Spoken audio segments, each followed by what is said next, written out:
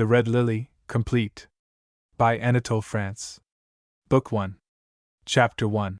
I Need Love. She gave a glance at the armchairs placed before the chimney, at the tea table, which shone in the shade, and at the tall, pale stems of flowers ascending above Chinese vases. She thrust her hand among the flowery branches of the guelder roses to make their silvery balls quiver. Then she looked at herself in a mirror with serious attention.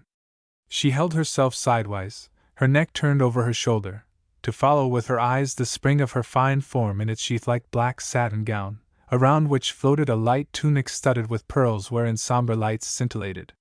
She went nearer, curious to know her face of that day.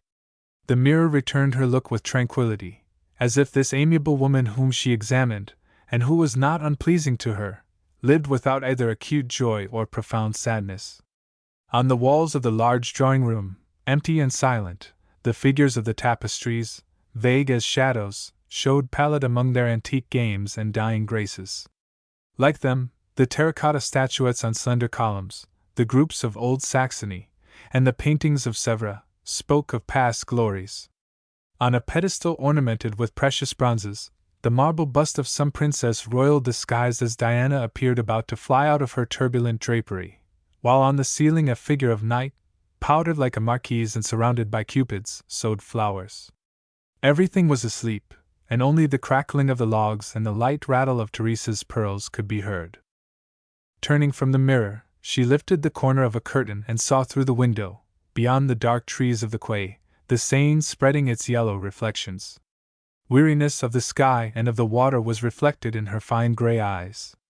The boat passed, the Hirondelle, emerging from an arch of the Alma Bridge, and carrying humble travelers toward Grenelle and Billancourt. She followed it with her eyes, then let the curtain fall, and, seating herself under the flowers, took a book from the table. On the straw-colored linen cover shone the title in gold, Ursule la Blonde, by Vivienne Bell. It was a collection of French verses composed by an Englishwoman, and printed in London. She read indifferently, waiting for visitors, and thinking less of the poetry than of the poetess, Miss Bell, who was perhaps her most agreeable friend, and whom she almost never saw, who, at every one of their meetings, which were so rare, kissed her, calling her darling, and babbled, who, plain yet seductive, almost ridiculous, yet wholly exquisite, lived at Fiesole like a philosopher, while England celebrated her as her most beloved poet. Like Vernon Lee and like Mary Robinson, she had fallen in love with the life and art of Tuscany, and without even finishing her Tristan, the first part of which had inspired in Burne-Jones' dreamy aquarelles, she wrote Provençal verses and French poems expressing Italian ideas. She had sent her Ursule la Blonde to darling, with a letter inviting her to spend a month with her at Fiesole. She had written, "Come, you will see the most beautiful things in the world, and you will embellish them." And darling was saying to herself that she would not go, that she must remain in Paris. But the idea of seeing Miss Bell in Italy was not indifferent to her. And turning the leaves of the book, she stopped by chance at this line.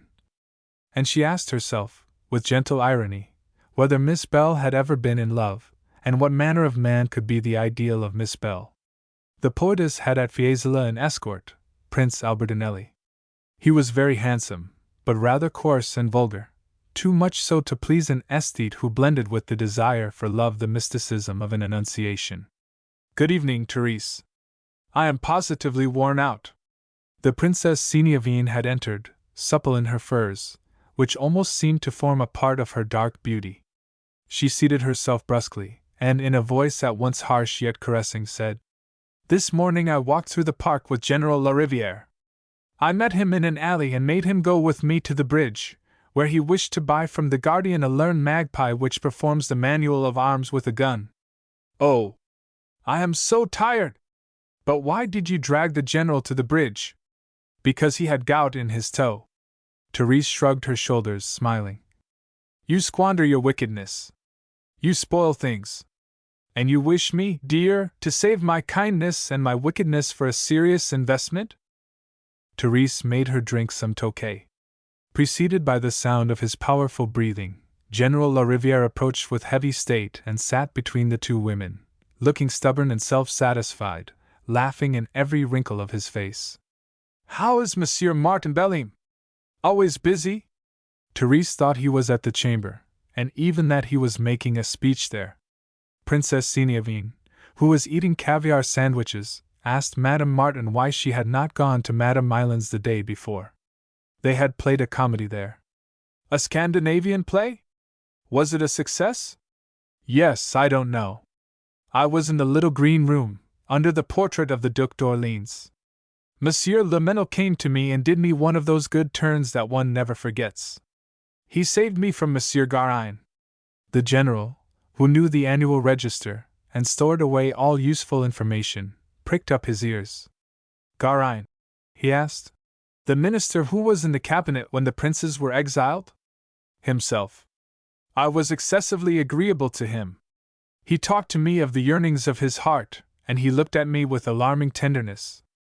And from time to time he gazed, with sighs, at the portrait of the Duc d'Orléans. I said to him, Monsieur Garin, you are making a mistake. It is my sister-in-law who is an Orleanist. I am not.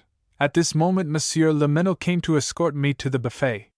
He paid great compliments to my horses. He said, also, there was nothing so beautiful as the forest in winter. He talked about wolves. That refreshed me. The general, who did not like young men, said he had met Le Menel the day before in the forest, galloping, with vast space between himself and his saddle. He declared that old cavaliers alone retained the traditions of good horsemanship, that people in society now rode like jockeys. It is the same with fencing, he added. Formerly. Princess Seniavine interrupted him. General, look and see how charming Madame Martin is. She is always charming, but at this moment she is prettier than ever. It is because she is bored. Nothing becomes her better than to be bored. Since we have been here, we have bored her terribly. Look at her, her forehead clouded, her glance vague, her mouth dolorous. Behold a victim! She arose, kissed Therese tumultuously, and fled, leaving the general astonished. Madame Martin Belleam prayed him not to listen to what the princess had said. He collected himself and asked, And how are your poets, madame? It was difficult for him to forgive Madame Martin her preference for people who lived by writing and were not of his circle. Yes, your poets. What has become of that Monsieur Chalette, who visits you wrapped in a red muffler? My poets? They forget me, they abandon me. One should not rely on anybody. Men and women, nothing is sure. Life is a continual betrayal. Only that poor Miss Belle does not forget me. She has written to me from Florence and sent her book. Miss Belle? Isn't she that young person who looks, with her yellow waving hair, like a little lapdog? He reflected, and expressed the opinion that she must be at least 30. An old lady, wearing with modest dignity her crown of white hair, and a little vivacious man with shrewd eyes, came in suddenly, Madame Marmot and M. Paul Vance. Then, carrying himself very stiffly, with a square monocle in his eye, appeared M. Daniel Salomon, the arbiter of elegance. The general hurried out. They talked of the novel of the week. Madame Marmot had dined often with the author, a young and very amiable man. Paul Vance thought the book tiresome. Oh, sighed Madame Martin, all books are tiresome. But men are more tiresome than books, and they are more exacting. Madame Marmot said that her husband, who had much literary taste, had retained, until the end of his days, a horror of naturalism. She was the widow of a member of the Académie des Inscriptions, and plumed herself upon her illustrious widowhood. She was sweet and modest in her black gown and her beautiful white hair. Madame Martin said to M. Daniel Salomon that she wished to consult him particularly on the picture of a group of beautiful children. You will tell me if it pleases you. You may also give me your opinion, Monsieur Vance, unless you disdain such trifles. M. Daniel Salomon looked at Paul Vance through his monocle with disdain. Paul Vance surveyed the drawing-room. You have beautiful things, madam. That would be nothing. But you have only beautiful things, and all serve to set off your own beauty. She did not conceal her pleasure at hearing him speak in that way. She regarded Paul Vance as the only really intelligent man she knew. She had appreciated him before his books had made him celebrated. His ill health, his dark humor, his assiduous labor, separated him from society. The little bilious man was not very pleasing, yet he attracted her. She held in high esteem his profound irony, his great pride, his talent ripened in solitude, and she admired him, with reason, as an excellent writer, the author of powerful essays on art and on life. Little by little the room filled with a brilliant crowd. Within the large circle of armchairs were Madame de Wesson, about whom people told frightful stories, and who kept, after 20 years of half-smothered scandal, the eyes of a child and cheeks of virginal smoothness, old Madame de Morlaine, who shouted her witty phrases and piercing cries, Madame Raymond, the wife of the academician, Madame Garine, the wife of the ex-minister, 3 other ladies, and, standing easily against the mantelpiece, M. Berthier d'Isels, editor of the Journal de Bats, a deputy who caressed his white beard while Madame de Morlaine shouted at him.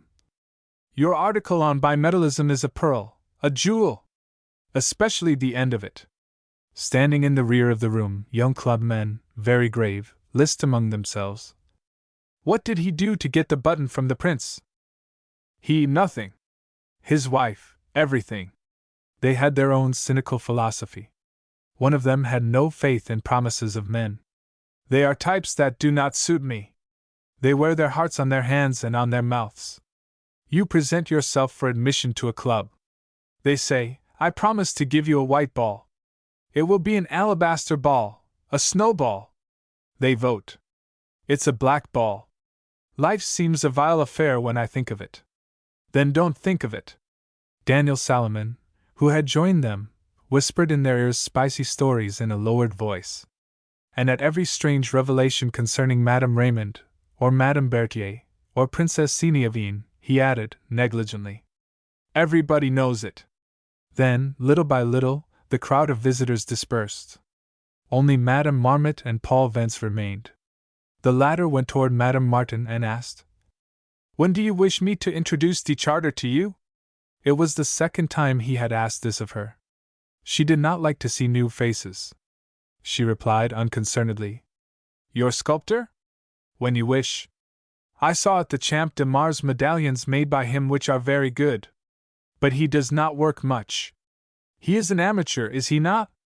He is a delicate artist. He does not need to work in order to live. He caresses his figures with loving slowness. But do not be deceived about him, madam. He knows and he feels. He would be a master if he did not live alone. I have known him since his childhood. People think that he is solitary and morose. He is passionate and timid. What he lacks, what he will lack always to reach the highest point of his art, is simplicity of mind. He is restless, and he spoils his most beautiful impressions. In my opinion, he was created less for sculpture than for poetry or philosophy. He knows a great deal, and you will be astonished at the wealth of his mind." Madame Marmot approved. She pleased society by appearing to find pleasure in it. She listened a great deal and talked little. Very affable, she gave value to her affability by not squandering it. Either because she liked Madame Martin, or because she knew how to give discreet marks of preference in every house she went, she warmed herself contentedly, like a relative, in a corner of the Louis XVI chimney, which suited her beauty. She lacked only her dog. "How is Toby?" asked Madame Martin. "Monsieur Vance, do you know Toby? He has long silky hair and a lovely little black nose."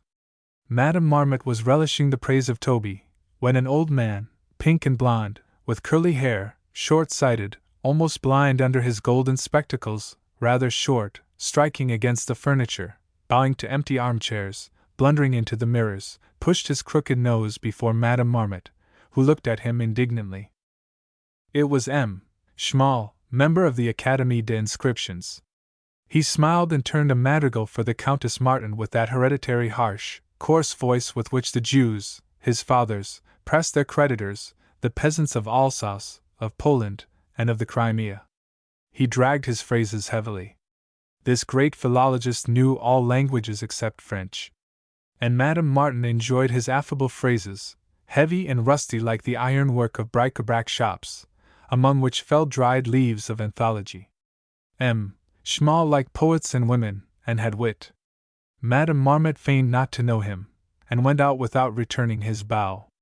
When he had exhausted his pretty madrigals, Schmal became sombre and pitiful. He complained piteously. He was not decorated enough, not provided with sinecures enough, nor well fed enough by the state, he, Madame Schmal, and their 5 daughters. His lamentations had some grandeur. Something of the soul of Ezekiel and of Jeremiah was in them. Unfortunately, turning his golden spectacled eyes toward the table, he discovered Vivienne Belle's book. "Oh, you're la blonde!" he exclaimed bitterly. "You are reading that book, madame? Well, learn that Mademoiselle Vivienne Belle has stolen an inscription from me, and that she has altered it, moreover, by putting it into verse. You will find it on page 109 of her book. A shade may weep over a shade, you hear, madame? A shade may weep over a shade. Well, those words are translated literally from a funeral inscription which I was the first to publish and to illustrate. Last year, one day, when I was dining at your house, being placed by the side of Mademoiselle Belle, I quoted this phrase to her, and it pleased her a great deal. At her request, the next day I translated into French the entire inscription and sent it to her. And now I find it changed in this volume of verses under this title, On the Sacred Way, that is I." And he repeated in his bad humor, "I, madam, am the sacred way." He was annoyed that the poet had not spoken to him about this inscription. He would have liked to see his name at the top of the poem, in the verses, in the rhymes. He wished to see his name everywhere, and always looked for it in the journals with which his pockets were stuffed. But he had no rancor. He was not really angry with Miss Belle. He admitted gracefully that she was a distinguished person, and a poet that did great honor to England.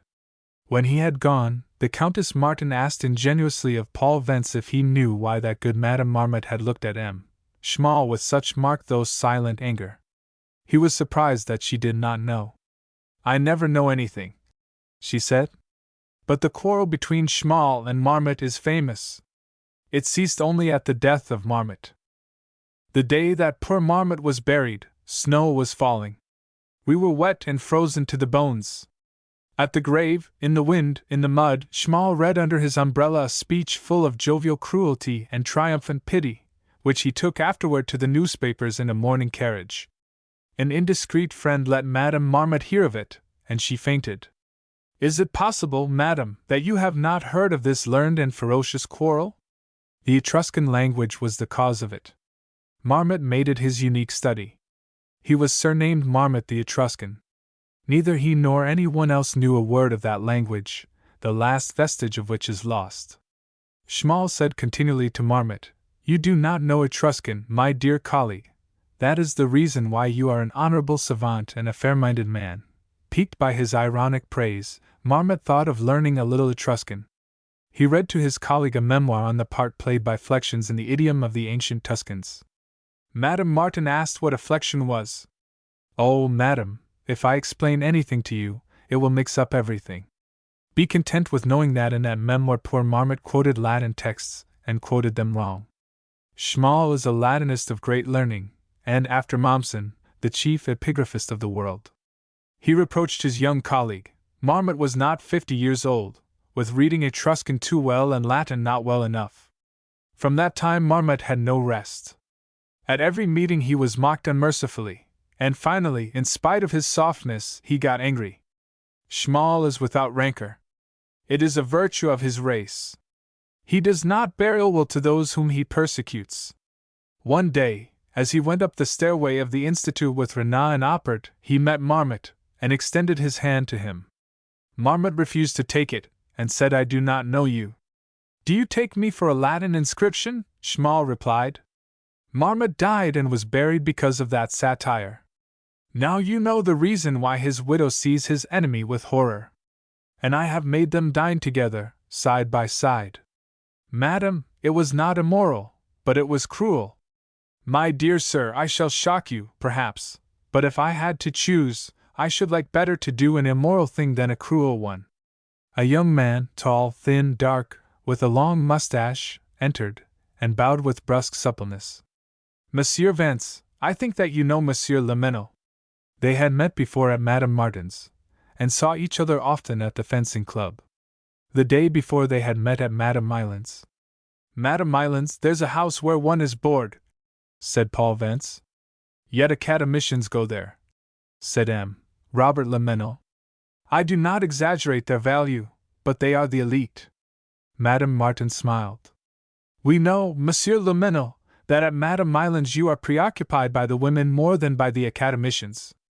You escorted Princess Signavine to the buffet and talked to her about wolves." "What wolves?" "Wolves and forests blackened by winter. We thought that was so pretty a woman your conversation was rather savage." Paul Vance rose. "So you permit, madam, that I should bring my friend de Charter? He has a great desire to know you, and I hope he will not displease you. There is life in his mind. He is full of ideas." "Oh, I do not ask for so much," Madame Martin said. "People that are natural and show themselves as they are rarely bore me, and sometimes they amuse me." When Paul Vance had gone, Lamennel listened until the noise of footsteps had vanished. Then, coming nearer, "Tomorrow, at 3 o'clock? Do you still love me?" he asked her to reply while they were alone. She answered that it was late, that she expected no more visitors, and that no one except her husband would come. He entreated. Then she said, "I shall be free tomorrow all day. Wait for me at 3 o'clock. He thanked her with a look. Then, placing himself on at the other side of the chimney, he asked who was that de Charter whom she wished introduced to her.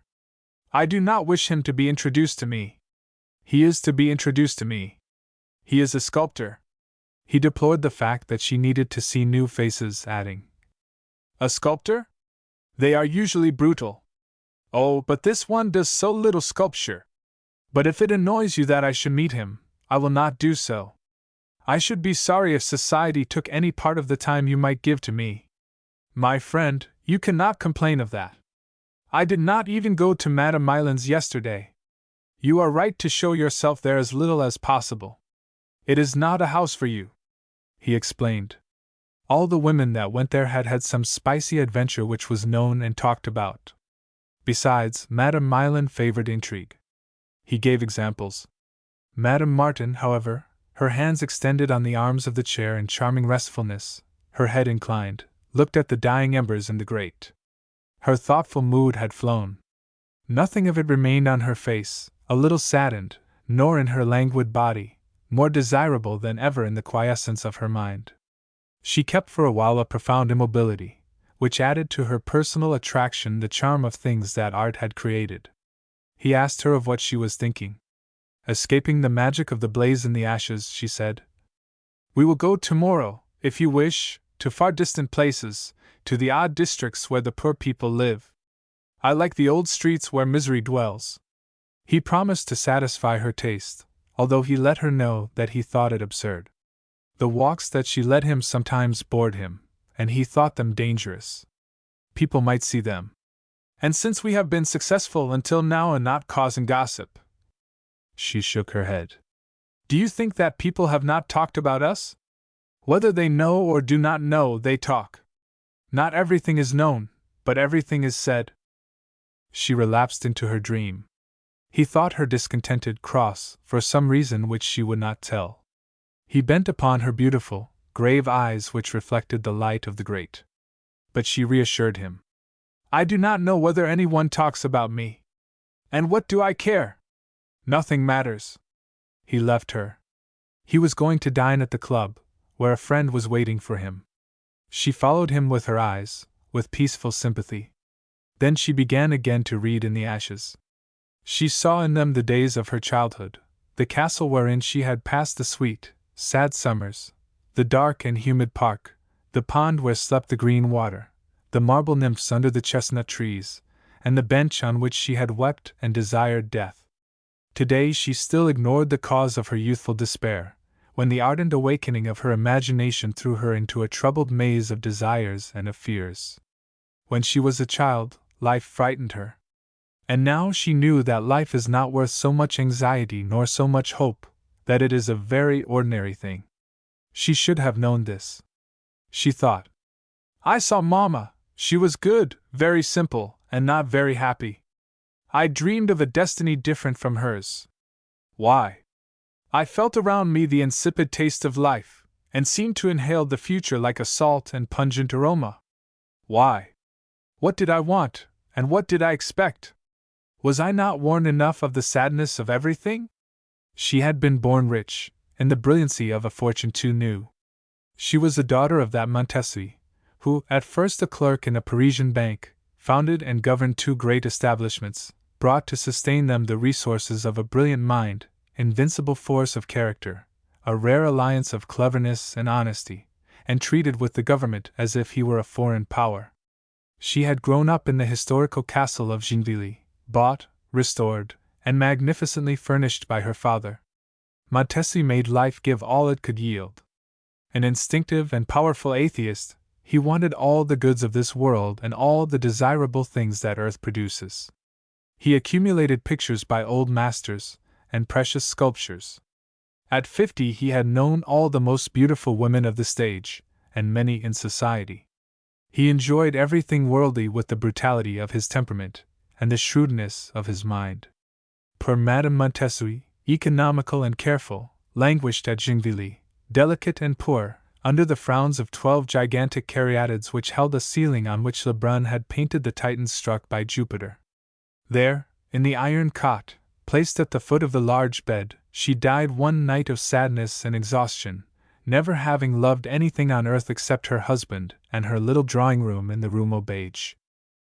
She never had had any intimacy with her daughter, whom she felt instinctively too different from herself, too free, too bold at heart, and she divined in Therese, although she was sweet and good, the strong Montessori blood, the ardor which had made her suffer so much, and which she forgave in her husband, but not in her daughter.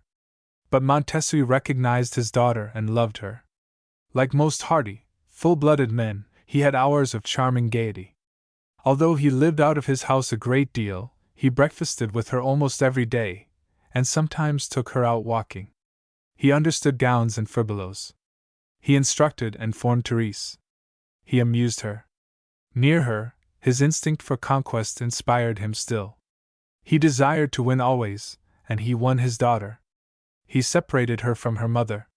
Therese admired him, she adored him. In her dreams she saw him as the unique joy of her childhood. She was persuaded that no man in the world was as amiable as her father. At her entrance in life, she despaired at once of finding elsewhere so rich a nature, such a plenitude of active and thinking forces.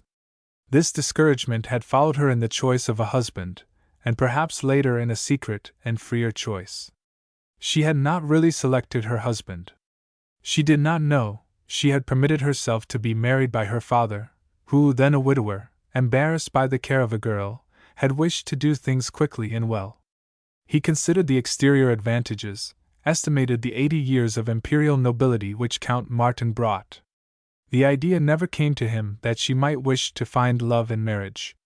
He flattered himself that she would find in it the satisfaction of the luxurious desires which he attributed to her, the joy of making a display of grandeur, the vulgar pride, the material domination, which were for him all the value of life, as he had no ideas on the subject of the happiness of a true woman, although he was sure that his daughter would remain virtuous.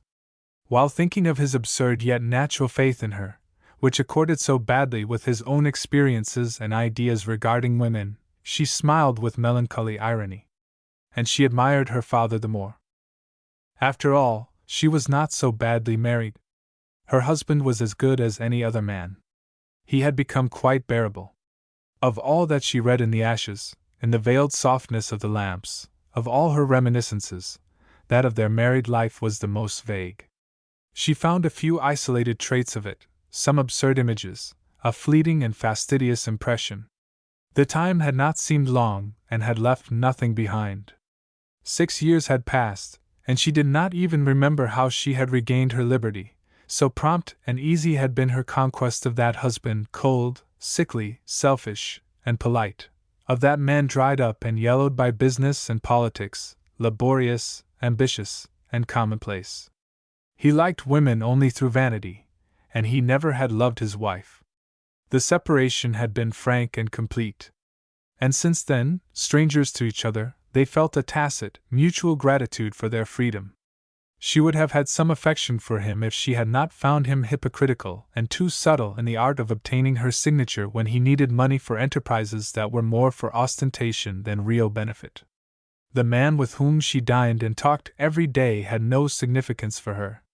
With her cheek in her hand before the grate, as if she questioned a sibyl, she saw again the face of the Marquis de Ries. She saw it so precisely that it surprised her.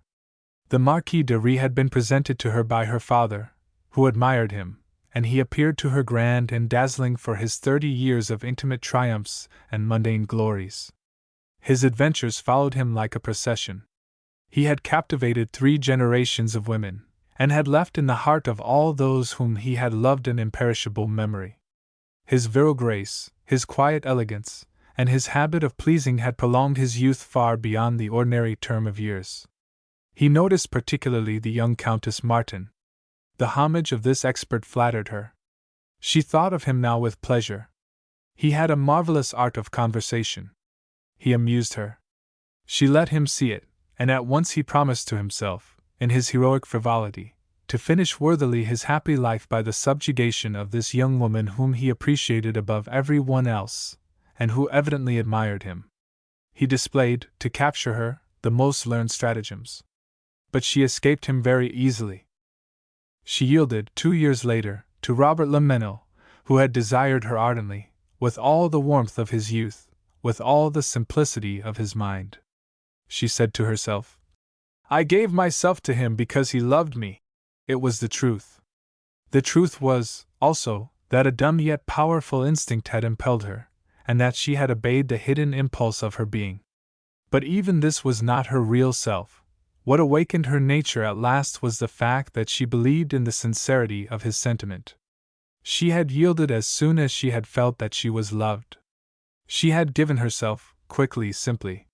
He thought that she had yielded easily. He was mistaken. She had felt the discouragement which the irreparable gives, and that sort of shame which comes of having suddenly something to conceal. Everything that had been whispered before her about other women resounded in her burning ears.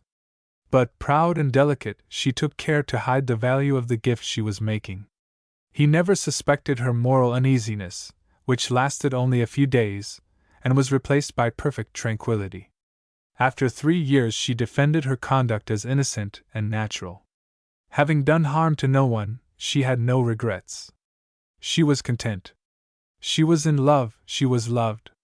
Doubtless she had not felt the intoxication she had expected, but does one ever feel it? She was the friend of the good and honest fellow, much liked by women who passed for disdainful and hard to please, and he had a true affection for her. The pleasure she gave him and the joy of being beautiful for him attached her to this friend. He made life for her not continually delightful, but easy to bear, and at times agreeable. That which she had not divined in her solitude, notwithstanding vague yearnings and apparently causeless sadness, he had revealed to her. She knew herself when she knew him. It was a happy astonishment. Their sympathies were not in their minds. Her inclination toward him was simple and frank, and at this moment she found pleasure in the idea of meeting him the next day in the little apartment where they had met for 3 years. With a shake of the head and a shrug of her shoulders, coarser than one would have expected from this exquisite woman, sitting alone by the dying fire, she said to herself, "There! I need love!" Chapter 2. One can see that you are young. It was no longer daylight when they came out of the little apartment in the Rue Spontini.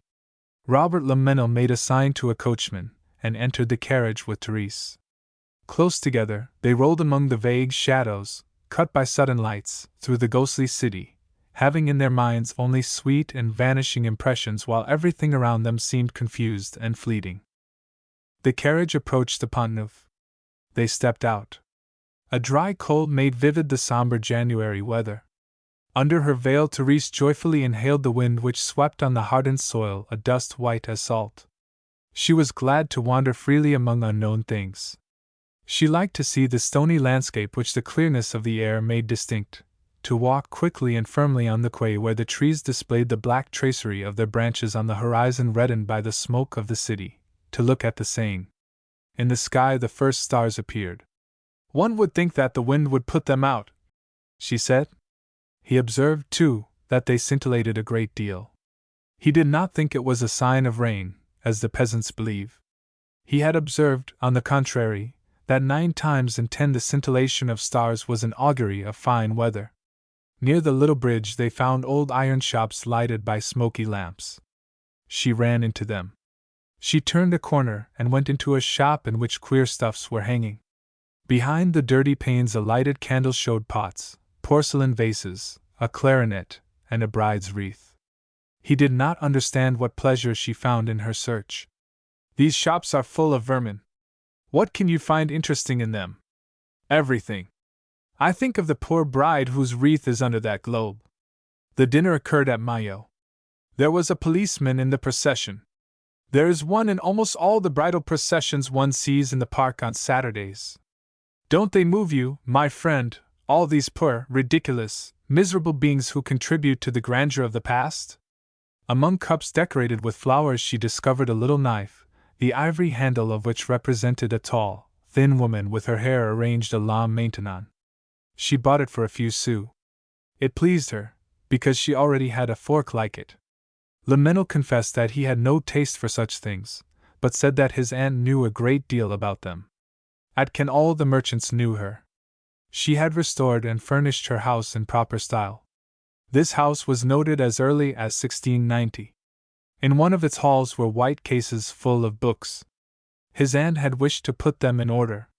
She had found frivolous books in them, ornamented with engravings so unconventional that she had burned them. "Is she silly, your aunt?" asked Therese. For a long time his anecdotes about his aunt had made her impatient. Her friend had in the country a mother, sisters, aunts, and numerous relatives whom she did not know and who irritated her. He talked of them with admiration. It annoyed her that he often visited them.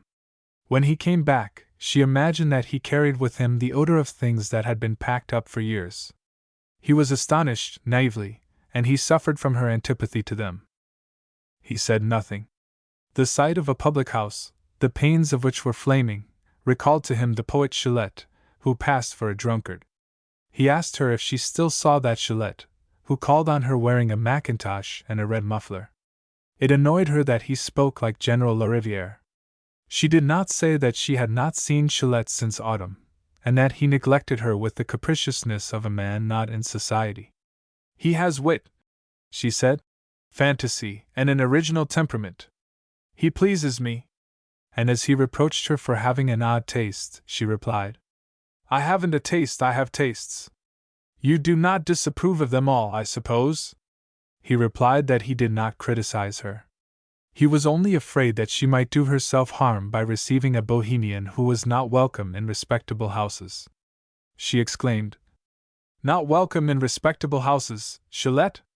Don't you know that he goes every year for a month to the Marquise de Rieux?" "Yes, to the Marquise de Rieux, the Catholic, the Royalist. But since Chillet interests you, listen to his latest adventure. Paul Vence related it to me. I understand it better in this street, where there are shirts and flower pots at the windows. This winter, one night when it was raining, Chillet went into a public house in a street the name of which I have forgotten, but which must resemble this one, and met there an unfortunate girl whom the waiters would not have noticed, and whom he liked for her humility. Her name was Maria. The name was not hers. She found it nailed on her door at the top of the stairway where she went to lodge. Chillet was touched by this perfection of poverty and infamy. He called her his sister, and kissed her hands. Since then he has not quitted her a moment. He takes her to the coffee houses of the Latin Quarter where the rich students read their reviews. He says sweet things to her. He weeps, she weeps. They drink, and when they are drunk, they fight. He loves her. He calls her his chaste one, his cross and his salvation. She was barefooted. He gave her yarn and knitting needles that she might make stockings. And he made shoes for this unfortunate girl himself, with enormous nails. He teaches her verses that are easy to understand. He is afraid of altering her moral beauty by taking her out of the shame where she lives in perfect simplicity and admirable destitution. Le Menel shrugged his shoulders.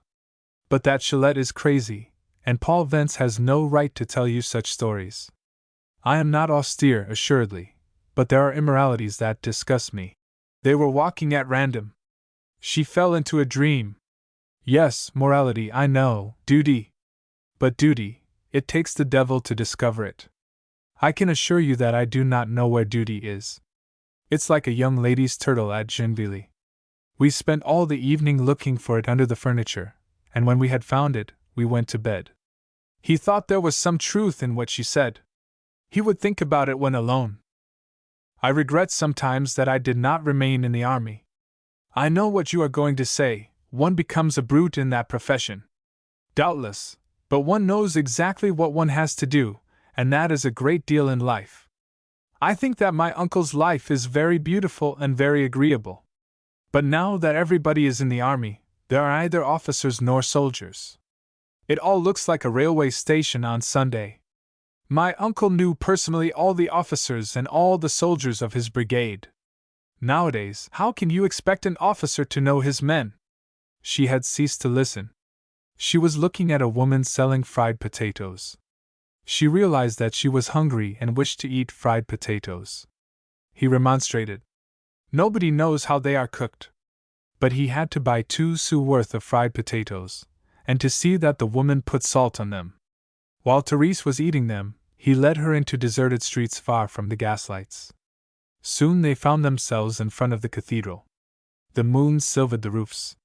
Notre Dame, she said. See, it is as heavy as an elephant yet as delicate as an insect. The moon climbs over it and looks at it with a monkey's maliciousness. She does not look like the country moon at Gennevilliers. At Gennevilliers I have a path, a flat path, with the moon at the end of it. She is not there every night, but she returns faithfully, full, red, familiar. She is a country neighbor. I go seriously to meet her. But this moon of Paris I should not like to know. She is not respectable company. Oh, the things that she has seen during the time she has been roaming around the roofs! He smiled a tender smile. Oh, your little path where you walked alone and that you liked because the sky was at the end of it. I see it as if I were there. It was at the Gennevilliers castle that he had seen her for the first time, and had at once loved her. It was there, one night, that he had told her of his love, to which she had listened, dumb, with a pained expression on her mouth and a vague look in her eyes. The reminiscence of this little path where she walked alone moved him, troubled him, made him live again the enchanted hours of his first desires and hopes. He tried to find her hand in her muff, and pressed her slim wrist under the fur. A little girl carrying violets saw that they were lovers, and offered flowers to them. He bought a 2-sou bouquet and offered it to Therese. She was walking toward the cathedral. She was thinking, "It is like an enormous beast, a beast of the apocalypse." At the other end of the bridge a flower woman, wrinkled, bearded, gray with years and dust, followed them with her basket full of mimosas and roses. Therese, who held her violets, and was trying to slip them into her waist, said joyfully, "Thank you, I have some. One can see that you are young." The old woman shouted with a wicked air, as she went away. Therese understood at once, and a smile came to her lips and eyes. They were passing near the porch, before the stone figures that wear scepters and crowns. "Let us go in," she said. He did not wish to go in. He declared that the door was closed. She pushed it, and slipped into the immense nave, where the inanimate trees of the columns ascended in darkness. In the rear, candles were moving in front of spectre-like priests, under the last reverberations of the organs. She trembled in the silence, and said, "The sadness of churches at night moves me. I feel in them the grandeur of nothingness." He replied, "We must believe in something. If there were no God, if our souls were not immortal, it would be too sad." She remained for a while immovable under the curtains of shadow hanging from the arches. Then she said, "My poor friend, we do not know what to do with this life, which is so short, and yet you desire another life which shall never finish." In the carriage that took them back he said gaily that he had passed a fine afternoon. He kissed her, satisfied with her and with himself. But his good humor was not communicated to her. The last moments they passed together were spoiled for her always by the presentiment that he would not say at parting the thing that he should say. Ordinarily, He quitted her brusquely, as if what had happened were not to last. At every one of their partings she had a confused feeling that they were parting forever. She suffered from this in advance and became irritable. Under the trees he took her hand and kissed her. "Is it not rare, Therese, to love as we love each other?" "Rare? I don't know, but I think that you love me." "And you?" "I too love you." "And you will love me always?" "What does one ever know?" And seeing the face of her lover darken, "Would you be more content with a woman who would swear to love only you for all time?" He remained anxious, with a wretched air. She was kind and she reassured him. "You know very well, my friend, that I am not fickle." Almost at the end of the lane they said goodbye. He kept the carriage to return to the Rue Real. He was to dine at the club and go to the theatre, and had no time to lose. Therese returned home on foot. Opposite the Trocadero she remembered what the old flower woman had said. "One can see that you are young." The words came back to her with a significance not immoral but sad. "One can see that you are young." Yes, she was young, she was loved, and she was bored to death. Chapter 3. A discussion on the Little Corporal. In the center of the table flowers were disposed in a basket of gilded bronze, decorated with eagles, stars, and bees, and handles formed like horns of plenty. On its sides winged victories supported the branches of candelabra. This centerpiece of the Empire style had been given by Napoleon, in 1812, to Count Martin de Elaine, grandfather of the present Count Martin Belleisle. Martin de Elaine, a deputy to the Legislative Corps in 1809, was appointed the following year member of the Committee on Finance, the assiduous and secret works of which suited his laborious temperament. Although a liberal, he pleased the Emperor by his application and his exact honesty. For 2 years he was under a rain of favors. In 1813 he formed part of the moderate majority which approved the report in which Lane censured power and misfortune, by giving to the Empire tardy advice.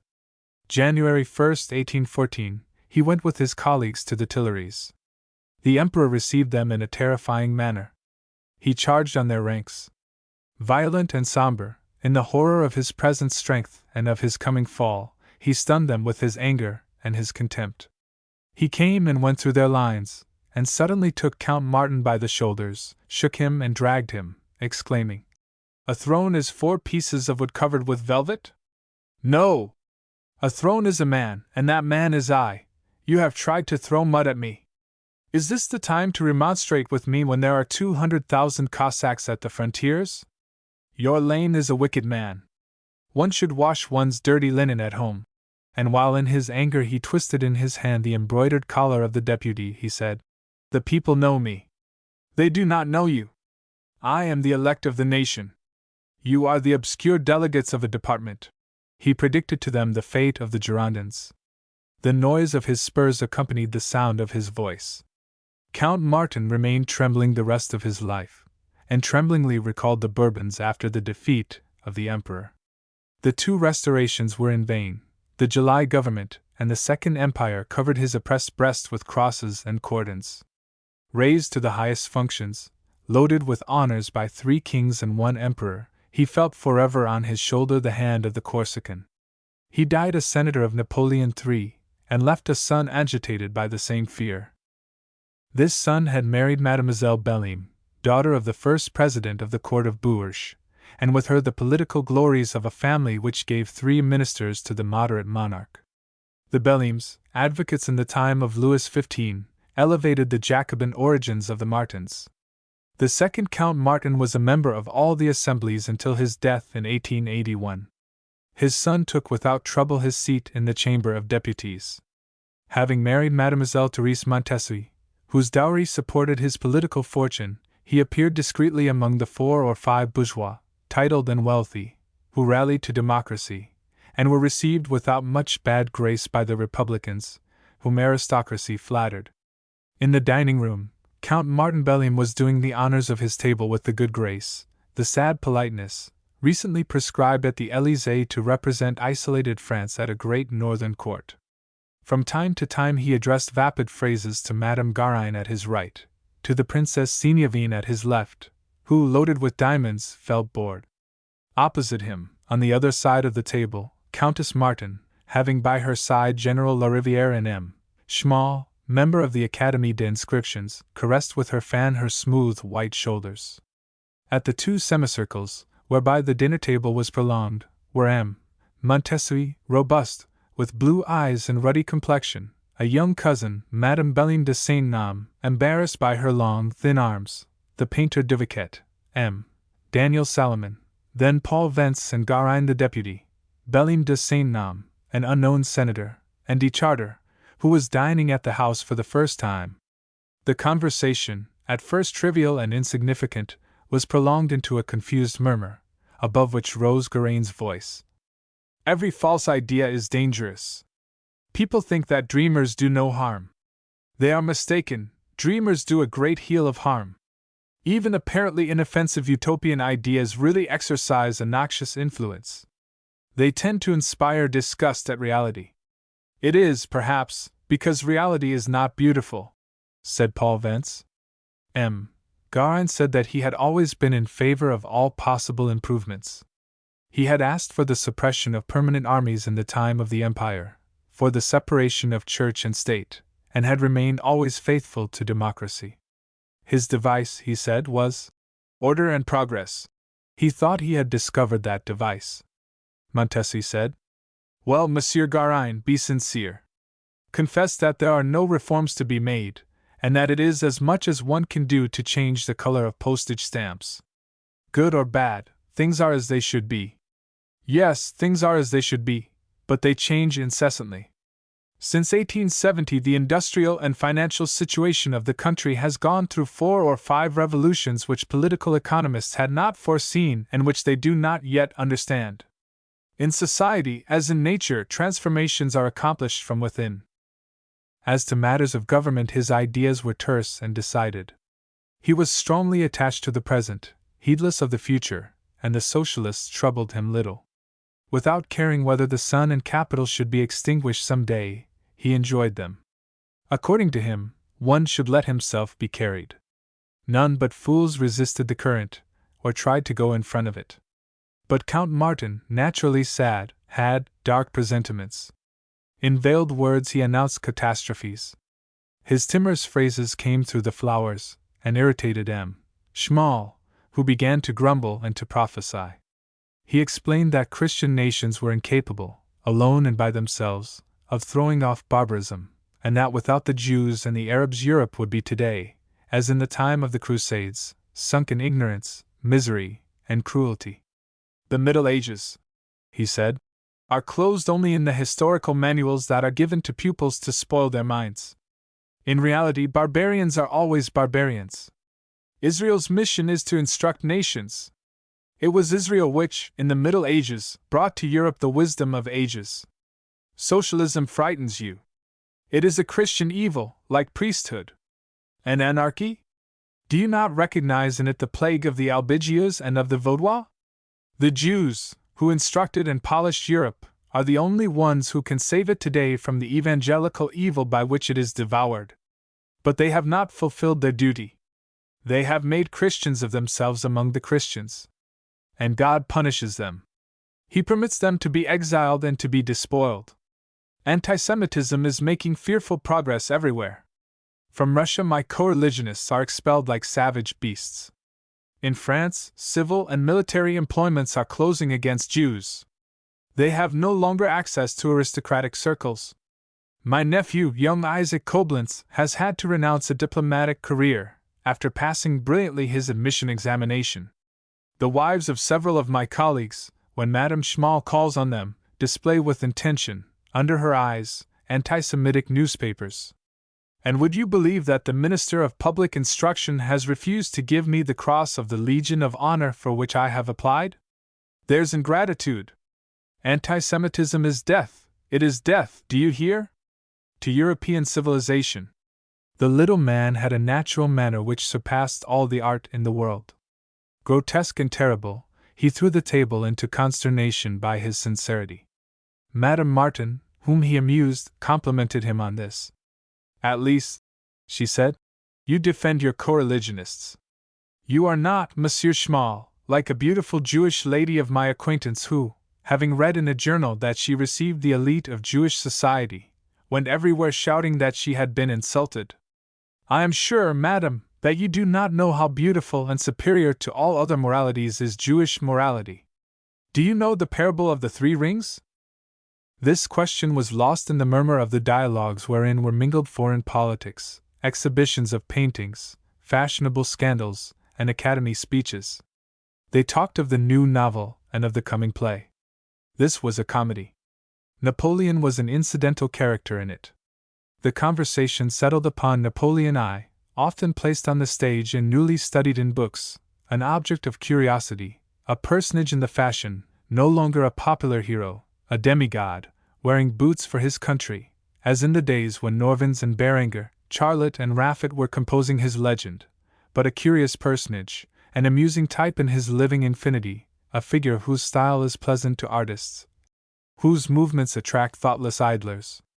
Garin, who had founded his political fortune on hatred of the empire, judged sincerely that this return of national taste was only an absurd infatuation. He saw no danger in it, and felt no fear about it. In him fear was sudden and ferocious. For the moment he was very quiet. He talked neither of prohibiting performances nor of seizing books, of imprisoning authors, or of suppressing anything.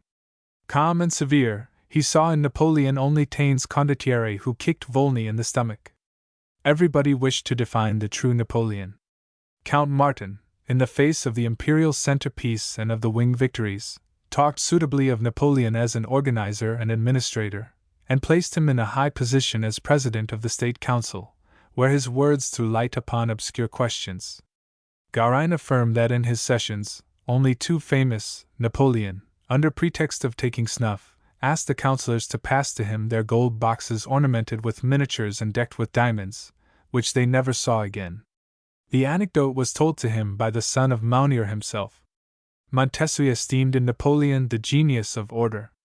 He liked, he said, work well done. That is a taste most persons have lost. The painter Duviquet, whose ideas were those of an artist, was embarrassed.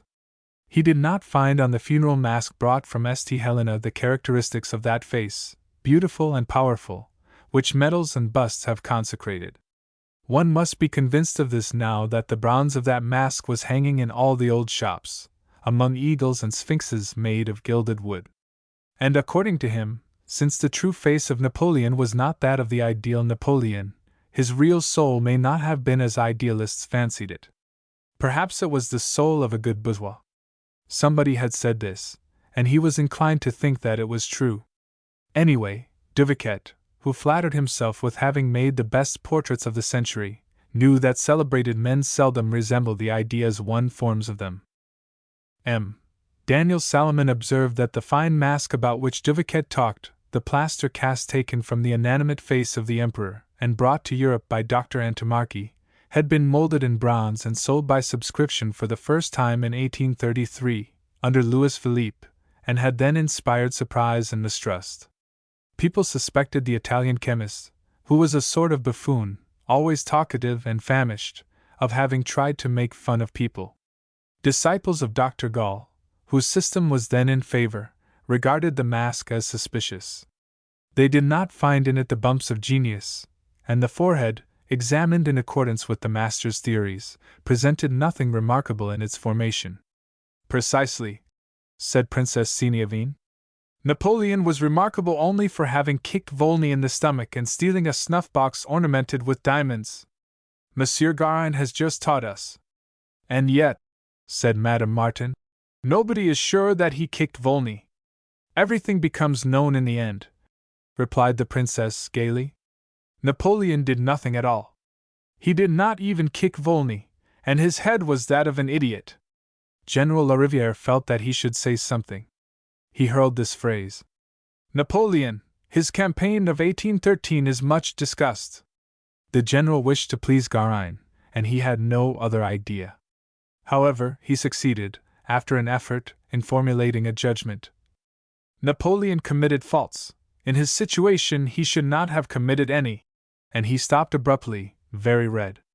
Madame Martin asked, And you, Monsieur Vence, what do you think of Napoleon? Madame, I have not much love for sword-bearers, and conquerors seem to me to be dangerous fools. But in spite of everything, that figure of the emperor interests me as it interests the public. I find character and life in it.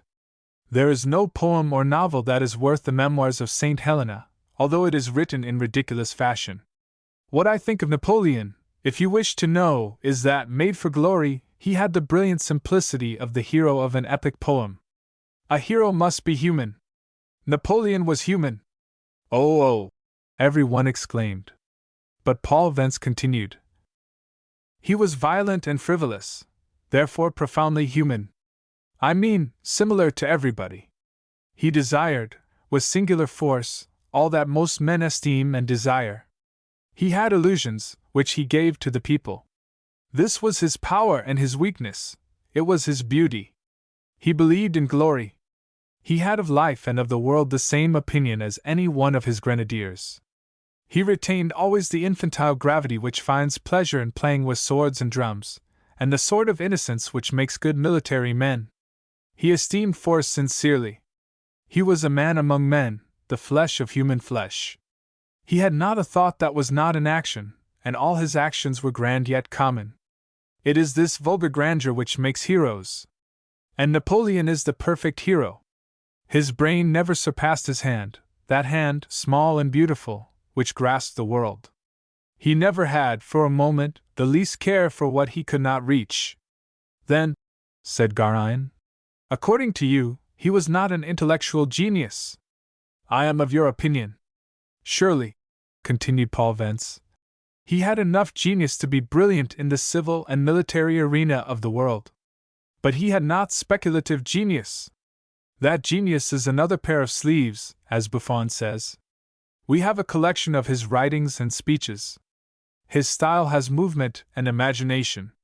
And in this mass of thoughts one cannot find a philosophic curiosity, not one expression of anxiety about the unknowable, not an expression of fear of the mystery which surrounds destiny. At St. Helena, when he talks of God and of the soul, he seems to be a little 14-year-old schoolboy. Thrown upon the world, his mind found itself fit for the world, and embraced it all. Nothing of that mind was lost in the infinite. Himself a poet, he knew only the poetry of action. He limited to the earth his powerful dream of life. In his terrible and touching naivete he believed that a man could be great, and neither time nor misfortune made him lose that idea. His youth, or rather his sublime adolescence, lasted as long as he lived, because life never brought him a real maturity. Such is the abnormal state of men of action. They live entirely in the present, and their genius concentrates on one point. The hours of their existence are not connected by a chain of grave and disinterested meditations. They succeed themselves in a series of acts. They lack interior life. This defect is particularly visible in Napoleon, who never lived within himself. From this is derived the frivolity of temperament which made him support easily the enormous load of his evils and of his faults. His mind was born anew every day. He had, more than any other person, a capacity for diversion. The first day that he saw the sun rise on his funereal rock at St. Helena, he jumped from his bed, whistling a romantic air. It was the peace of a mind superior to fortune. It was the frivolity of a mind prompt in resurrection. He lived from the outside. Garin, who did not like Paul Vence's ingenious turn of wit and language, tried to hasten the conclusion. In a word, he said, there was something of the monster in the man. There are no monsters, replied Paul Vence. And men who pass for monsters inspire horror. Napoleon was loved by an entire people. He had the power to win the love of men. The joy of his soldiers was to die for him.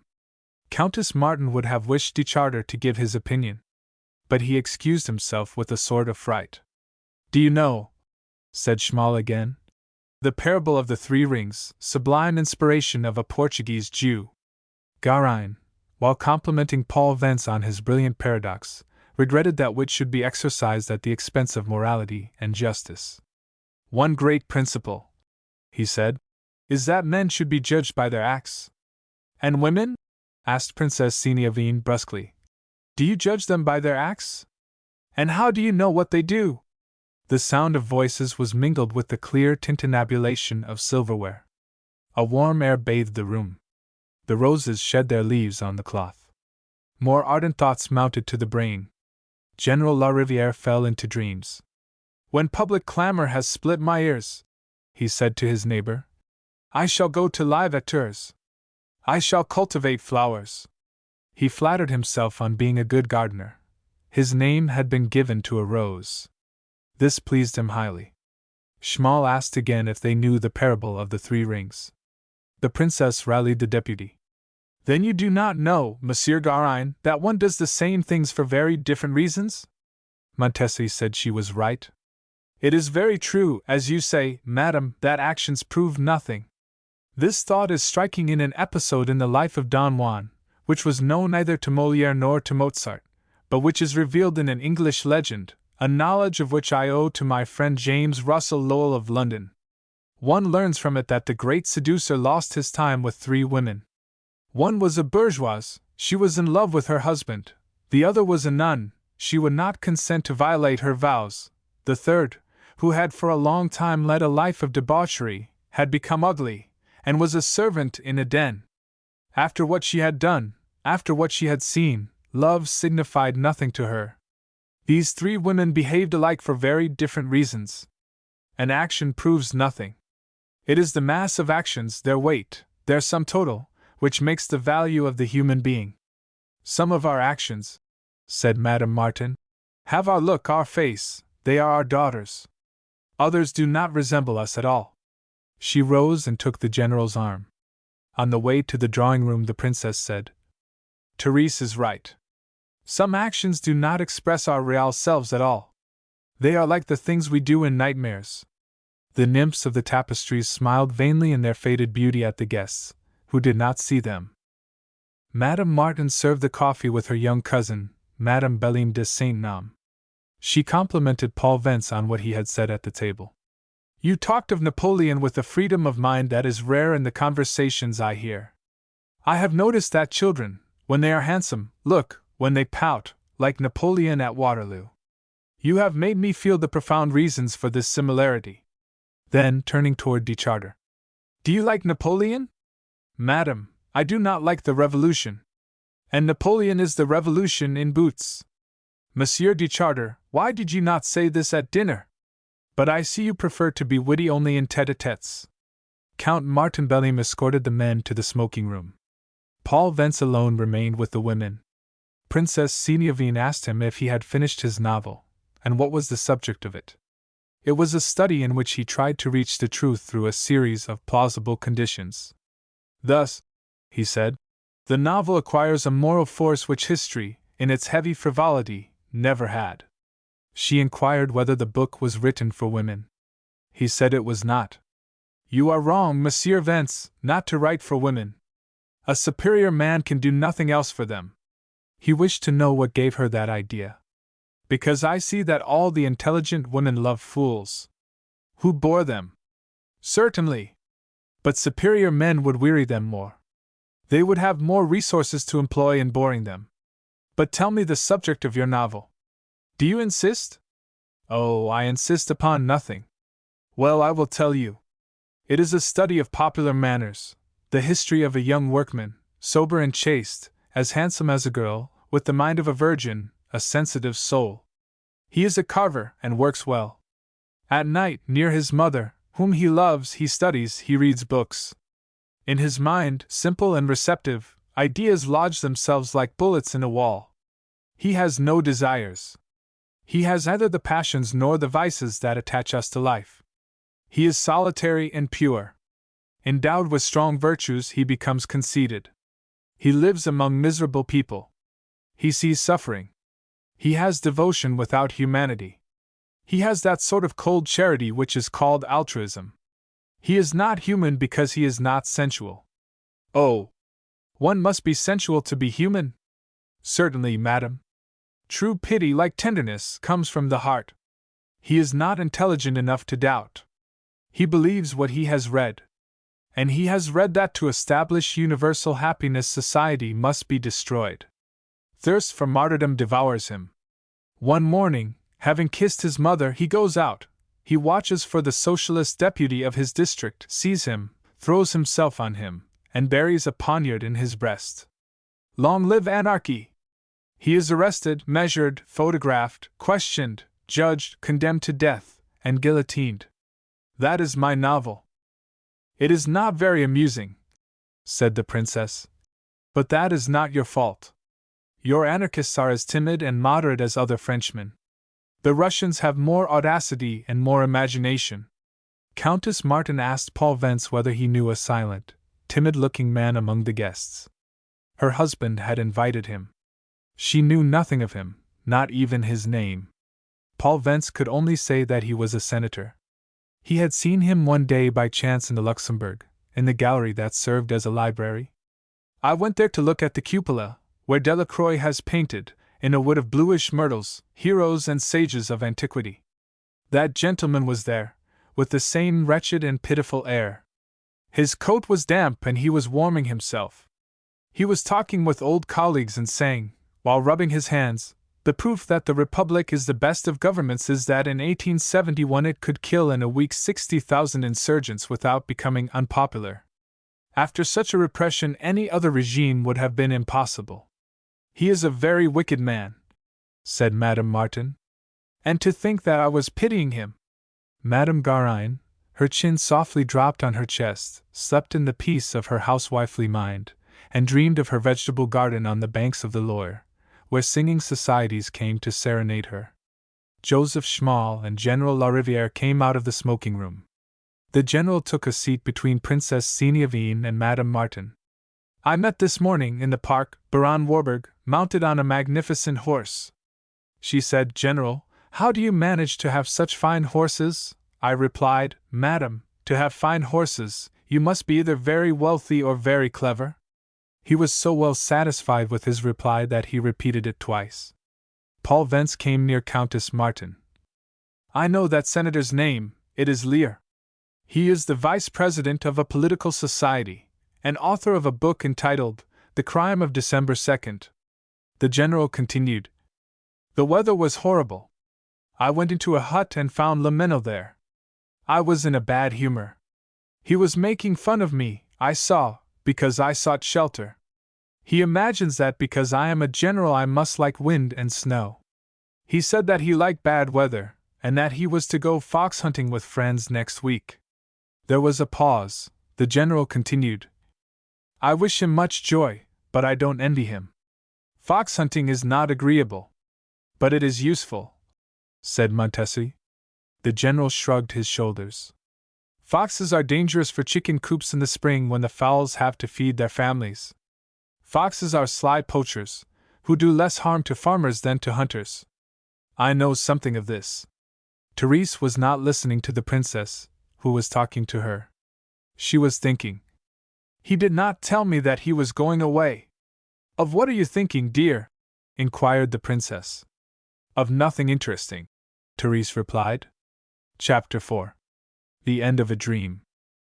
In the little shadowy room, where sound was deadened by curtains, portieres, cushions, bearskins, and carpets from the Orient, the firelight shone on glittering swords hanging among the faded favors of the codillons of 3 winters. The rosewood chiffonier was surmounted by a silver cup, a prize from some sporting club. On a porcelain plaque, in the center of the table, stood a crystal vase which held branches of white lilacs, and lights palpitated in the warm shadows. Therese and Robert, their eyes accustomed to obscurity, moved easily among these familiar objects. He lighted a cigarette while she arranged her hair, standing before the mirror, in a corner so dim she could hardly see herself. She took pins from the little Bohemian glass cup standing on the table, where she had kept it for 3 years. He looked at her, passing her light fingers quickly through the gold ripples of her hair, while her face, hardened and bronzed by the shadow, took on a mysterious expression. She did not speak. He said to her, You are not cross now, my dear? And, as he insisted upon having an answer, she said, What do you wish me to say, my friend? I can only repeat what I said at first. I think it strange that I have to learn of your projects from General Larivière. He knew very well that she had not forgiven him, that she had remained cold and reserved toward him. but he affected to think that she only pouted. My dear, I have explained it to you. I have told you that when I met La Riviere I had just received a letter from Calmont, recalling my promise to hunt the fox in his woods, and I replied by return post. I meant to tell you about it today. I am sorry that General La Riviere told you first, but there was no significance in that. Her arms were lifted like the handles of a vase. She turned toward him a glance from her tranquil eyes, which he did not understand. Then you are going? Next week, Tuesday or Wednesday. I shall be away only 10 days at most. She put on her sealskin toque, ornamented with a branch of holly. Is it something that you cannot postpone? Oh, yes. Fox skins would not be worth anything in a month. Moreover, Calmont has invited good friends of mine, who would regret my absence. Fixing her toque on her head with a long pin, she frowned. Is fox hunting interesting? Oh, yes, very. The fox has stratagems that one must fathom. The intelligence of that animal is really marvelous. I have observed at night a fox hunting a rabbit. He had organized a real hunt. I assure you it is not easy to dislodge a fox. Calmont has an excellent cellar. I do not care for it, but it is generally appreciated. I will bring you 6 skins. What do you wish me to do with them? Oh, you can make rugs of them. And you will be hunting 8 days? Not all the time. I shall visit my aunt, who expects me. Last year at this time there was a delightful reunion at her house. She had with her 2 daughters and her 3 nieces with their husbands. All 5 women are pretty, gay, charming, and irreproachable. I shall probably find them at the beginning of next month, assembled for my aunt's birthday, and I shall remain there 2 days. My friend, stay as long as it may please you. I should be inconsolable if you shortened on my account a sojourn which is so agreeable. But you, Therese? I, my friend? I can take care of myself. The fire was languishing. The shadows were deepening between them. She said in a dreamy tone. It is true, however, that it is never prudent to leave a woman alone. He went near her, trying to see her eyes in the darkness. He took her hand. You love me? He said. Oh, I assure you that I do not love another but. What do you mean? Nothing.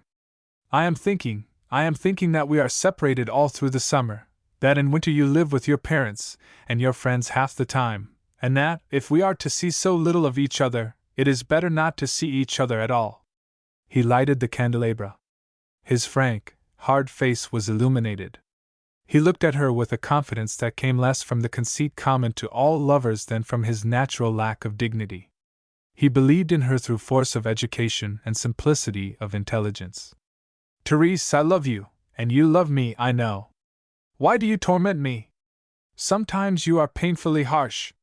She shook her little head brusquely. What will you have? I am harsh and obstinate. It is in the blood. I take it from my father. You know Gennevilliers. You have seen the castle, the ceilings, the tapestries, the gardens, the park, the hunting grounds. You have said that none better were in France. But you have not seen my father's workshop, a white wooden table and a mahogany bureau. Everything about me has its origin there. On that table my father made figures for 40 years, at first in a little room, then in the apartment where I was born. We were not very wealthy then. I am a parvenu's daughter or a conqueror's daughter, it's all the same. We are people of material interests. My father wanted to earn money, to possess what he could buy, that is, everything. I wish to earn and keep, what? I do not know, the happiness that I have, or that I have not. I have my own way of being exacting.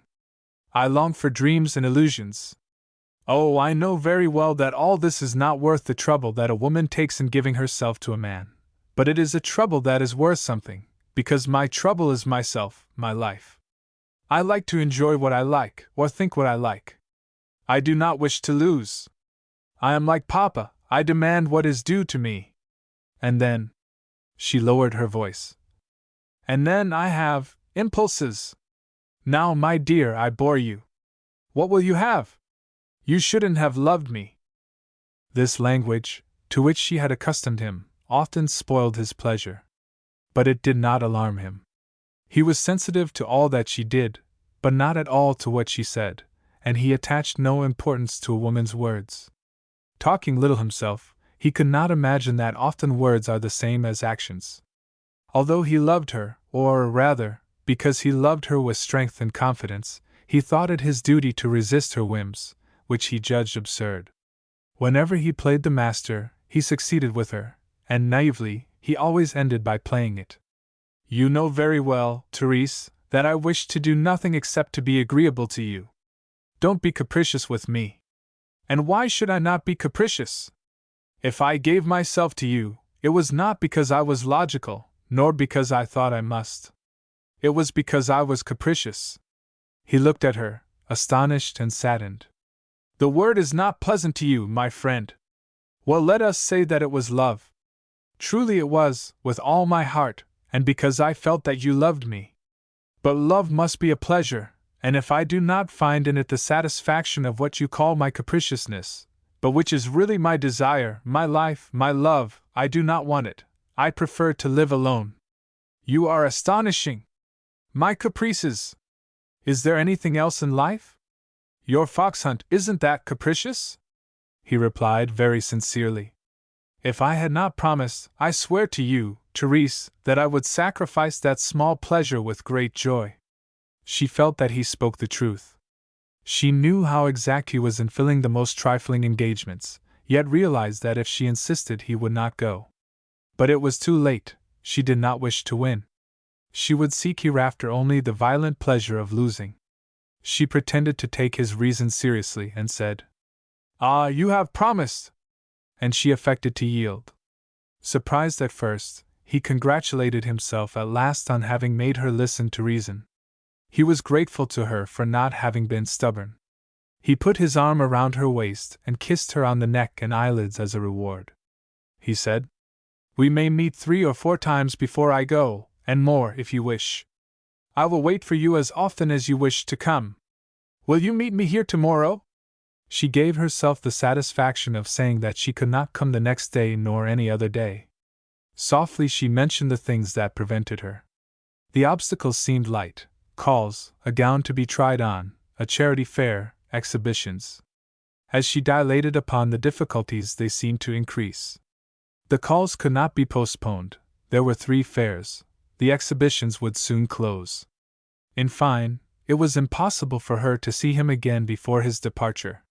As he was well accustomed to making excuses of that sort, he failed to observe that it was not natural for Therese to offer them.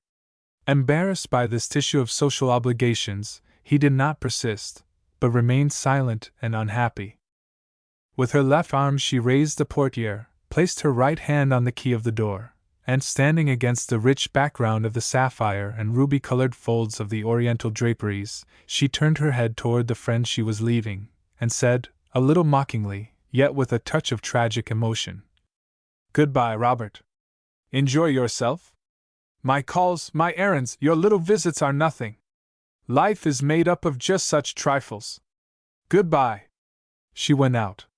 He would have liked to accompany her, but he made it a point not to show himself with her in the street, unless she absolutely forced him to do so. In the street, Therese felt suddenly that she was alone in the world, without joy and without pain. She returned to her house on foot, as was her habit. It was night, the air was frozen, clear, and tranquil. But the avenues through which she walked, in shadows studded with lights, enveloped her with that mild atmosphere of the Queen of Cities, so agreeable to its inhabitants, which makes itself felt even in the cold of winter. She walked between the lines of huts and old houses, remains of the field days of Auteuil, which tall houses interrupted here and there. These small shops, these monotonous windows, were nothing to her. Yet she felt that she was under the mysterious spell of the friendship of inanimate things, and it seemed to her that the stones, the doors of houses, the lights behind the window panes, looked kindly upon her. She was alone, and she wished to be alone. The steps she was taking between the 2 houses wherein her habits were almost equal, the steps she had taken so often, today seemed to her irrevocable. Why? What had that day brought? Not exactly a quarrel.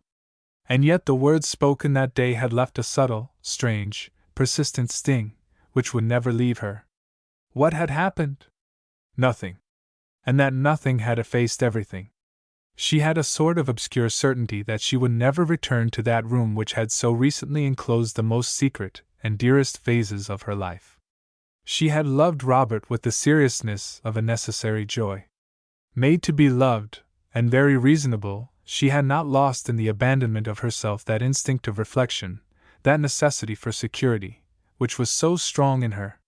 She had not chosen, one seldom chooses.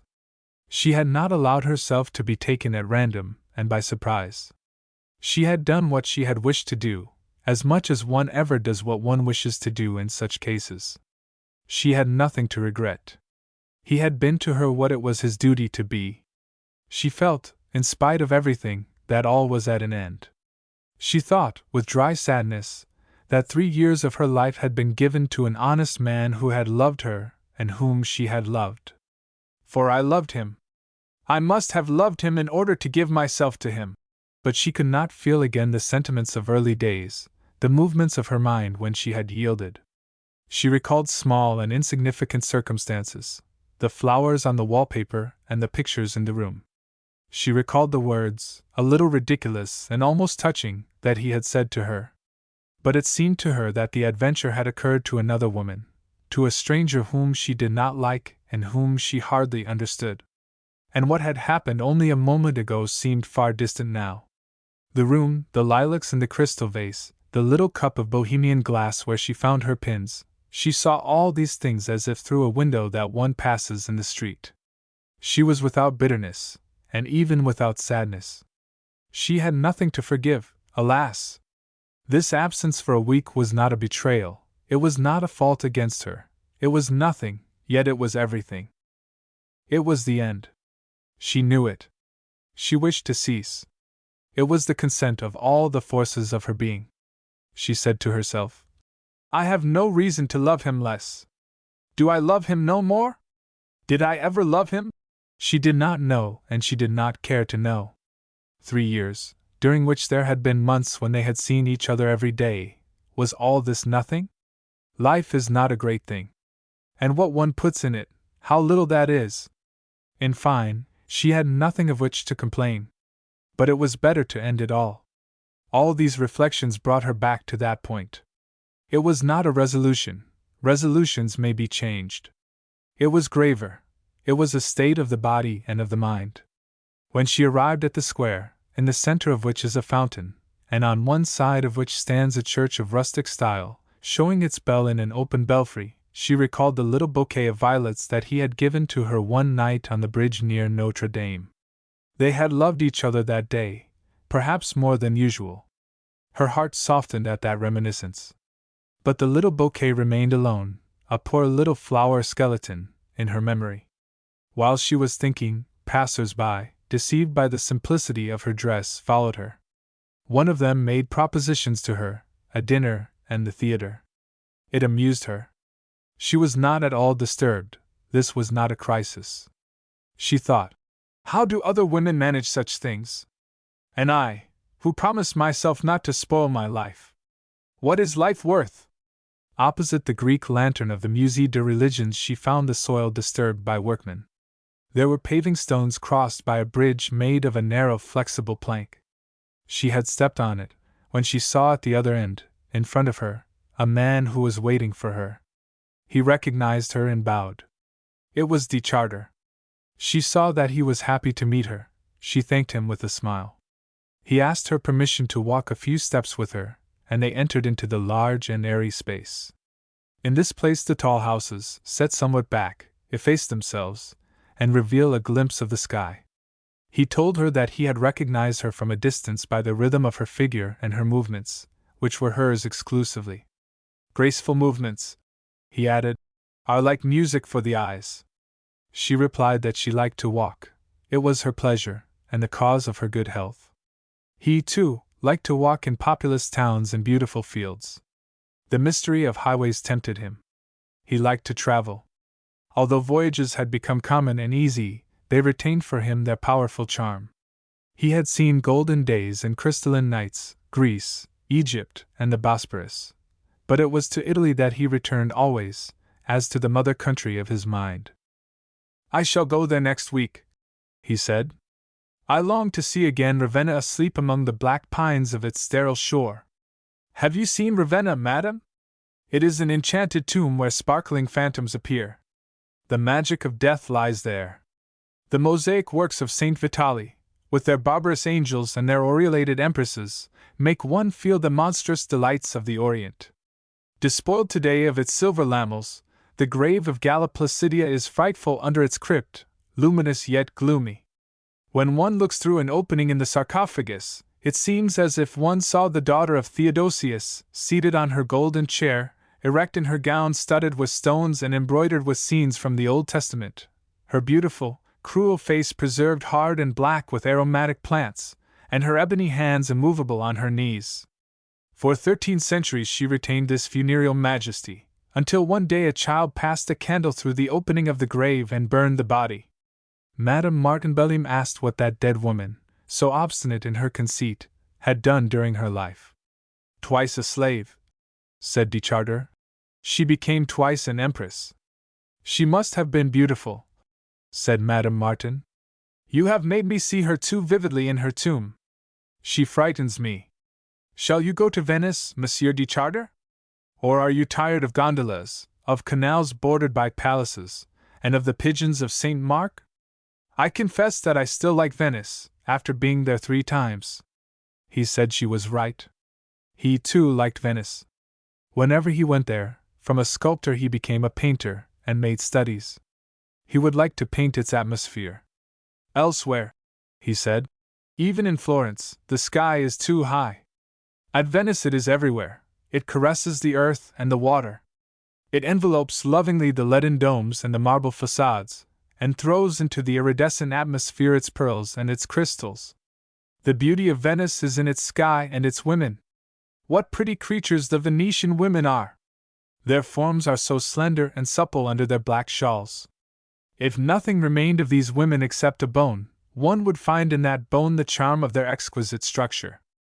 Sundays, at church, they form laughing groups, agitated, with hips a little pointed, elegant necks, flowery smiles, and inflaming glances. And all bend, with the suppleness of young animals, at the passage of a priest whose head resembles that of Vitellius, and who carries the chalice, preceded by 2 choir boys. He walked with unequal step, following the rhythm of his ideas, sometimes quick, sometimes slow. She walked more regularly, and almost outstripped him. He looked at her sidewise, and liked her firm and supple carriage. He observed the little shake which at moments her obstinate head gave to the holly on her toque. Without expecting it, he felt a charm in that meeting, almost intimate, with a young woman almost unknown. They had reached the place where the large avenue unfolds its 4 rows of trees.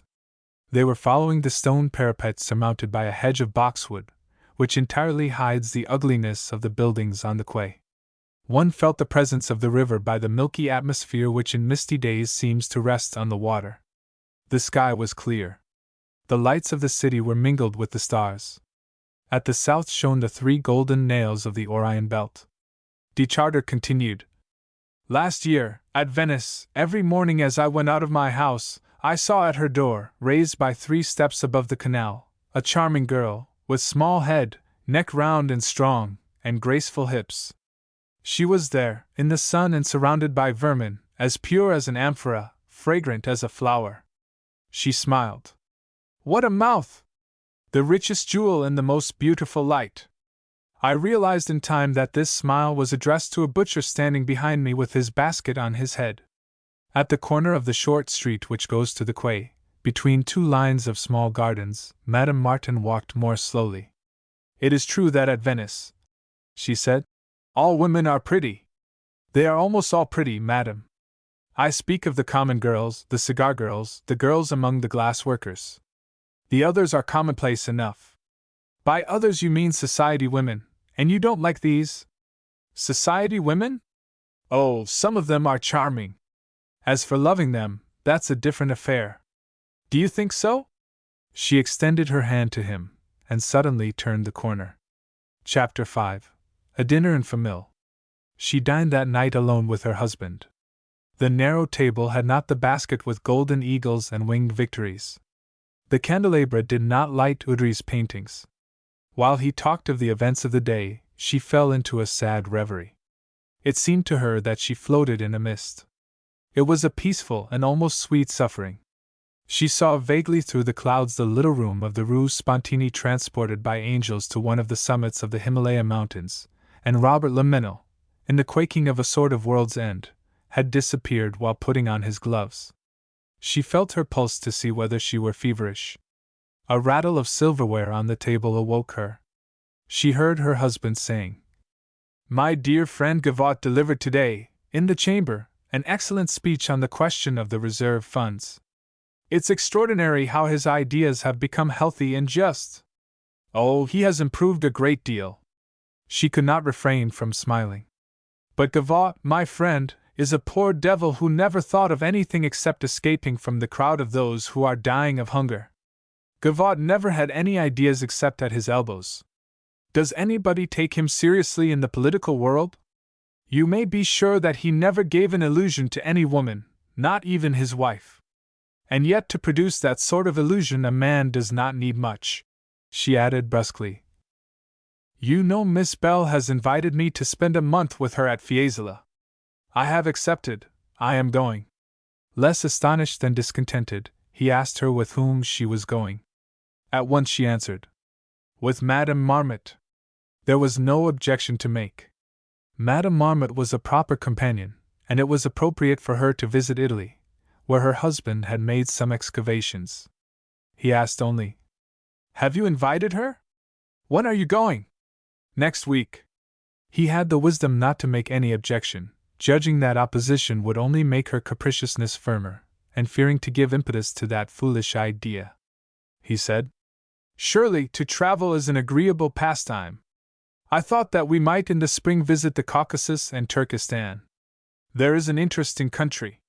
General Annenkopf will place at our disposal carriages, trains, and everything else on his railway.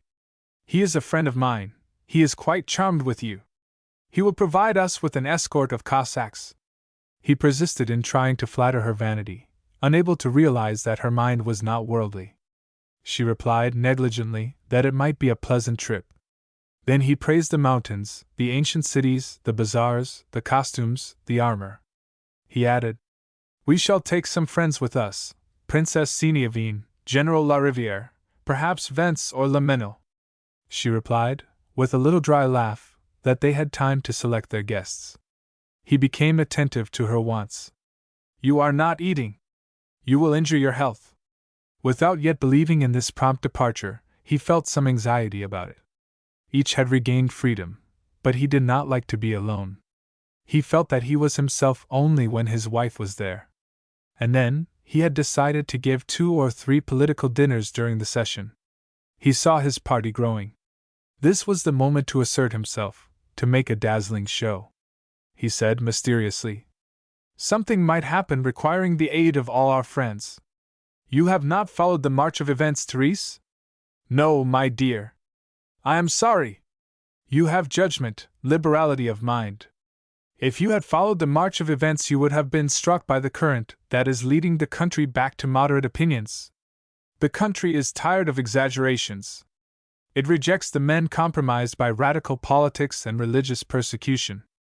Some day or other it will be necessary to make over a Casimir Purrier ministry with other men, and that day—" He stopped. Really, she listened too inattentively. She was thinking, sad and disenchanted. It seemed to her that the pretty woman, who, among the warm shadows of a closed room, placed her bare feet in the fur of the brown bear rug, and to whom her lover gave kisses while she twisted her hair in front of a glass, was not herself, was not even a woman that she knew well, or that she desired to know, but a person whose affairs were of no interest to her. A pin badly set in her hair, one of the pins from the Bohemian glass cup, fell on her neck. She shivered.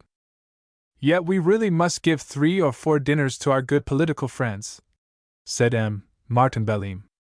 "We shall invite some of the ancient radicals to meet the people of our circle. It will be well to find some pretty women. We might invite Madame Berard de la Malle. There has been no gossip about her for 2 years. What do you think of it?" But my dear, since I am to go next week. This filled him with consternation. They went, both silent and moody, into the drawing room, where Paul Vance was waiting. He often came in the evening. She extended her hand to him. I am very glad to see you. I am going out of town. Paris is cold and bleak. This weather tires and saddens me. I am going to Florence for 6 weeks to visit Miss Bell. Martin Bellingham then lifted his eyes to heaven. Vance asked whether she had been in Italy often. 3 times, but I saw nothing. This time I wish to see, to throw myself into things. From Florence I shall take walks into Tuscany, into Umbria. And finally I shall go to Venice. You will do well. Venice suggests the peace of the Sabbath day in the grand week of creative and divine Italy. Your friend De Charter talked very prettily to me of Venice, of the atmosphere of Venice, which sows pearls. Yes, at Venice the sky is a colorist. Florence inspires the mind. An old author has said the sky of Florence is light and subtle, and feeds the beautiful ideas of men. I have lived delicious days in Tuscany. I wish I could live them again. Come and see me there. He sighed. The newspaper, books, and his daily work prevented him. Martin Bellingham said everyone should bow before such reasons, and that one was too happy to read the articles and the fine books written by Paul Vance to have any wish to take him from his work. Oh, my books! One never says in a book what one wishes to say. It is impossible to express oneself. I know how to talk with my pen as well as any other person, but, after all, to talk or to write, what futile occupations! How wretchedly inadequate are the little signs which form syllables, words, and phrases! What becomes of the idea, the beautiful idea, which these miserable hieroglyphics hide? What does the reader make of my writing? A series of false sense, of countersense, and of nonsense. To read, to hear, is to translate. There are beautiful translations, perhaps. There are no faithful translations. Why should I care for the admiration which they give to my books, since it is what they themselves see in them that they admire? Every reader substitutes his visions in the place of ours. We furnish him with the means to quicken his imagination.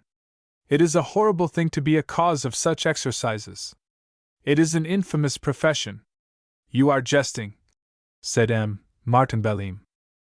I do not think so, said Therese. He recognizes that one mind is impenetrable to another mind, and he suffers from this. He feels that he is alone when he is thinking, alone when he is writing. Whatever one may do, one is always alone in the world. That is what he wishes to say. He is right. You may always explain, you never are understood. There are signs, said Paul Vance. Don't you think, Monsieur Vance, that signs also are a form of hieroglyphics? Give me news of Monsieur Chalette. I do not see him any more. Vance replied that Chalette was very busy in forming the Third Order of St. Francis. The idea, madam, came to him in a marvelous fashion one day when he had gone to call on his Maria in the street where she lives, behind the public hospital, a street always damp, the houses on which are tottering. You must know that he considers Maria the saint and martyr who is responsible for the sins of the people. He pulled the bell rope, made greasy by 2 centuries of visitors. Either because the martyr was at the wine shop, where she is familiarly known, or because she was busy in her room, she did not open the door. Chalette rang for a long time, and so violently that the bell rope remained in his hand. Skillful at understanding symbols and the hidden meaning of things, he understood at once that this rope had not been detached without the permission of spiritual powers. He made of it a belt, and realized that he had been chosen to lead back into its primitive purity the Third Order of St. Francis. He renounced the beauty of women, the delights of poetry, the brightness of glory, and studied the life and the doctrine of St. Francis. However, he has sold to his editor a book entitled Les Blandises, which contains, he says, the description of all sorts of loves. He flatters himself that in it he has shown himself a criminal with some elegance. But far from harming his mystic undertakings, this book favors them in this sense, that, corrected by his later work, he will become honest and exemplary, and the gold that he has received in payment, which would not have been paid to him for a more chaste volume, will serve for a pilgrimage to Assisi. Madame Martin asked how much of this story was really true. Vence replied that she must not try to learn. He confessed that he was the idealist historian of the poet, and that the adventures which he related of him were not to be taken in the literal and Judaic sense. He affirmed that at least Shallet was publishing Les Blandises, and desired to visit the cell and the grave of St. Francis. Then, exclaimed Madame Martin, I will take him to Italy with me. Find him, Monsieur Vence, and bring him to me. I am going next week. Martin then excused himself, not being able to remain longer. He had to finish a report which was to be laid before the Chamber the next day. Madame Martin said that nobody interested her so much as Shallet. Paul Vence said that he was a singular specimen of humanity. He is not very different from the saints of whose extraordinary lives we read. He is as sincere as they. He has an exquisite delicacy of sentiment and a terrible violence of mind. If he shocks one by many of his acts, the reason is that he is weaker, less supported, or perhaps less closely observed. And then there are unworthy saints, just as there are bad angels. Shallet is a worldly saint, that is all. But his poems are true poems, and much finer than those written by the bishops of the 17th century. She interrupted him. While I think of it, I wish to congratulate you on your friend de Charter. He has a charming mind. She added. Perhaps he is a little too timid. Vence reminded her that he had told her she would find de Charter interesting. I know him by heart. He has been my friend since our childhood. You knew his parents? Yes. He is the only son of Philippe de Charter. The architect? The architect who, under Napoleon III, restored so many castles and churches in Touraine and the Orleannais. He had taste and knowledge. Solitary and quiet in his life, he had the imprudence to attack Viollet-le-Duc, then all-powerful. He reproached him with trying to re-establish buildings in their primitive plan, as they had been, or as they might have been, at the beginning. Philippe de Charter, on the contrary, wished that everything which the lapse of centuries had added to a church, an abbey, or a castle should be respected. To abolish anachronisms and restore a building to its primitive unity seemed to him to be a scientific barbarity as culpable as that of ignorance. He said, it is a crime to efface the successive imprints made in stone by the hands of our ancestors. New stones cut in old style are false witnesses. He wished to limit the task of the archaeologic architect to that of supporting and consolidating walls. He was right. Everybody said that he was wrong. He achieved his ruin by dying young, while his rival triumphed. He bequeathed an honest fortune to his widow and his son. Jacques de Charter was brought up by his mother, who adored him. I do not think that maternal tenderness ever was more impetuous. Jacques is a charming fellow, but he is a spoiled child. Yet he appears so indifferent, so easy to understand, so distant from everything. Do not rely on this. He has a tormented and tormenting imagination. Does he like women? Why do you ask? Oh, it isn't with any idea of matchmaking. Yes, he likes them. I told you that he was an egoist. Only selfish men really love women. After the death of his mother, he had a long liaison with a well-known actress, Jean Tancred. Madame Martin remembered Jean Tancred, not very pretty, but graceful with a certain slowness of action in playing romantic roles. They lived almost together in a little house at Auteuil. Paul Vence continued. I often called on them. I found him lost in his dreams, forgetting to model a figure drying under its cloths, alone with himself, pursuing his idea, absolutely incapable of listening to anybody, she studying her roles, her complexion burned by rouge, her eyes tender, pretty because of her intelligence and her activity. She complained to me that he was inattentive, cross, and unreasonable. She loved him and deceived him only to obtain roles. And when she deceived him, it was done on the spur of the moment. Afterward she never thought of it. A typical woman! But she was imprudent. She smiled upon Joseph Springer in the hope that he would make her a member of the Comédie Française. De Charter left her. Now she finds it more practical to live with her managers, and Jacques finds it more agreeable to travel. Does he regret her? How can one know the things that agitate a mind anxious and mobile, selfish and passionate, desirous to surrender itself, prompt and disengaging itself, liking itself most of all among the beautiful things that it finds in the world? Brusquely she changed the subject. And your novel, Monsieur Vance? I have reached the last chapter, madam. My little working man has been guillotined. He died with that indifference of virgins without desire, who never have felt on their lips the warm taste of life. The journals and the public approve the act of justice which has just been accomplished.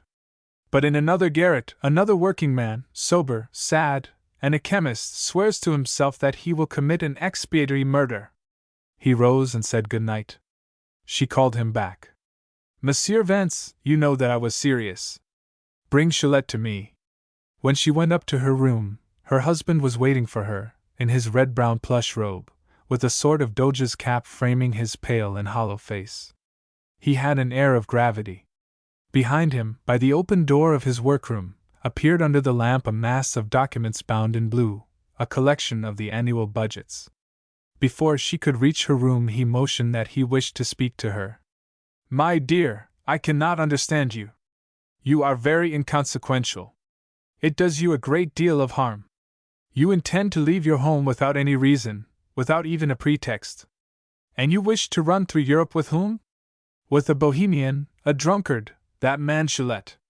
She replied that she should travel with Madame Marmot, in which there could be nothing objectionable. But you announce you're going to everybody, yet you do not even know whether Madame Marmot can accompany you. Oh, Madame Marmot will soon pack her boxes.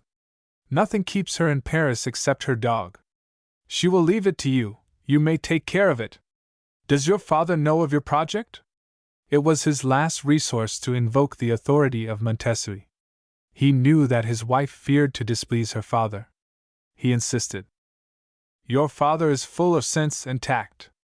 I have been happy to find him agreeing with me several times in the advices which I have permitted myself to give you. He thinks as I do, that Madame Milan's house is not a fit place for you to visit. The company that meets there is mixed, and the mistress of the house favors intrigue. You are wrong, I must say, not to take account of what people think. I am mistaken if your father does not think it singular that you should go away with so much frivolity, and the absence will be the more remarked, my dear, since circumstances have made me eminent in the course of this legislature. My merit has nothing to do with the case, surely.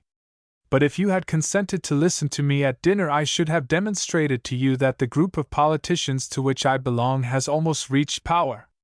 In such a moment you should not renounce your duties as mistress of the house. You must understand this yourself. She replied. You annoy me. And turning her back to him, she shut the door of her room between them. That night in her bed she opened a book, as she always did before going to sleep. It was a novel. She was turning the leaves with indifference, when her eyes fell on these lines. Love is like devotion, it comes late. A woman is hardly in love or devout at 20, unless she has a special disposition to be either, a sort of native sanctity. Women who are predestined to love, themselves struggle a long time against that grace of love which is more terrible than the thunderbolt that fell on the road to Damascus. A woman oftenest yields to the passion of love only when age or solitude does not frighten her. Passion is an arid and burning desert. Passion is profane asceticism, as harsh as religious asceticism. Great woman lovers are as rare as great penitent women. Those who know life well know that women do not easily bind themselves in the chains of real love. They know that nothing is less common than sacrifice among them. And consider how much a worldly woman must sacrifice when she is in love: liberty, quietness, the charming play of a free mind, coquetry, amusement, pleasure. She loses everything. Coquetry is permissible. One may conciliate that with all the exigencies of fashionable life. Not so love. Love is the least mundane of passions, the most antisocial, the most savage, the most barbarous. So the world judges it more severely than mere gallantry or looseness of manners. In one sense the world is right. A woman in love betrays her nature and fails in her function, which is to be admired by all men, like a work of art. A woman is a work of art, the most marvelous that man's industry ever has produced. A woman is a wonderful artifice, due to the concourse of all the arts mechanical and of all the arts liberal. She is the work of everybody, she belongs to the world. Therese closed the book and thought that these ideas were only the dreams of novelists who did not know life. She knew very well that there was in reality neither a Carmel of passion nor a chain of love, nor a beautiful and terrible vocation against which the predestined one resisted in vain. She knew very well that love was only a brief intoxication from which one recovered a little sadder. And yet, perhaps, she did not know everything. Perhaps there were loves in which one was deliciously lost. She put out her lamp. The dreams of her first youth came back to her. Chapter 6. A distinguished relict. It was raining. Madame Martin saw confusedly through the glass of her coupe the multitude of passing umbrellas, like black turtles under the watery skies. She was thinking. Her thoughts were gray and indistinct, like the aspect of the streets and the squares. She no longer knew why the idea had come to her to spend a month with Miss Bell. Truly, she never had known. The idea had been like a spring, at first hidden by leaves, and now forming the current of a deep and rapid stream. She remembered that Tuesday night at dinner she had said suddenly that she wished to go, but she could not remember the first flush of that desire. It was not the wish to act toward Robert Le Mesnil as he was acting toward her. Doubtless she thought it excellent to go traveling in Italy while he went fox hunting. This seemed to her a fair arrangement. Robert, who was always pleased to see her when he came back, would not find her on his return. She thought this would be right. She had not thought of it at first. And since then she had thought little of it, and really she was not going for the pleasure of making him grieve. She had against him a thought less piquant and more harsh. She did not wish to see him soon. He had become to her almost a stranger. He seemed to her a man like others, better than most others, good-looking, estimable, and who did not displease her, but he did not preoccupy her. Suddenly he had gone out of her life. She could not remember how he had become mingled with it. The idea of belonging to him shocked her. The thought that they might meet again in the small apartment of the Rue Spontini was so painful to her that she discarded it at once. She preferred to think that an unforeseen event would prevent their meeting again, the end of the world, for example. M. Lagrange, member of the Académie des Sciences, had told her the day before of a comet which some day might meet the earth, envelop it with its flaming hair, imbue animals and plants with unknown poisons, and make all men die in a frenzy of laughter. She expected that this, or something else, would happen next month. It was not inexplicable that she wished to go. But that her desire to go should contain a vague joy, that she should feel the charm of what she was to find, was inexplicable to her. Her carriage left her at the corner of a street. There, under the roof of a tall house, behind 5 windows, in a small, neat apartment, Madame Marmot had lived since the death of her husband. Countess Martin found her in her modest drawing-room, opposite M. Lagrange, half asleep in a deep armchair. This worldly old savant had remained ever faithful to her. He it was who, the day after M. Marmot's funeral, had conveyed to the unfortunate widow the poisoned speech delivered by Schmall. She had fainted in his arms. Madame Marmot thought that he lacked judgment, but he was her best friend. They dined together often with rich friends.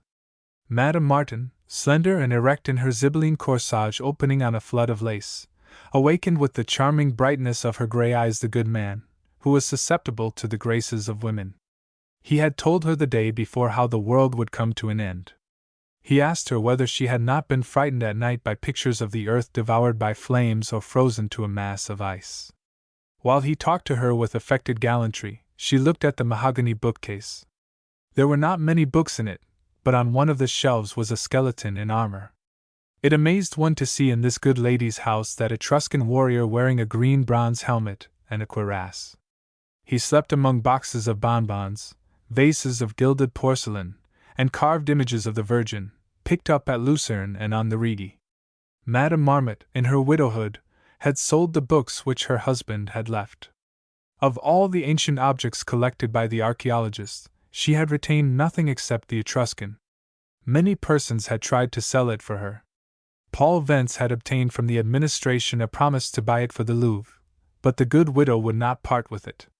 It seemed to her that if she lost that warrior with his green bronze helmet, she would lose the name that she wore worthily, and would cease to be the widow of Louis Marmot of the Académie des Inscriptions.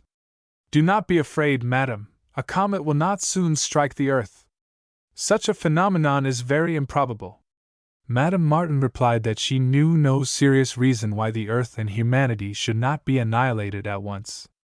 Old Lagrange exclaimed with profound sincerity that he hoped the cataclysm would come as late as possible. She looked at him. His bald head could boast only a few hairs dyed black.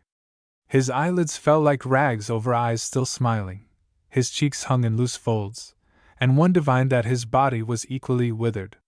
She thought, and even he likes life. Madame Marmot hoped, too, that the end of the world was not near at hand. Monsieur Lagrange, said Madame Martin, you live, do you not, in a pretty little house, the windows of which overlook the botanical gardens? It seems to me it must be a joy to live in that garden, which makes me think of the Noah's Ark of my infancy, and of the terrestrial paradises in the old Bibles. But he was not at all charmed with his house. It was small, unimproved, infested with rats. She acknowledged that one seldom felt at home anywhere, and that rats were found everywhere, either real or symbolical, legions of pests that torment us. Yet she liked the botanical gardens. She had always wished to go there, yet never had gone. There was also the museum, which she was curious to visit. Smiling, happy, he offered to escort her there. He considered it his house. He would show her rare specimens, some of which were superb. She did not know what a bolide was. She recalled that someone had said to her that at the museum were bones carved by primitive men, and plaques of ivory on which were engraved pictures of animals, which were long ago extinct. She asked whether that were true. Lagrange ceased to smile. He replied indifferently that such objects concerned one of his colleagues. Ah, said Madame Martin, then they are not in your showcase. She observed that learned men were not curious, and that it is indiscreet to question them on things that are not in their own showcases. It is true that Lagrange had made a scientific fortune in studying meteors. This had led him to study comets. But he was wise. For 20 years he had been preoccupied by nothing except dining out. When he had left, Countess Martin told Madame Marmot what she expected of her. I am going next week to Fiesole, to visit Miss Bell, and you are coming with me. The good Madame Marmot, with placid brow yet searching eyes, was silent for a moment, then she refused gently, but finally consented. Chapter 7. Madame has her way. The Marseilles Express was ready on the quay, where the postman ran, and the carriages rolled amid smoke and noise, under the light that fell from the windows. Through the open doors travelers in long cloaks came and went. At the end of the station, blinding with soot and dust, a small rainbow could be discerned, not larger than one's hand. Countess Martin and the good Madame Marniot were already in their carriage, under the rack loaded with bags, among newspapers thrown on the cushions. Gillette had not appeared, and Madame Martin expected him no longer. Yet he had promised to be at the station. He had made his arrangements to go, and had received from his publisher the price of Les Blandises. Paul Vence had brought him one evening to Madame Martin's house. He had been sweet, polished, full of witty gaiety and naive joy. She had promised herself much pleasure in traveling with a man of genius, original, picturesquely ugly, with an amusing simplicity, like a child prematurely old and abandoned, full of vices, yet with a certain degree of innocence. The doors closed. She expected him no longer. She should not have counted on his impulsive and vagabondish mind. At the moment when the engine began to breathe hoarsely, Madame Marmot, who was looking out of the window, said quietly, I think that Monsieur Gillette is coming. He was walking along the quay, limping, with his hat on the back of his head, his beard unkempt, and dragging an old carpet-bag. He was almost repulsive, yet, in spite of his 50 years of age, he looked young, so clear and lustrous were his eyes, so much ingenuous audacity had been retained in his yellow, hollow face, so vividly did this old man express the eternal adolescence of the poet and artist. When she saw him, Therese regretted having invited so strange a companion. He walked along, throwing a hasty glance into every carriage, a glance which, little by little, became sullen and distrustful. But when he recognized Madame Martin, he smiled so sweetly and said good morning to her in so caressing a voice that nothing was left of the ferocious old vagabond walking on the quay, nothing except the old carpet-bag, the handles of which were half broken. He placed it in the rack with great care, among the elegant bags enveloped with grey cloth, beside which it looked conspicuously sorted. It was studded with yellow flowers on a blood-colored background. He was soon perfectly at ease, and complimented Madame Martin on the elegance of her traveling attire. "Excuse me, ladies," he added. "I was afraid I should be late. I went to 6 o'clock Mass at St. Severin, my parish, in the Virgin Chapel, under those pretty, but absurd columns that point toward heaven, though frail as reeds like us, poor sinners that we are." "Ah," said Madame Martin, "you are pious today." And she asked him whether he wore the cordon of the order which he was founding. He assumed a grave and penitent air. "I am afraid, madam, that Monsieur Paul Vence has told you many absurd stories about me. I have heard that he goes about circulating rumors that my ribbon is a bell rope, and of what a bell. I should be pained if anybody believed so wretched a story. My ribbon, madam, is a symbolical ribbon. It is represented by a simple thread, which one wears under one's clothes after a pauper has touched it, as a sign that poverty is holy, and that it will save the world.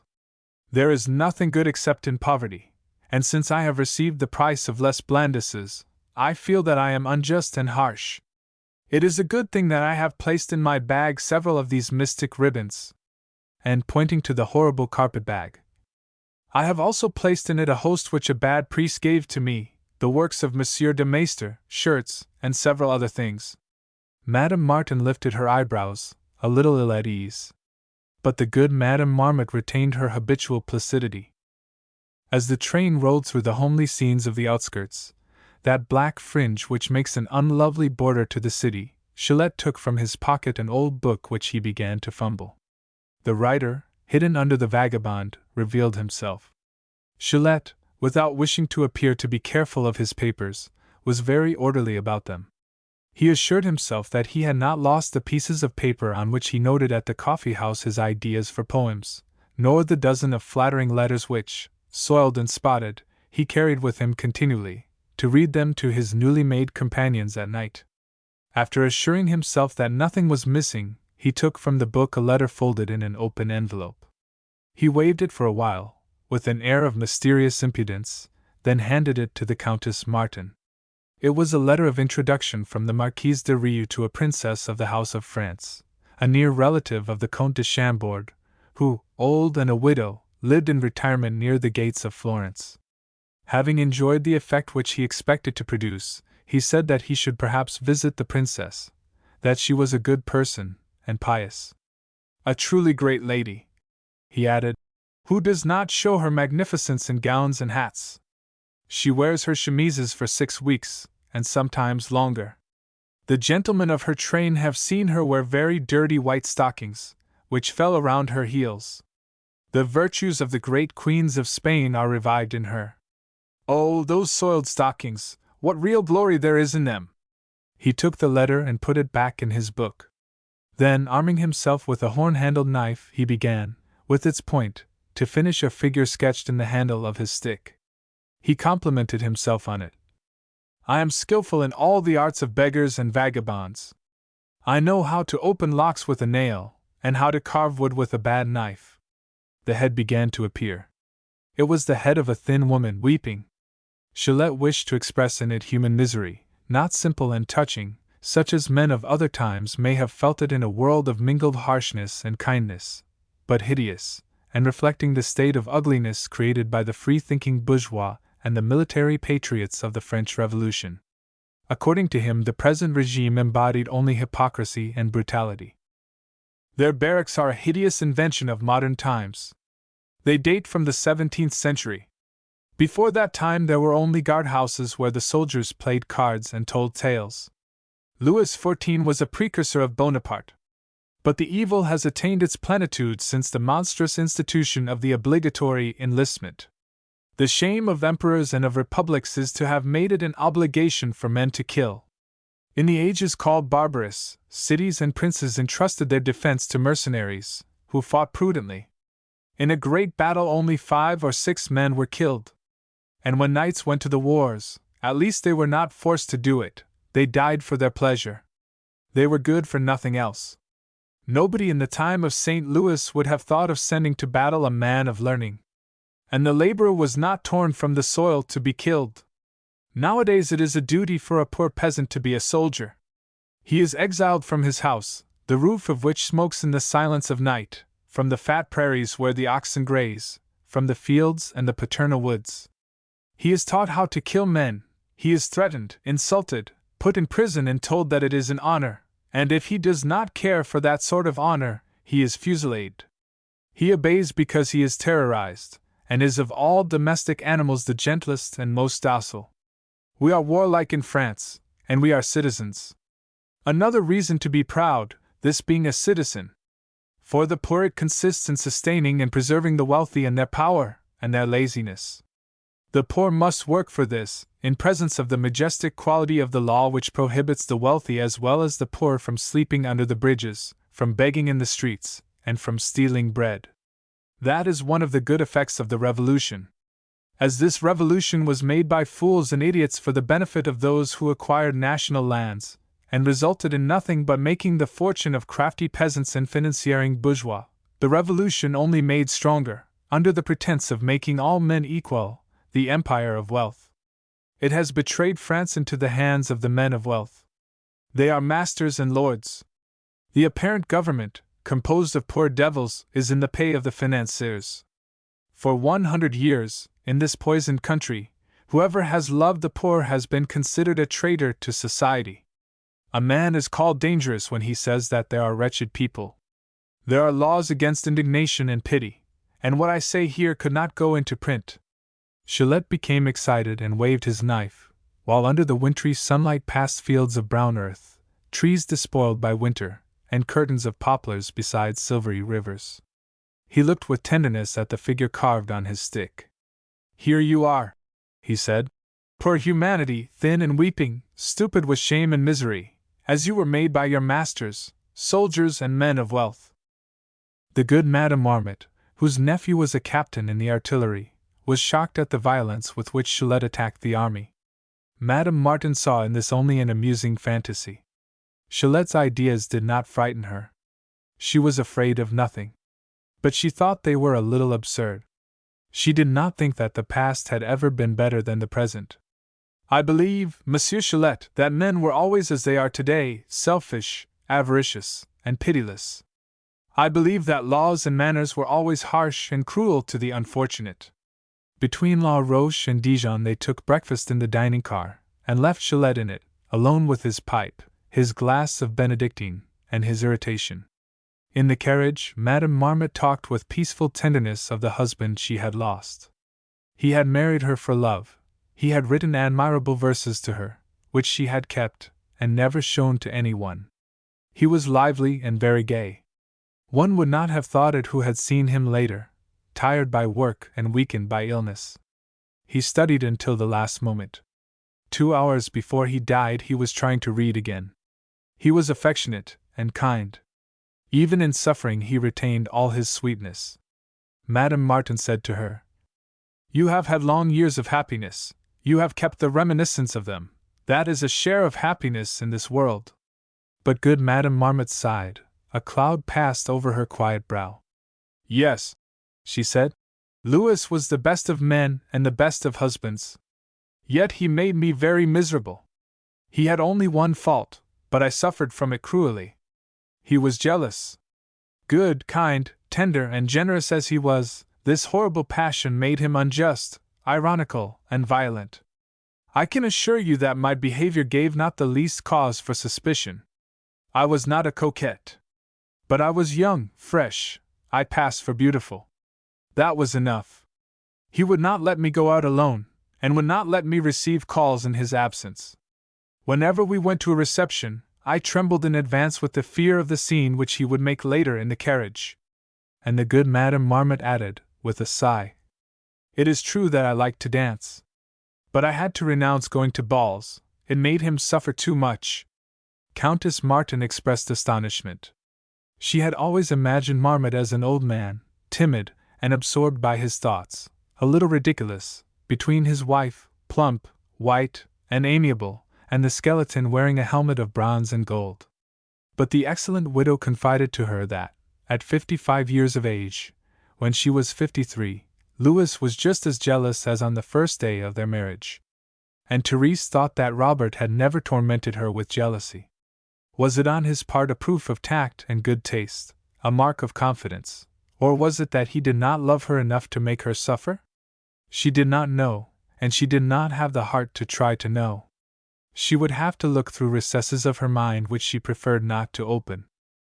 She murmured carelessly, "We long to be loved, and when we are loved we are tormented or worried." The day was finished in reading and thinking.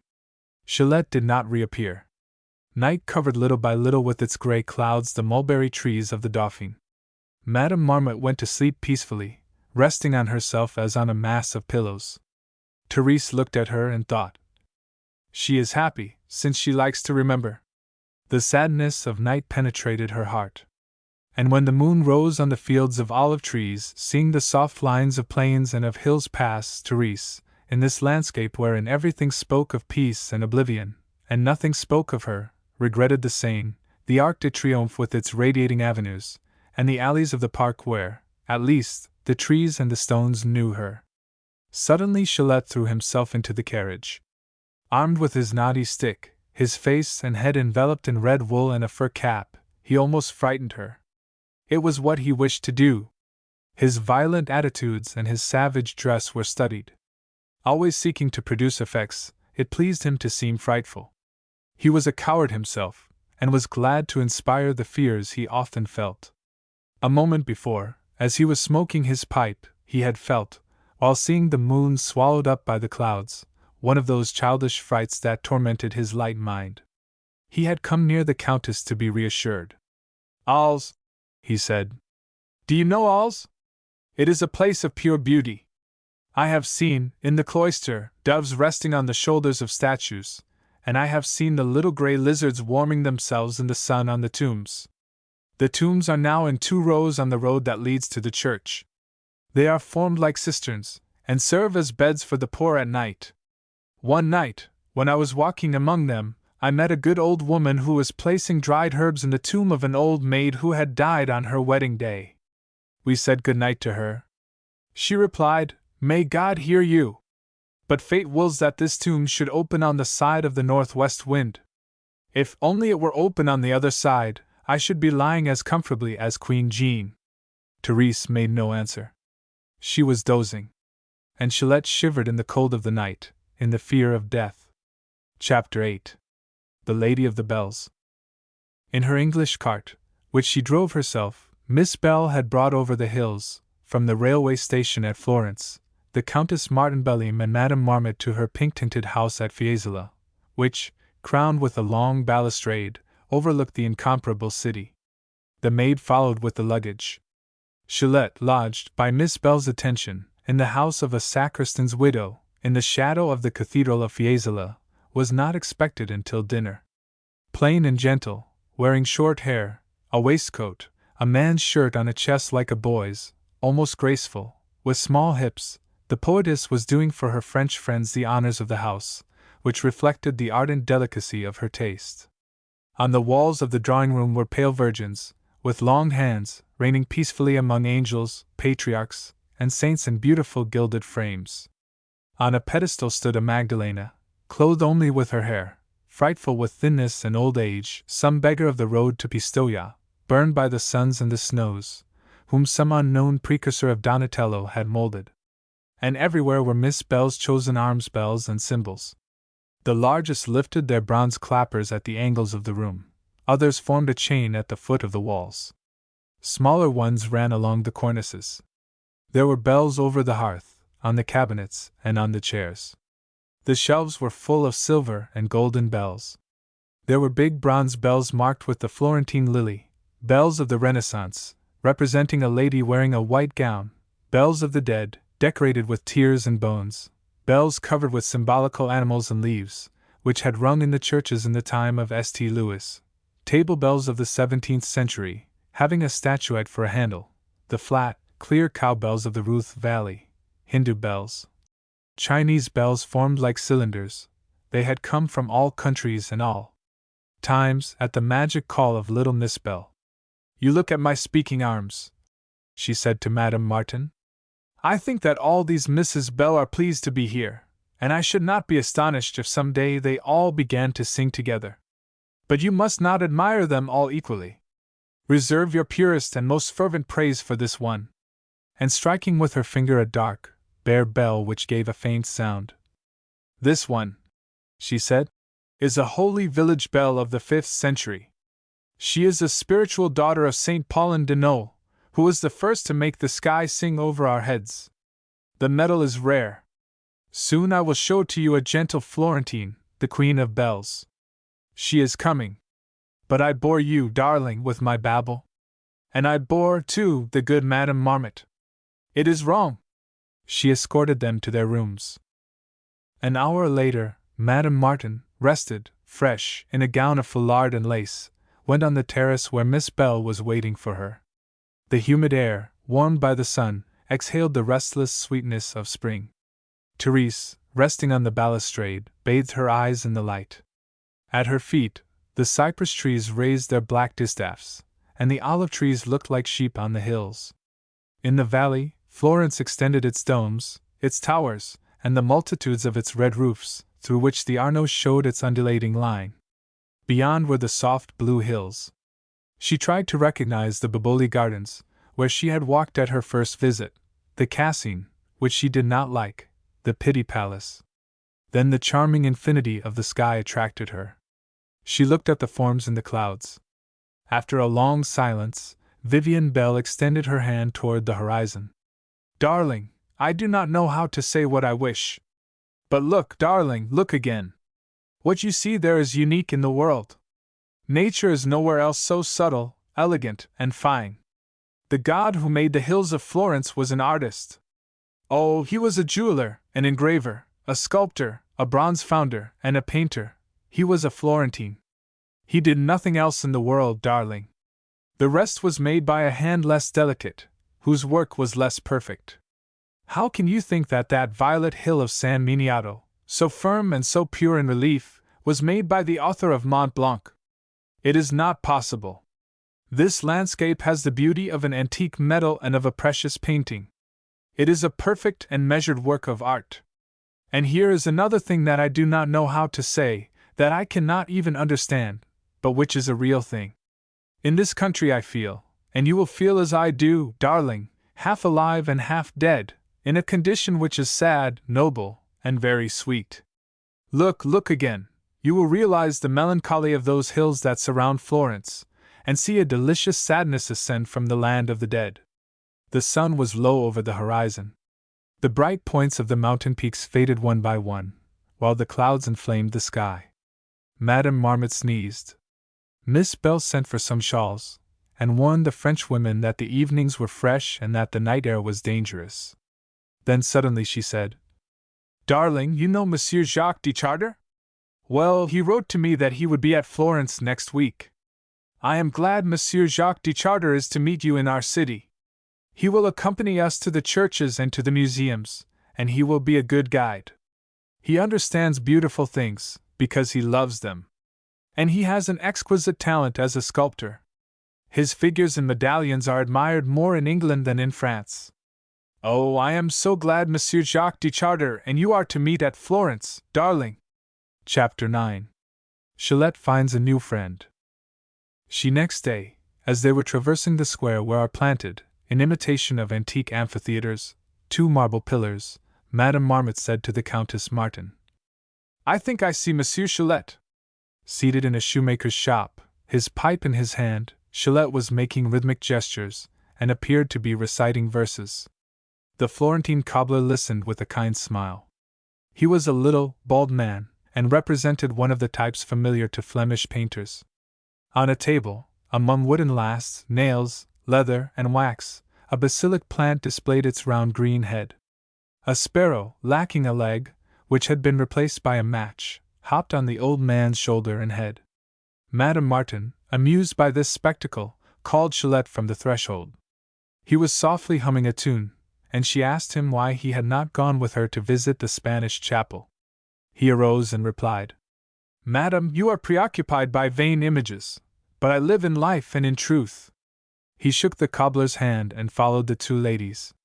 "While going to church," he said, "I saw this old man, who, bending over his work, and pressing a lass between his knees as in a vice, was sewing coarse shoes. I felt that he was simple and kind. I said to him in Italian, 'My father, will you drink with me a glass of Chianti?' He consented. He went for a flagon and some glasses, and I kept the shop." And Shallet pointed to 2 glasses and a flagon placed on a stove. "When he came back we drank together. I said vague but kind things to him, and I charmed him by the sweetness of sounds. I will go again to his shop. I will learn from him how to make shoes, and how to live without desire. After which, I shall not be sad again. For desire and idleness alone make us sad." The Countess Martin smiled. "Monsieur Shallet, I desire nothing, and nevertheless, I am not joyful. Must I make shoes, too?" Shallet replied gravely, "It is not yet time for that." When they reached the gardens of the Oriflamme, Madame Marmot sank on a bench. She had examined at Santa Maria Novella the frescoes of Ghirlandaio, the stalls of the choir, the Virgin of Cimabue, the paintings in the cloister. She had done this carefully, in memory of her husband, who had greatly liked Italian art. She was tired. Shallet sat by her and said, "Madam, could you tell me whether it is true that the Pope's gowns are made by Worth?" Madame Marmot thought not. Nevertheless, Shallet had heard people say this in cafes. Madame Marmot was astonished that Shallet, a Catholic and a socialist, should speak so disrespectfully of a Pope friendly to the Republic. But he did not like Leo XIII. "The wisdom of princes is short-sighted," he said. "The salvation of the Church must come from the Italian Republic, as Leo XIII believes and wishes, but the Church will not be saved in the manner which this pious Machiavelli thinks. The revolution will make the Pope lose his last sou, with the rest of his patrimony. And it will be salvation. The Pope, destitute and poor, will then become powerful. He will agitate the world. We shall see again Peter, Lynn, Clet, Anaclet, and Clement, the humble, the ignorant, men like the early saints will change the face of the earth. If tomorrow, in the chair of Peter, came to sit a real bishop, a real Christian, I would go to him, and say, 'Do not be an old man buried alive in a golden tomb. Quit your noble guards and your cardinals, quit your court and its simulacrums of power. Take my arm and come with me to beg for your bread among the nations. Covered with rags, poor, ill, dying, go on the highways, showing in yourself the image of Jesus. Say, I am begging my bread for the condemnation of the wealthy. Go into the cities, and shout from door to door, with a sublime stupidity. Be humble, be gentle, be poor. Announce peace and charity to the cities, to the dens, and to the barracks. You will be disdained, the mob will throw stones at you. Policemen will drag you into prison. You shall be for the humble as for the powerful, for the poor as for the rich, a subject of laughter, an object of disgust and of pity. Your priests will dethrone you, and elevate against you an anti-pope, or will say that you are crazy. And it is necessary that they should tell the truth. It is necessary that you should be crazy. The lunatics have saved the world. Men will give to you the crown of thorns and the reed scepter, and they will spit in your face, and it is by that sign that you will appear as Christ and true King, and it is by such means that you will establish Christian socialism, which is the kingdom of God on earth." Having spoken in this way, Shallet lighted one of those long and tortuous Italian cigars, which are pierced with a straw. He drew from it several puffs of infectious vapor, then he continued, tranquilly. "And it would be practical. You may refuse to acknowledge any quality in me except my clear view of situations. Ah, Madame Marmot, you will never know how true it is that the great works of this world were always achieved by madmen. Do you think, Madame Martin, that if Saint Francis of Assisi had been reasonable, he would have poured upon the earth, for the refreshment of peoples, the living water of charity and all the perfumes of love? I do not know," replied Madame Martin. "But reasonable people have always seemed to me to be bores. I can say this to you, Monsieur Chalette. They returned to Fiesole by the steam tramway which goes up the hill. The rain fell. Madame Marmot went to sleep and Chalette complained. All his ills came to attack him at once. The humidity in the air gave him a pain in the knee, and he could not bend his leg. His carpet bag, lost the day before in the trip from the station to Fiesole, had not been found, and it was an irreparable disaster. A Paris review had just published one of his poems, with typographical errors as glaring as Aphrodite's shell. He accused men and things of being hostile to him. He became puerile, absurd, odious. Madame Martin, whom Chalette and the rain saddened, thought the trip would never end. When she reached the house, she found Miss Bell in the drawing-room, copying with gold ink on a leaf of parchment, in a handwriting formed after the Aldine italics, verses which she had composed in the night. At her friend's coming she raised her little face, plain but illuminated by splendid eyes. "Darling, permit me to introduce to you the Prince Albertinelli." The prince possessed a certain youthful, godlike beauty, that his black beard intensified. He bowed. "Madam, you would make one love France, if that sentiment were not already in our hearts." The Countess and Chalette asked Miss Bell to read to them the verses she was writing. She excused herself from reciting her uncertain cadence to the French poet, whom she liked best after François Villon. Then she recited in her pretty, hissing, bird-like voice. "That is very pretty," said Chalette, "and bears the mark of Italy softly veiled by the mists of Thule." "Yes," said the Countess Martin, "that is pretty. But why, dear Vivian, did your two beautiful innocents wish to die?" "Oh, darling, because they felt as happy as possible, and desired nothing more. It was discouraging, darling, discouraging. How is it that you do not understand that? And do you think that if we live the reason is that we hope? Oh, yes. We live in the hope of what tomorrow, king of the land of fairies, will bring in his black mantle studded with stars, flowers, and tears. Oh, bright king, tomorrow!" Book 2. Chapter 10. De Charter arrives in Florence. They had dressed for dinner. In the drawing-room Miss Bell was sketching monsters in imitation of Leonard.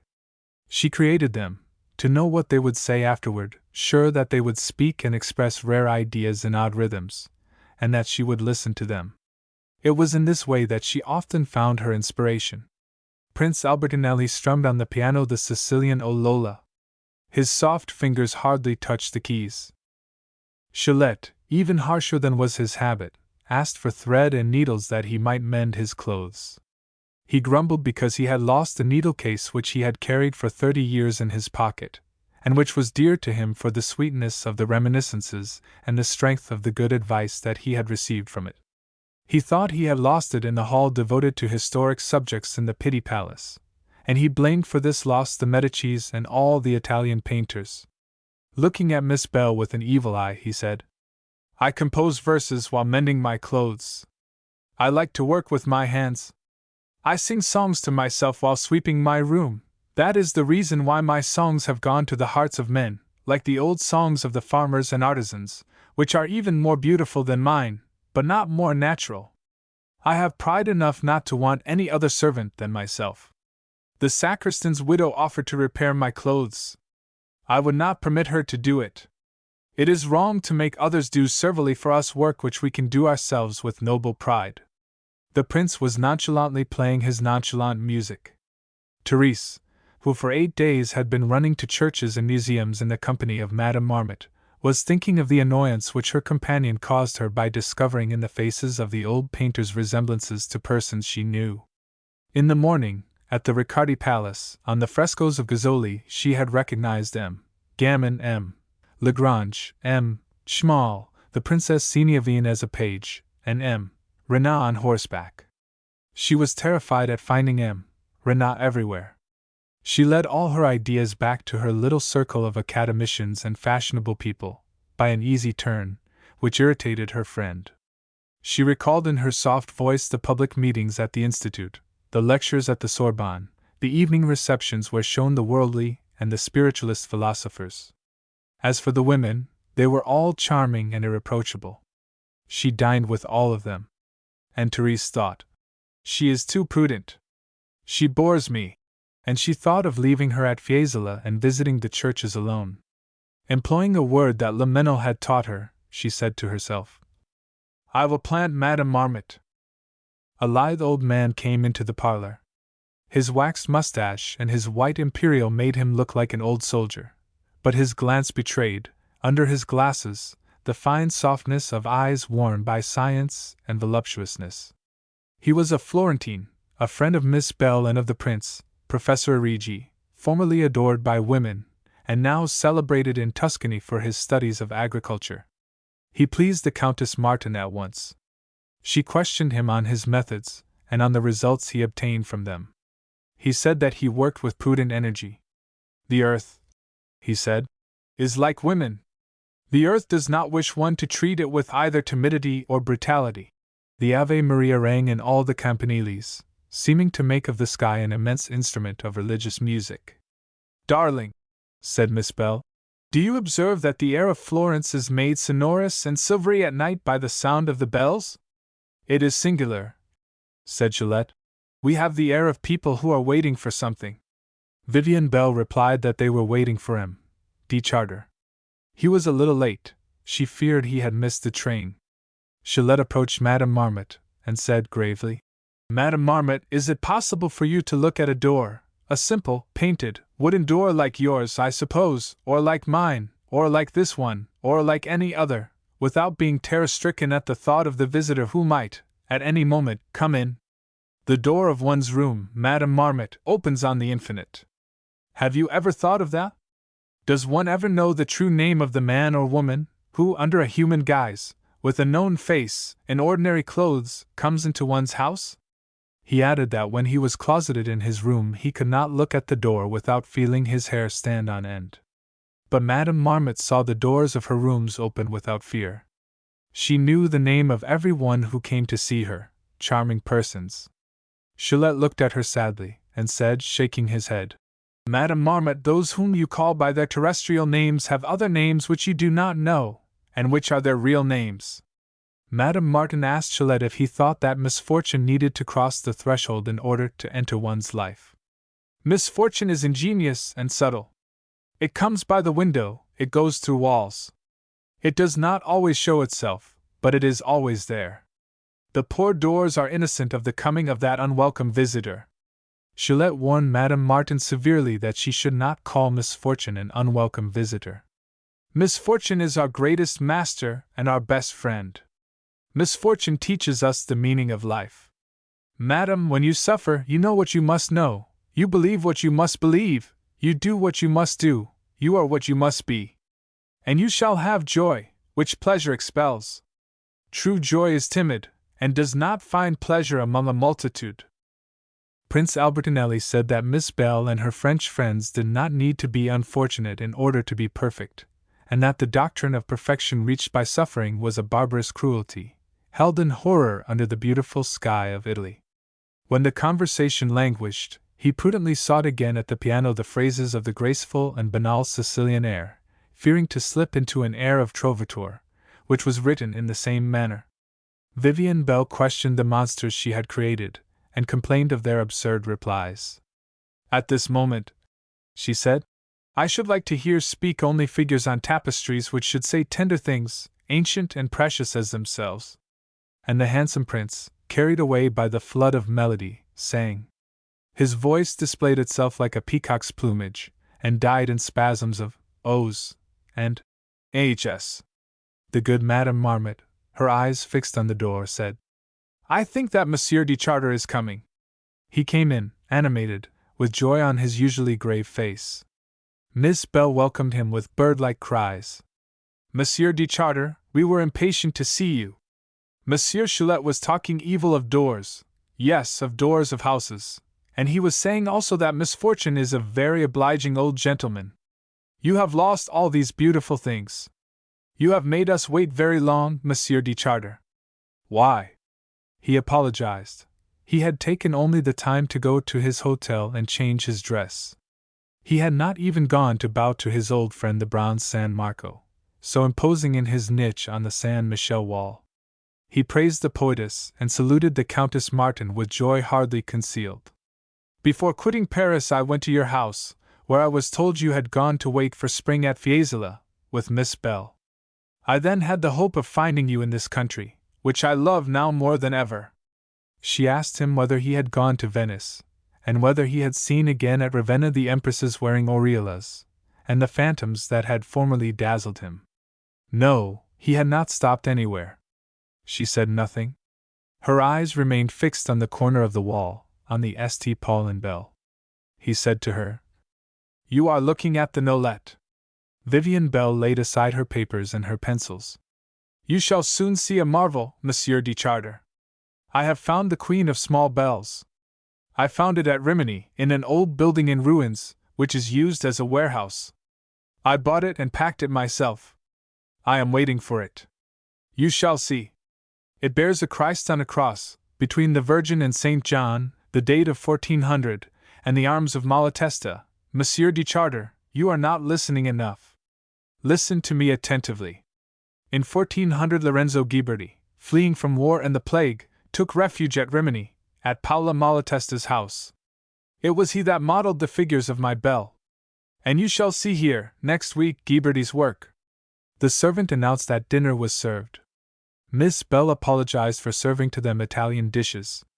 Her cook was a poet of Fiesole. At table, before the fiasconi enveloped with corn straw, they talked of the 15th century, which they loved. Prince Albertinelli praised the artists of that epoch for their universality, for the fervent love they gave to their art, and for the genius that devoured them. He talked with emphasis, in a caressing voice. De Charter admired them. But he admired them in another way. "To praise in a becoming manner," he said, "those men, who worked so heartily, the praise should be modest and just. They should be placed in their workshops, in the shops where they worked as artisans. It is there that one may admire their simplicity and their genius. They were ignorant and rude. They had read little and seen little. The hills that surround Florence were the boundary of their horizon. They knew only their city, the Holy Scriptures, and some fragments of antique sculptures, studied and caressed lovingly." "You are right," said Professor Origi. "They had no other care than to use the best processes. Their minds bent only on preparing varnish and mixing colors. The one who first thought of pasting a canvas on a panel, in order that the painting should not be broken when the wood was split, passed for a marvelous man. Every master had his secret formulae. Happy time," said de Charter, "when nobody troubled himself about that originality for which we are so avidly seeking today. The apprentice tried to work like the master. He had no other ambition than to resemble him, and it was without trying to be that he was different from the others. They worked not for glory, but to live." "They were right," said Gillette. "Nothing is better than to work for a living. The desire to attain fame," continued de Charter, "did not trouble them. As they did not know the past, they did not conceive the future, and their dream did not go beyond their lives. They exercised a powerful will in working well.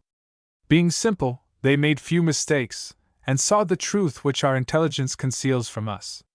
Gillette began to relate to Madame Marmot the incidents of a call he had made during the day on the Princess of the House of France, to whom the Marquise de Rieux had given him a letter of introduction. He liked to impress upon people the fact that he, the Bohemian and vagabond, had been received by that royal princess, at whose house neither Miss Bell nor the Countess Martin would have been admitted, and whom Prince Albertinelli prided himself on having met one day at some ceremony. "She devotes herself," said the prince, "to the practices of piety. She is admirable for her nobility and her simplicity," said Gillette. "In her house, surrounded by her gentlemen and her ladies, she causes the most rigorous etiquette to be observed, so that her grandeur is almost a penance, and every morning she scrubs the pavement of the church. It is a village church, where the chickens roam, while the cure plays briscola with the sacristan." And Gillette, bending over the table, imitated, with his napkin, a servant scrubbing. Then, raising his head, he said gravely, "After waiting in consecutive anterooms, I was at last permitted to kiss her hand." And he stopped. Madame Martin asked, impatiently, "What did she say to you, that princess so admirable for her nobility and her simplicity?" "She said to me, Have you visited Florence? I am told that recently new and handsome shops have been opened which are lighted at night. She said also we have a good chemist here. The Austrian chemists are not better. He placed on my leg 6 months ago a porous plaster which has not yet come off. Such are the words that Maria Therese deigned to address to me. O simple grandeur! O Christian virtue! O daughter of St. Louis! O marvelous echo of your voice, Holy Elizabeth of Hungary! Madame Martin smiled. She thought that Gillette was mocking. But he denied the charge, indignantly, and Miss Bell said that Madame Martin was wrong. It was a fault of the French, she said, to think that people were always jesting. Then they reverted to the subject of art, which in that country is inhaled with the air. As for me, said the Countess Martin, I am not learned enough to admire Giotto and his school. What strikes me is the sensuality of that art of the 15th century which is said to be Christian. I have seen piety and purity only in the images of Fra Angelico, although they are very pretty. The rest, those figures of virgins and angels, are voluptuous, caressing, and at times perversely ingenuous. What is there religious in those young Magian kings, handsome as women, in that Saint Sebastian, brilliant with youth, who seems merely the dolorous Bacchus of Christianity? De Charter replied that he thought as she did, and that they must be right, she and he, since Savonarola was of the same opinion, and finding no piety in any work of art, wished to burn them all. There were at Florence, in the time of the superb Manfred, who was half a Mussulman, men who were said to be of the sect of Epicurus, and who sought for arguments against the existence of God. Guido Cavalcanti disdained the ignorant folk who believed in the immortality of the soul. The following phrase by him was quoted: "The death of man is exactly similar to that of brutes." Later, when antique beauty was excavated from ruins, the Christian style of art seemed sad. The painters that worked in the churches and cloisters were neither devout nor chaste. Perugino was an atheist, and did not conceal it. Yes, said Miss Bell. But it was said that his head was hard, and that celestial truths could not penetrate his thick cranium. He was harsh and avaricious, and quite embedded in material interests. He thought only of buying houses. Professor Origi defended Pietro Vannucci of Perugia. He was, he said, an honest man. And the prior of the Gesuati of Florence was wrong to mistrust him. That monk practiced the art of manufacturing ultramarine blue by crushing stones of burned lapis lazuli. Ultramarine was then worth its weight in gold, and the prior, who doubtless had a secret, esteemed it more precious than rubies or sapphires. He asked Pietro Vannucci to decorate the 2 cloisters of his convent, and he expected marvels, less from the skillfulness of the master than from the beauty of that ultramarine in the skies. During all the time that the painter worked in the cloisters at the History of Jesus Christ, the prior kept by his side and presented to him the precious powder in a bag which he never quitted. Pietro took from it, under the saintly man's eyes, the quantity he needed, and dipped his brush, loaded with color, in a cupful of water, before rubbing the wall with it. He used in that manner a great quantity of the powder. And the good father, seeing his bag getting thinner, sighed, "Jesus! How that lime devours the ultramarine!" When the frescoes were finished, and Perugino had received from the monk the agreed price, he placed in his hand a package of blue powder. "This is for you, father.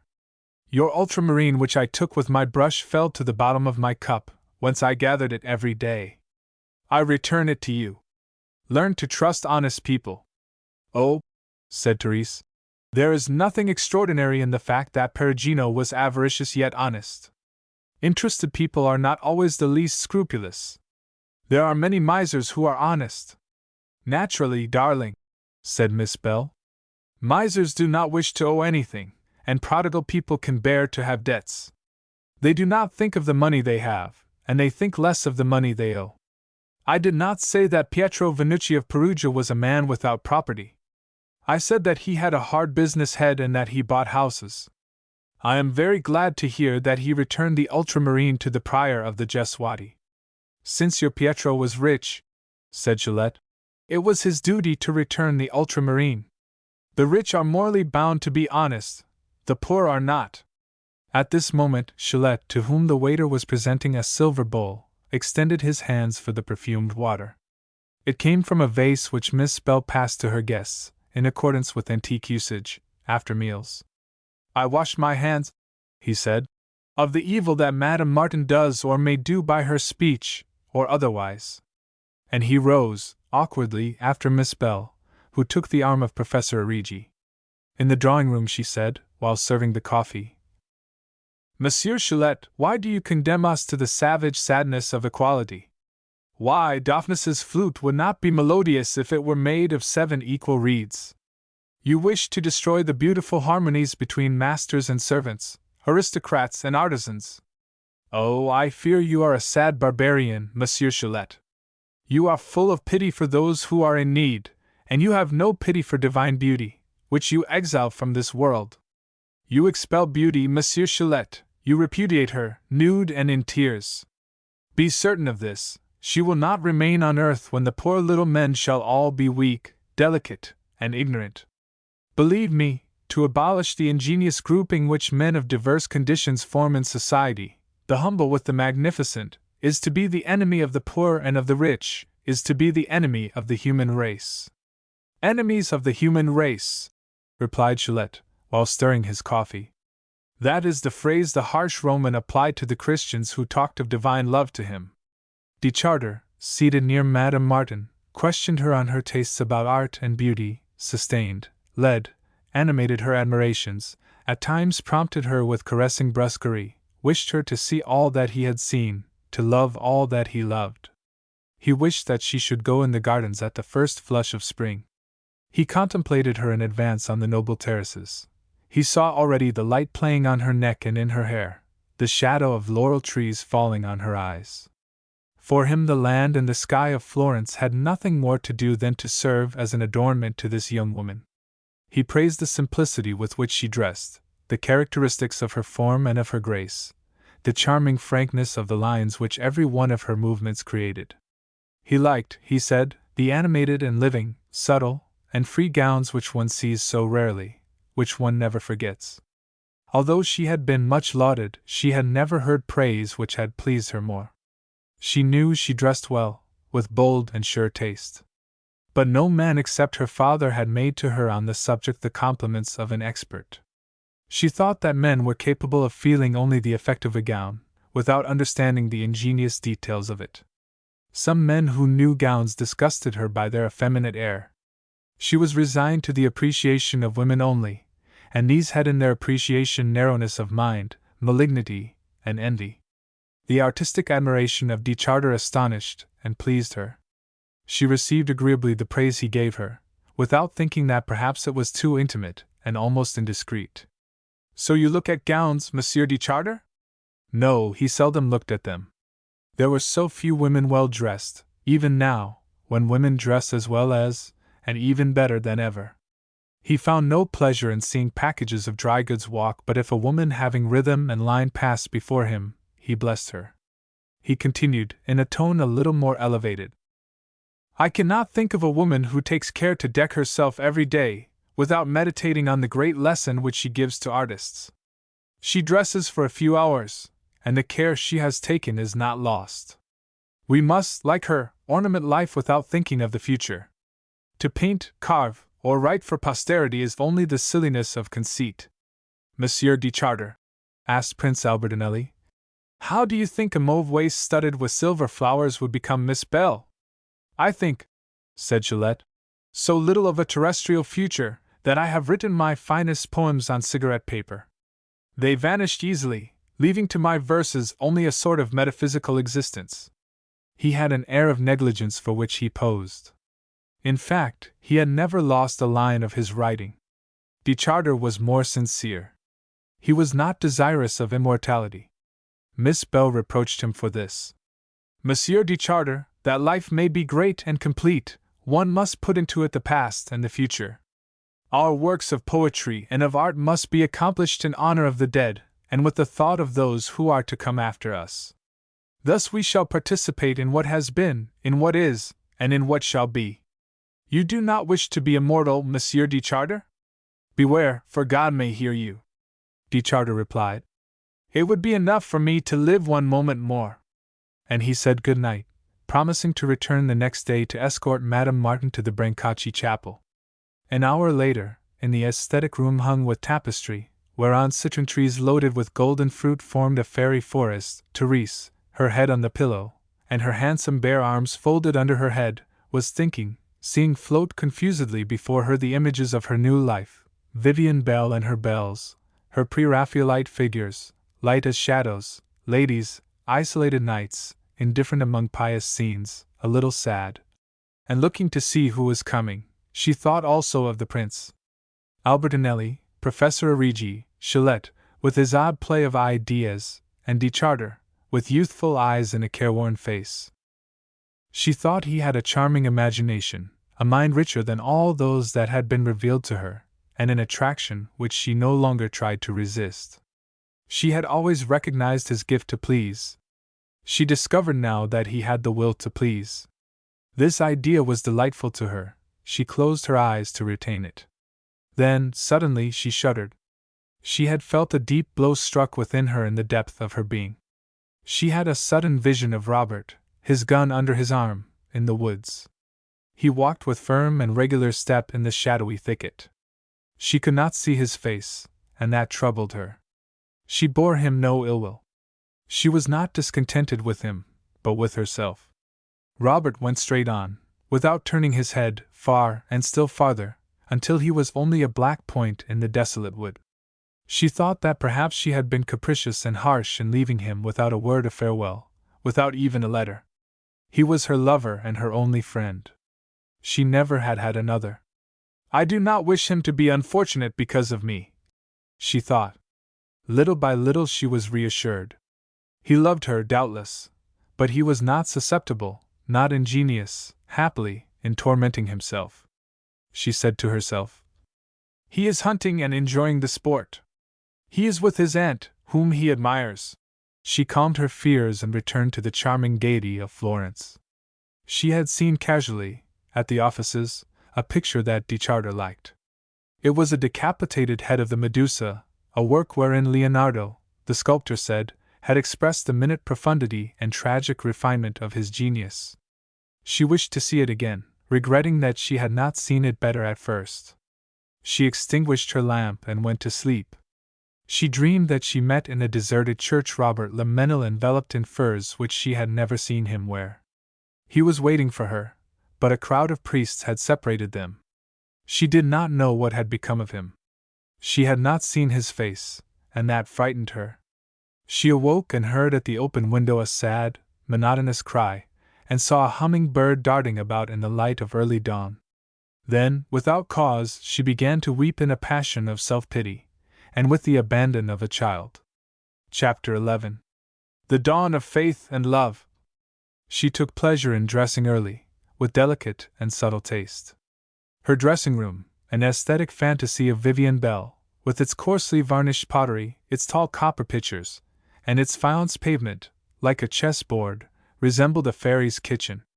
It was rustic and marvelous, and the Countess Martin could have in it the agreeable surprise of mistaking herself for a fairy. While her maid was dressing her hair, she heard De Charter and Chillet talking under her windows. She rearranged all the work Pauline had done, and uncovered the line of her nape, which was fine and pure. She looked at herself in the glass, and went into the garden. De Charter was there, reciting verses of Dante, and looking at Florence. At the hour when our mind, a greater stranger to the flesh. Near him, Chillet, seated on the balustrade of the terrace, his legs hanging, and his nose in his beard, was still at work on the figure of Misery on his stick. De Charter resumed the rhymes of the canticle. At the hour when our mind, a greater stranger to the flesh, and less under the obsession of thoughts, is almost divine in its visions. She approached beside the boxwood hedge, holding a parasol and dressed in a straw-colored gown. The faint sunlight of winter enveloped her in pale gold. De Charter greeted her joyfully. She said, "You are reciting verses that I do not know. I know only Metastasio. My teacher liked only Metastasio.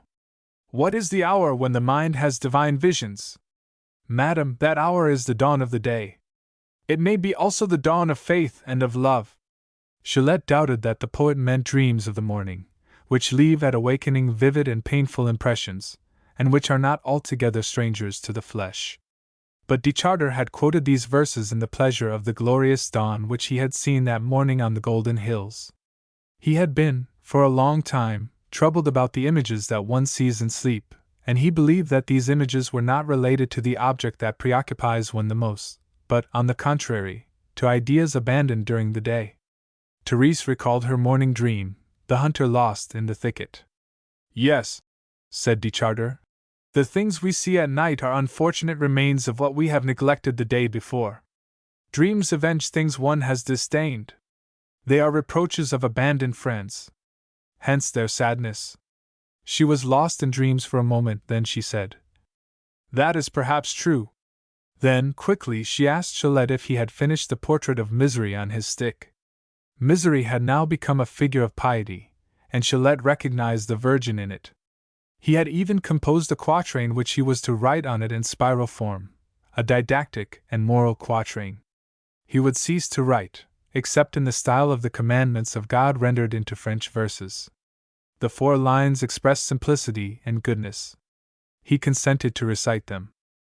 Therese rested on the balustrade of the terrace and sought in the distance, in the depth of the sea of light, the peaks of Vallombrosa, almost as blue as the sky. Jacques de Charter looked at her. It seemed to him that he saw her for the first time, such was the delicacy that he discovered in her face, which tenderness and intelligence had invested with thoughtfulness without altering its young, fresh grace. The daylight which she liked was indulgent to her. And truly she was pretty, bathed in that light of Florence, which caresses beautiful forms and feeds noble thoughts. A fine, pink color rose to her well-rounded cheeks. Her eyes, bluish-gray, laughed, and when she talked, the brilliancy of her teeth set off her lips of ardent sweetness. His look embraced her supple bust, her full hips, and the bold attitude of her waist. She held her parasol with her left hand, the other hand played with violets. De Charter had a mania for beautiful hands. Hands presented to his eyes a physiognomy as striking as the face, a character, a soul. These hands enchanted him. They were exquisite.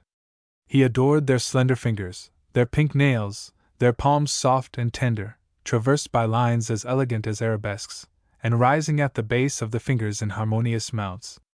He examined them with charmed attention until she closed them on the handle of her umbrella. Then, standing behind her, he looked at her again. Her bust and arms, graceful and pure in line, her beautiful form, which was like that of a living amphora, pleased him. "Monsieur de Charter, that black spot over there is the Boboli Gardens, is it not? I saw the gardens 3 years ago. There were not many flowers in them. Nevertheless, I like their tall, somber trees."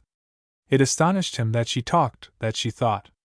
The clear sound of her voice amazed him, as if he never had heard it. He replied at random. He was awkward. She feigned not to notice it, but felt a deep inward joy. His low voice, which was veiled and softened, seemed to caress her. She said ordinary things. "That view is beautiful, the weather is fine." Chapter 12. Hearts Awakened. In the morning, her head on the embroidered pillow, Therese was thinking of the walks of the day before, of the virgins framed with angels, of the innumerable children, painted or carved, all beautiful, all happy, who sing ingenuously the Alleluia of grace and of beauty.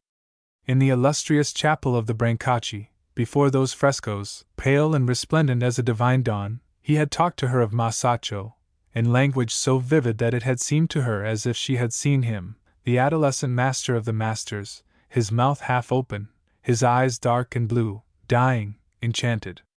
And she had liked these marvels of a morning more charming than a day. De Charter was for her the soul of those magnificent forms, the mind of those noble things. It was by him, it was through him, that she understood art and life. She took no interest in things that did not interest him. How had this affection come to her? She had no precise remembrance of it. In the first place, when Paul Vence wished to introduce him to her, she had no desire to know him, no presentiment that he would please her. She recalled elegant bronze statuettes, fine waxworks signed with his name, that she had remarked at the Champ de Mars salon or at Durandruel's. But she did not imagine that he could be agreeable to her, or more seductive than many artists and lovers of art at whom she laughed with her friends. When she saw him, he pleased her. She had a desire to attract him, to see him often. The night he dined at her house, she realized that she had for him a noble and elevating affection. But soon after he irritated her a little. It made her impatient to see him closeted within himself and too little preoccupied by her. She would have liked to disturb him. She was in that state of impatience when she met him one evening, in front of the grille of the Musée des Religions, and he talked to her of Ravenna and of the Empress seated on a gold chair in her tomb. She had found him serious and charming, his voice warm, his eyes soft in the shadow of the night, but too much a stranger, too far from her, too unknown. She had felt a sort of uneasiness, and she did not know, when she walked along the boxwood bordering the terrace, whether she desired to see him every day or never to see him again.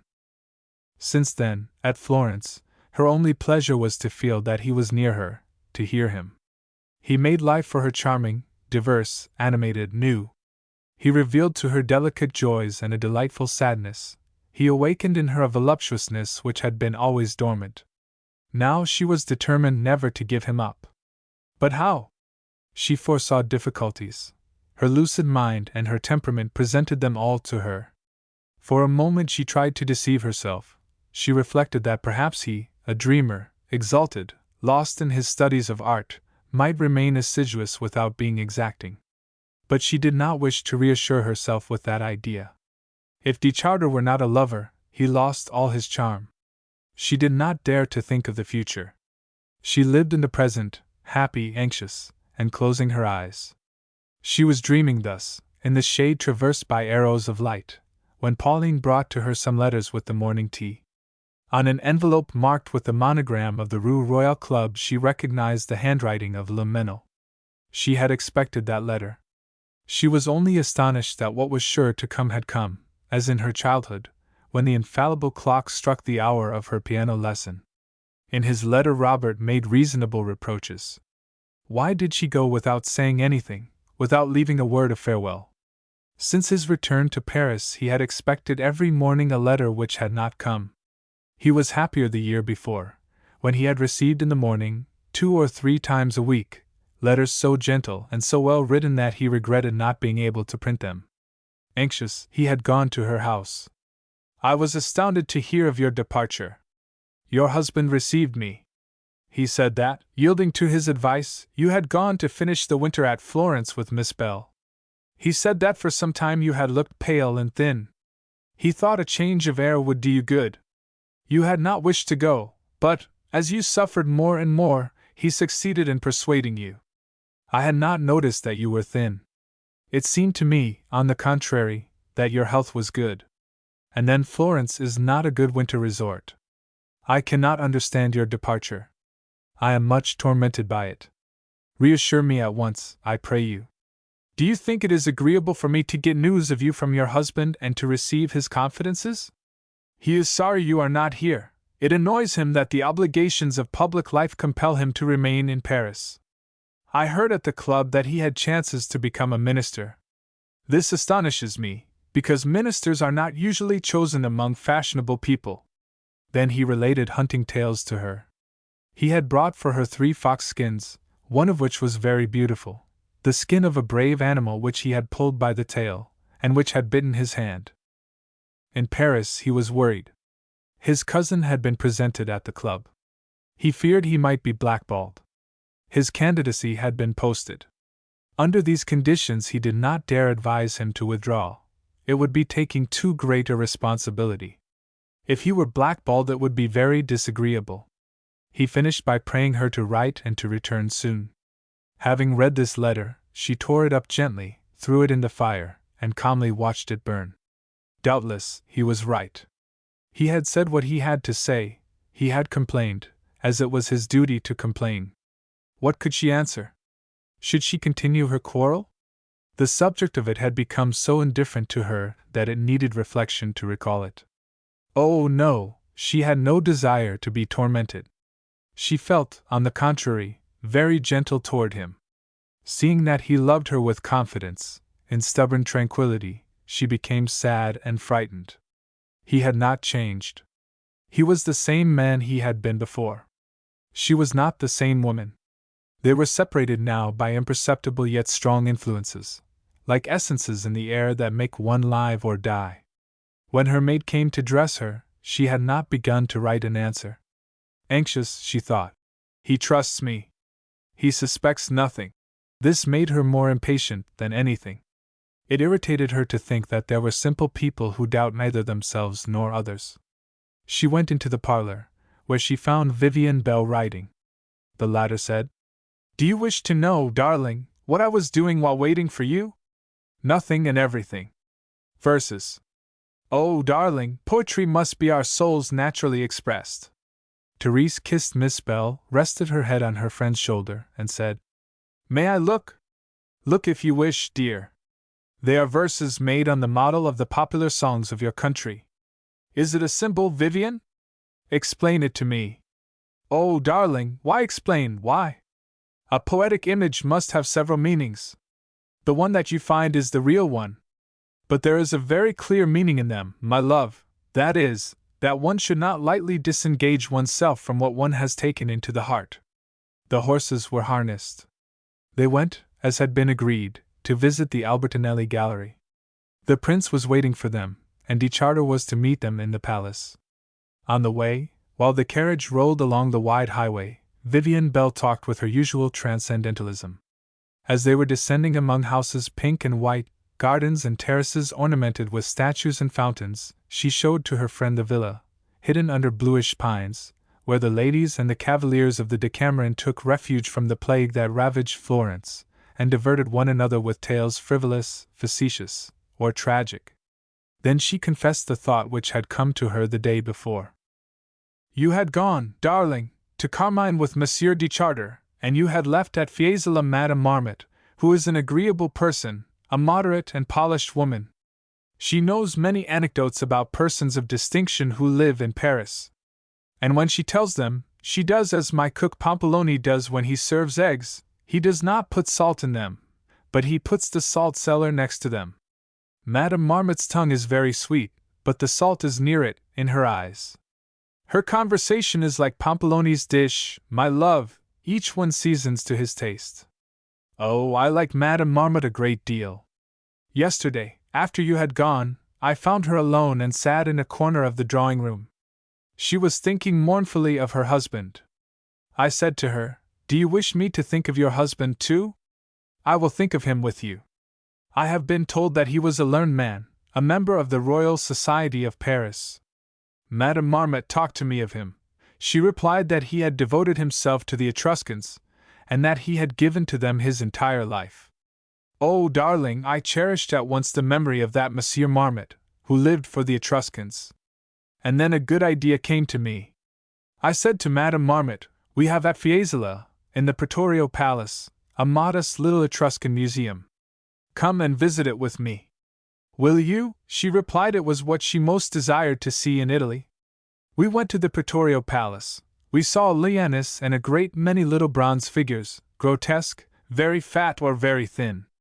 The Etruscans were a seriously gay people. They made bronze caricatures. But the monkeys, some afflicted with big stomachs, others astonished to show their bones, Madame Marmot looked at them with reluctant admiration. She contemplated them like, there is a beautiful French word that escapes me, like the monuments and the trophies of Monsieur Marmot." Madame Martin smiled. But she was restless. She thought the sky dull, the streets ugly, the passers-by common. "Oh, darling, the prince will be very glad to receive you in his palace." "I do not think so." "Why, darling, why?" "Because I do not please him much." Vivian Bell declared that the prince, on the contrary, was a great admirer of the Countess Martin. The horses stopped before the Albertinelli Palace. On the sombre facade were sealed those bronze rings which formerly, on festival nights, held rosin torches. These bronze rings mark, in Florence, the palaces of the most illustrious families. The palace had an air of lofty pride. The prince hastened to meet them, and led them through the empty salons into the gallery. He apologized for showing canvases which perhaps had not an attractive aspect. The gallery had been formed by Cardinal Giulio Albertinelli at a time when the taste for Guido and Carraccio, now fallen, had predominated. His ancestor had taken pleasure in gathering the works of the school of Bologna. But he would show to Madame Martin several paintings which had not displeased Miss Bell, among others a Montaigne. The Countess Martin recognized at once a banal and doubtful collection. She felt bored among the multitude of little paracels, showing in the darkness a bit of armor and a white horse. A valet presented a card. The prince read aloud the name of Jacques de Chartres. At that moment he was turning his back on the two visitors. His face wore the expression of cruel displeasure one finds on the marble busts of Roman emperors. De Chartres was on the staircase. The prince went toward him with a languid smile. He was no longer Nero, but Antinous. "I invited Monsieur de Chartres to come to the Albertinelli Palace," said Miss Bell. "I knew it would please you. He wished to see your gallery."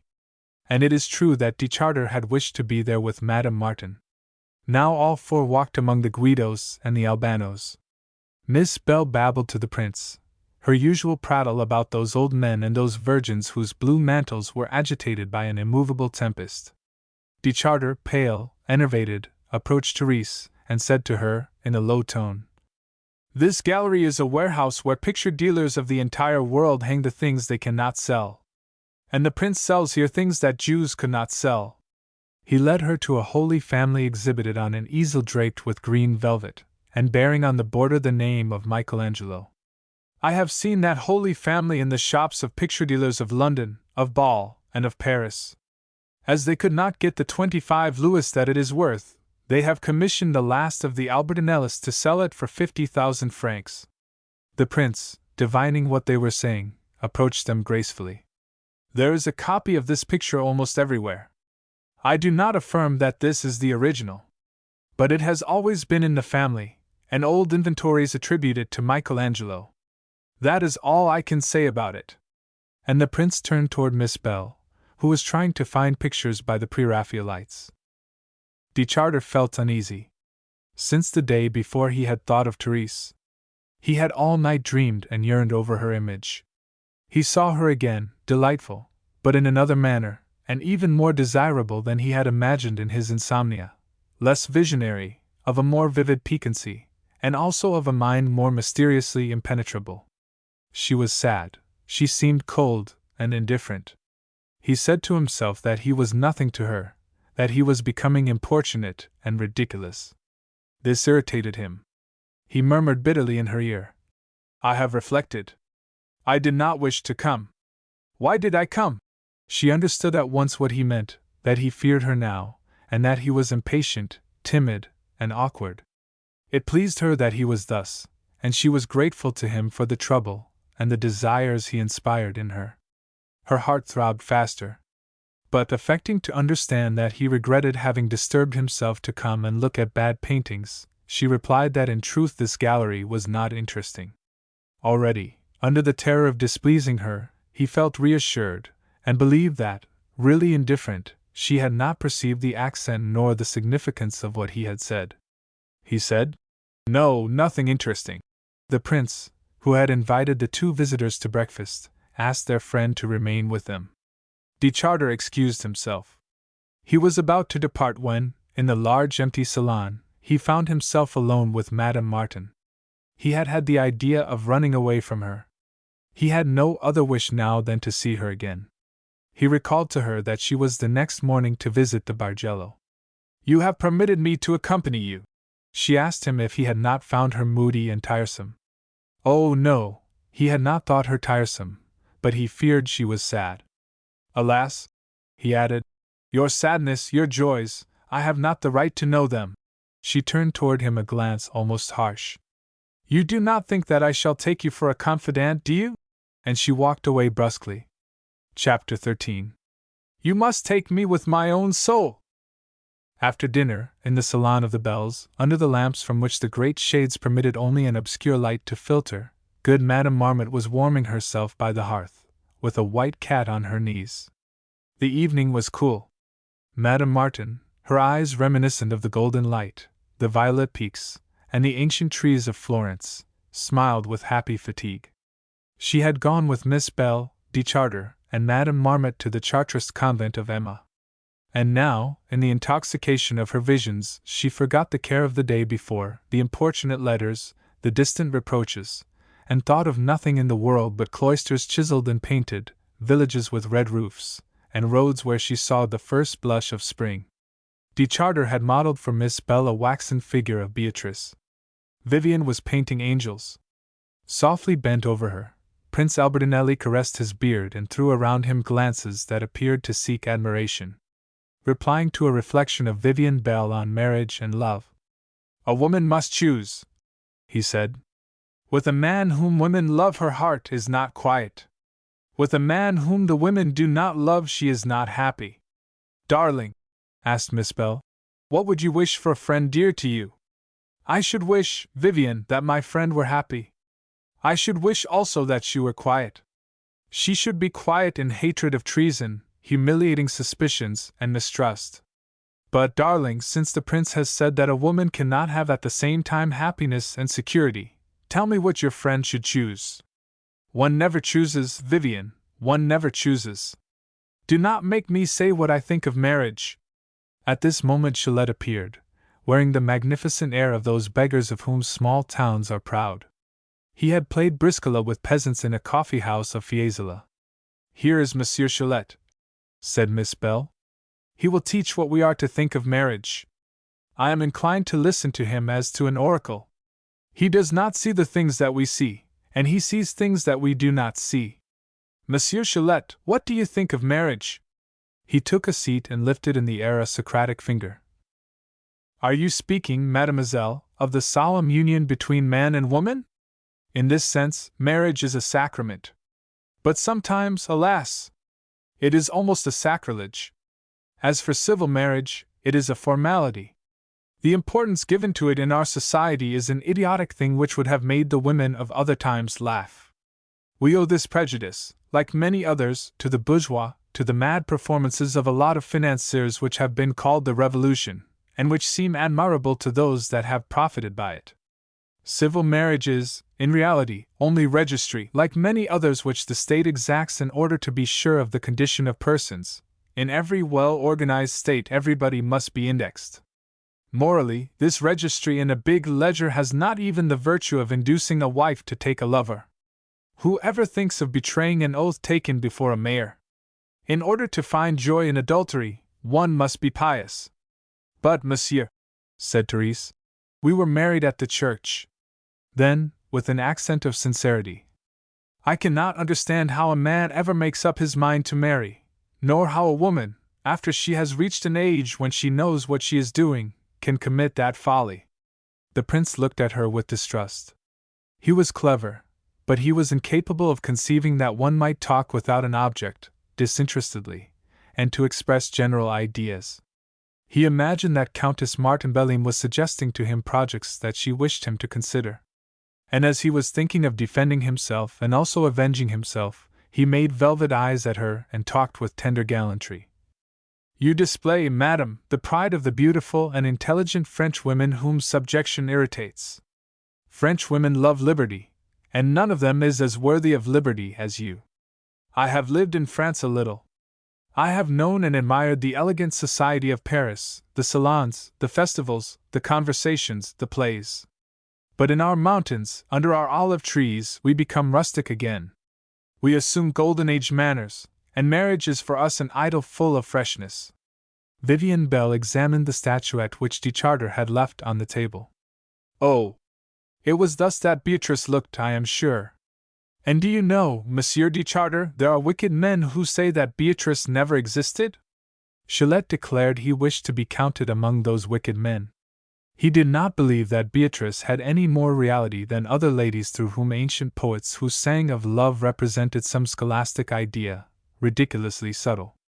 Impatient at praise which was not destined for himself, jealous of Dante as of the universe, a refined man of letters, Shalette continued. I suspect that the little sister of the angels never lived, except in the imagination of the poet. It seems a pure allegory, or rather, an exercise in arithmetic or a theme of astrology. Dante, who was a good doctor of Bologna and had many moons in his head, under his pointed cap, Dante believed in the virtue of numbers. That inflamed mathematician dreamed of figures, and his Beatrice is the flower of arithmetic, that is all. And he lighted his pipe. Vivian Bell exclaimed, "Oh, do not talk in that way, Monsieur Chalette. You grieve me much, and if our friend Monsieur Gebhard heard you, he would not be pleased with you. To punish you, Prince Albertinelli will read to you the canticle in which Beatrice explains the spots on the moon. Take the Divine Comedy, Eusebio. It is the white book which you see on the table. Open it and read it." During the prince's reading, de Charter, seated on the couch near Countess Martin, talked of Dante with enthusiasm as the best sculptor among the poets. He recalled to Therese the painting they had seen together 2 days before, on the door of the Servi, a fresco almost obliterated, where one hardly divined the presence of the poet wearing a laurel wreath, Florence, and the 7 circles. This was enough to exalt the artist. But she had distinguished nothing, she had not been moved. And then she confessed that Dante did not attract her. De Charter, accustomed to her sharing all his ideas of art and poetry, felt astonishment and some discontent. He said aloud, "There are many grand and strong things which you do not feel." Miss Bell, lifting her head, asked what were these things that darling did not feel, and when she learned that it was the genius of Dante, she exclaimed, in mock anger, "Oh, do you not honor the Father, the Master worthy of all praise, the God? I do not love you any more, darling. I detest you." And, as a reproach to Chalette and to the Countess Martin, she recalled the piety of that citizen of Florence who took from the altar the candles that had been lighted in honor of Christ, and placed them before the bust of Dante. The prince resumed his interrupted reading. De Charter persisted in trying to make Therese admire what she did not know. Certainly he would have easily sacrificed Dante and all the poets of the universe for her. But near him, tranquil, and an object of desire, she irritated him, almost without his realizing it, by the charm of her laughing beauty. He persisted in imposing on her his ideas, his artistic passions, even his fantasy, and his capriciousness. He insisted in a low tone, in phrases concise and quarrelsome. She said, "Oh, how violent you are!" Then he bent to her ear, and in an ardent voice, which he tried to soften, "You must take me with my own soul." Therese felt a shiver of fear mingled with joy. Chapter 14. The Avowal. Next day she said to herself that she would reply to Robert. It was raining. She listened languidly to the drops falling on the terrace. Vivian Bell, careful and refined, had placed on the table artistic stationery, sheets imitating the vellum of missals, others of pale violet powdered with silver dust, celluloid pens, white and light, which one had to manage like brushes, an iris ink which, on a page, spread a mist of azure and gold. Therese did not like such delicacy. It seemed to her not appropriate for letters which she wished to make simple and modest. When she saw that the name of friend, given to Robert on the first line, placed on the silvery paper, tinted itself like mother of pearl, a half-smile came to her lips. The first phrases were hard to write. She hurried the rest, said a great deal of Vivian Bell and of Prince Albertinelli, a little of Chalette, and that she had seen de Charter at Florence. She praised some pictures of the museums, but without discrimination, and only to fill the pages. She knew that Robert had no appreciation of painting, that he admired nothing except a little cuirassier by Detaille, bought at Goupil's. She saw again in her mind this cuirassier, which he had shown to her one day, with pride, in his bedroom, near the mirror, under family portraits. All this, at a distance, seemed to her petty and tiresome.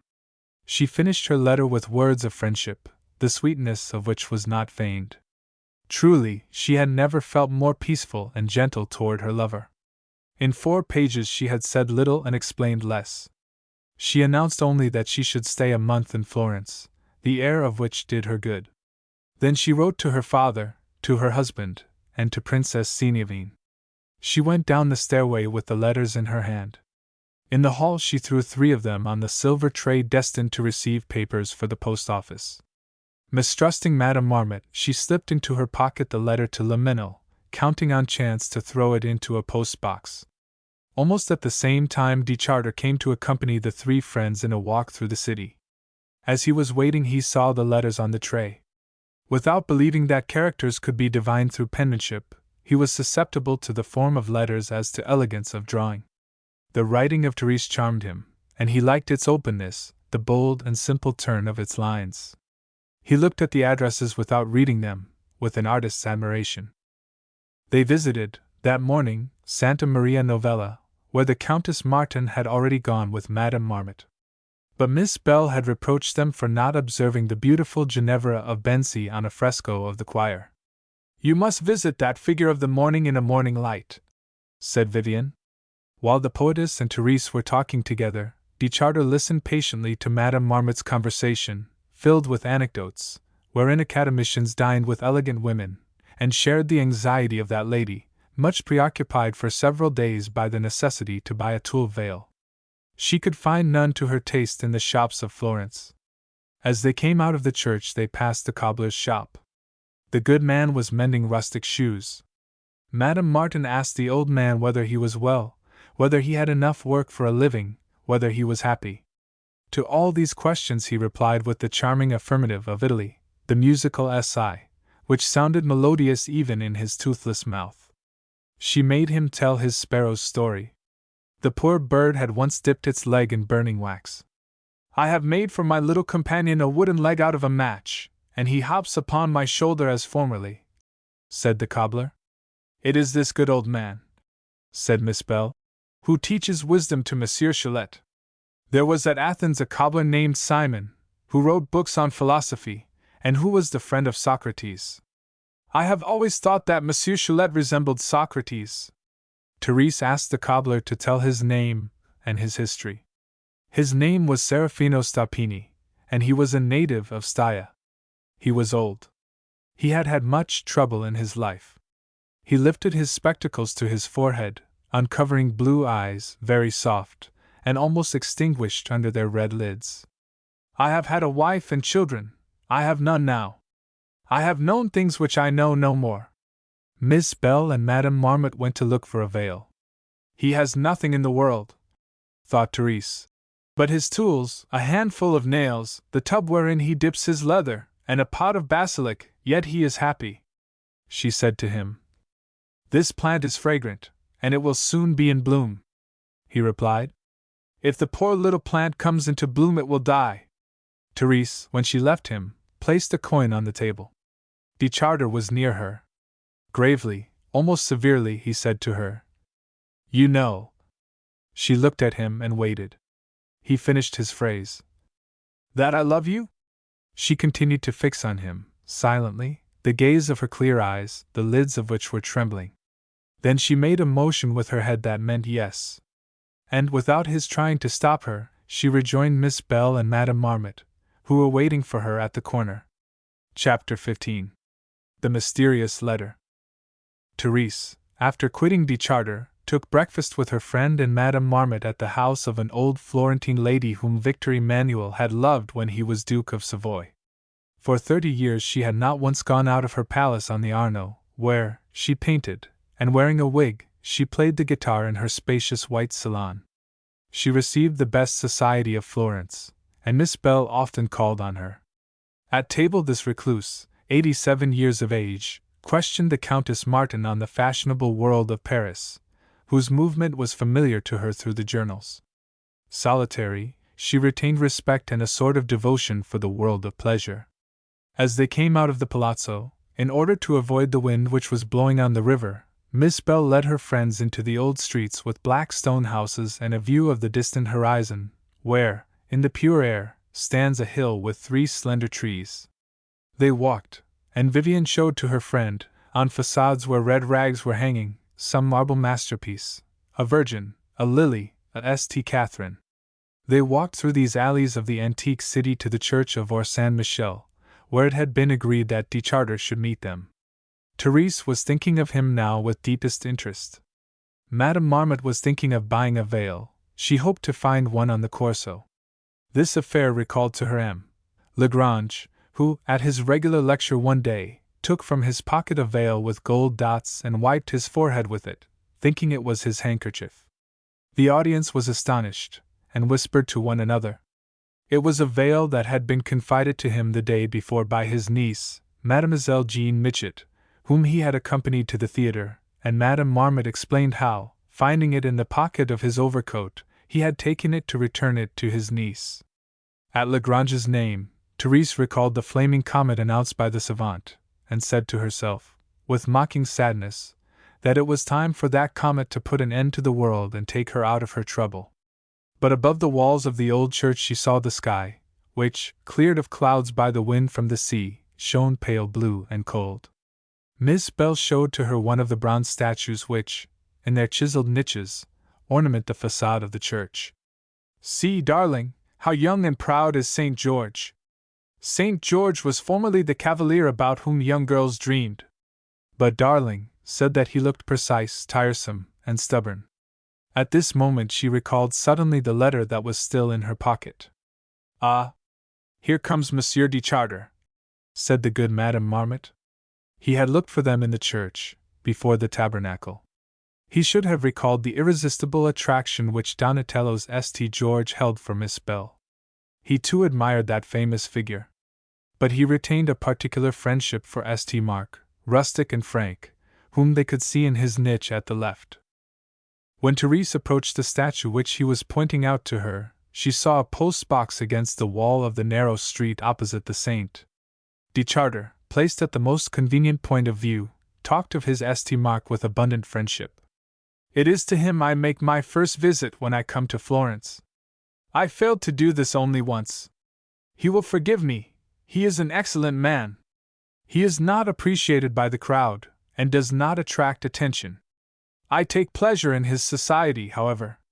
He is vivid. I understand that Donatello, after giving a soul to him, exclaimed, 'Mark, why do you not speak?'" Madame Marmot, tired of admiring St. Mark, and feeling on her face the burning wind, dragged Miss Bell toward Calzioli Street in search of a veil. Therese and de Charter remained. "I like him," continued the sculptor. "I like St. Mark because I feel in him, much more than in the St. George, the hand and mind of Donatello, who was a good workman. I like him even more today, because he recalls to me, in his venerable and touching candor, the old cobbler to whom you were speaking so kindly this morning." "Ah," she said, "I have forgotten his name. When we talk with Monsieur Cholet we call him Quintin Matsis, because he resembles the old men of that painter." As they were turning the corner of the church to see the facade, she found herself before the post-box, which was so dusty and rusty that it seemed as if the postman never came near it. She put her letter in it under the ingenuous gaze of St. Mark. De Charter saw her, and felt as if a heavy blow had been struck at his heart. He tried to speak, to smile, but the gloved hand which had dropped the letter remained before his eyes. He recalled having seen in the morning Theresa's letters on the hall tray. Why had she not put that one with the others? The reason was not hard to guess. He remained immovable, dreamy, and gazed without seeing. He tried to be reassured. Perhaps it was an insignificant letter which she was trying to hide from the tiresome curiosity of Madame Marmot. "Monsieur de Charter, it is time to rejoin our friends at the dressmaker's." Perhaps it was a letter to Madame Schmal, who was not a friend of Madame Marmot, but immediately he realized that this idea was foolish. All was clear. She had a lover. She was writing to him. Perhaps she was saying to him, "I saw de Charter today. The poor fellow is deeply in love with me." But whether she wrote that or something else, she had a lover. He had not thought of that. To know that she belonged to another made him suffer profoundly. And that hand, that little hand dropping the letter, remained in his eyes and made them burn. She did not know why he had become suddenly dumb and somber. When she saw him throw an anxious glance back at the post-box, she guessed the reason. She thought it odd that he should be jealous without having the right to be jealous, but this did not displease her.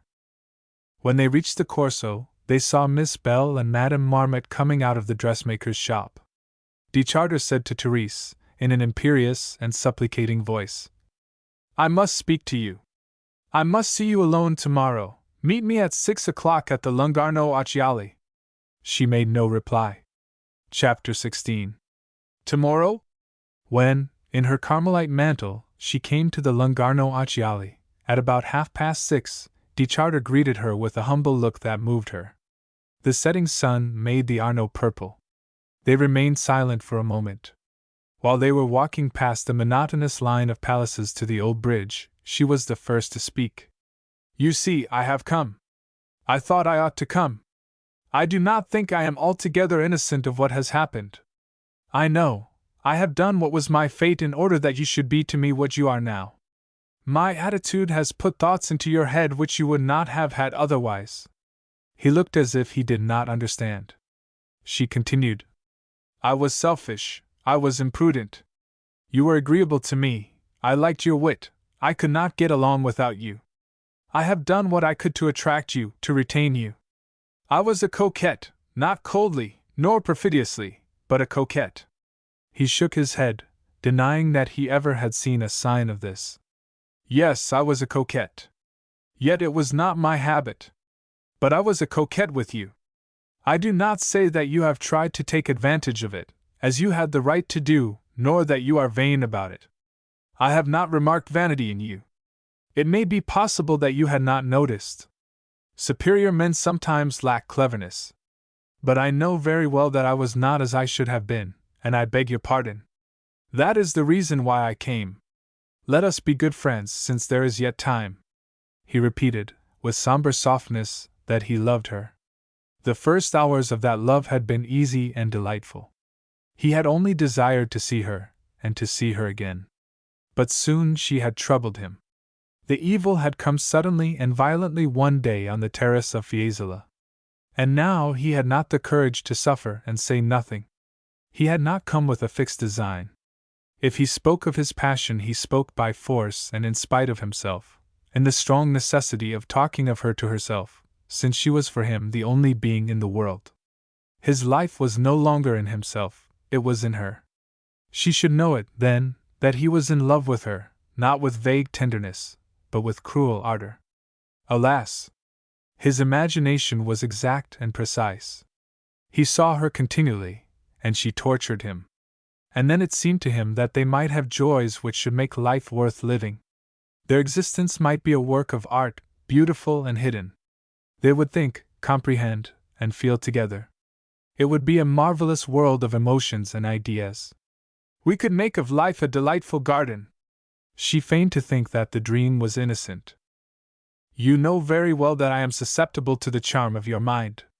It has become a necessity to see you and hear you. I have allowed this to be only too plain to you. Count upon my friendship and do not torment yourself." She extended her hand to him. He did not take it, but replied brusquely, "I do not desire your friendship. I will not have it. I must have you entirely or never see you again. You know that very well. Why do you extend your hand to me with derisive phrases? Whether you wished it or not, you have made me desperately in love with you. You have become my evil, my suffering, my torture, and you asked me to be an agreeable friend. Now you are coquettish and cruel. If you cannot love me, let me go. I will go, I do not know where, to forget and hate you. For I have against you a latent feeling of hatred and anger. Oh, I love you, I love you." She believed what he was saying, feared that he might go, and feared the sadness of living without him. She replied, "I found you in my path. I do not wish to lose you. No, I do not wish to lose you." Timid yet violent, he stammered. The words were stifled in his throat. Twilight descended from the far-off mountains, and the last reflections of the sun became pallid in the east. She said, "If you knew my life, if you had seen how empty it was before I knew you, you would know what you are to me, and would not think of abandoning me." But with the tranquil tone of her voice and with the rustle of her skirts on the pavement, she irritated him. He told her how he suffered. He knew now the divine malady of love.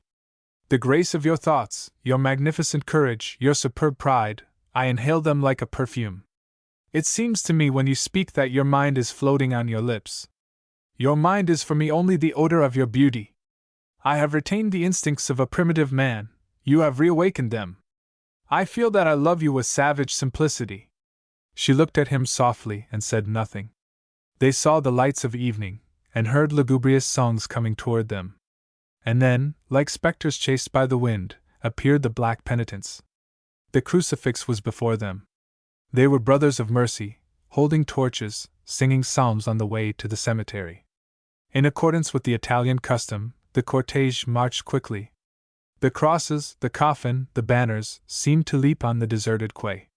Jacques and Therese stood against the wall in order that the funeral train might pass. The black avalanche had disappeared. There were women weeping behind the coffin carried by the black phantoms, who wore heavy shoes. Therese sighed. What will be the use of having tormented ourselves in this world? He looked as if he had not heard, and said, Before I knew you, I was not unhappy. I liked life. I was retained in it by dreams. I liked forms, and the mind informs, the appearances that caress and flatter. I had the joy of seeing and of dreaming. I enjoyed everything and depended upon nothing. My desires, abundant and light, I gratified without fatigue. I was interested in everything and wished for nothing. One suffers only through the will. Without knowing it, I was happy. Oh, it was not much, it was only enough to live. Now I have no joy in life. My pleasures, the interest that I took in the images of life and of art, the vivid amusement of creating with my hands the figures of my dreams, you have made me lose everything and have not left me even regret. I do not want my liberty and tranquility again. It seems to me that before I knew you I did not live, and now that I feel that I am living, I cannot live either far from you or near you. I am more wretched than the beggars we saw on the road to Emma. They had air to breathe, and I can breathe only you, whom I have not. Yet I am glad to have known you. That alone counts in my existence. A moment ago I thought I hated you. I was wrong, I adore you, and I bless you for the harm you have done me. I love all that comes to me from you. They were nearing the black trees at the entrance to San Nicola Bridge. On the other side of the river the vague fields displayed their sadness, intensified by night. Seeing that he was calm and full of a soft languor, she thought that his love, all imagination, had fled in words, and that his desires had become only a reverie. She had not expected so prompt a resignation. It almost disappointed her to escape the danger she had feared. She extended her hand to him, more boldly this time than before. Then, let us be friends. It is late. Let us return. Take me to my carriage. I shall be what I have been to you, an excellent friend. You have not displeased me.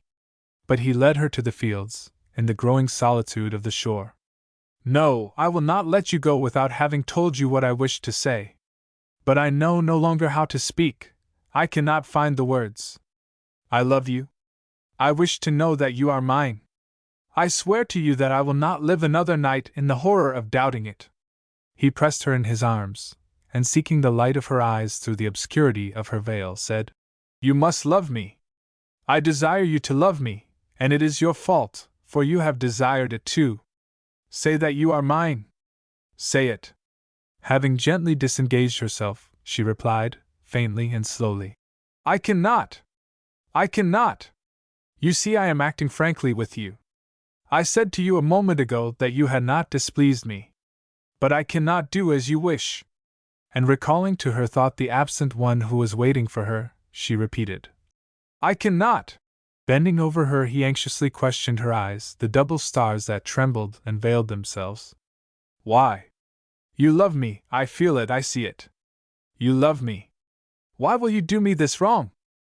He drew her to him, wishing to lay his soul, with his lips, on her veiled lips. She escaped him swiftly, saying, I cannot. Do not ask more. I cannot be yours. His lips trembled, his face was convulsed. He exclaimed, You have a lover, and you love him. Why do you mock me? I swear to you I have no desire to mock you, and that if I loved anyone in the world it would be you.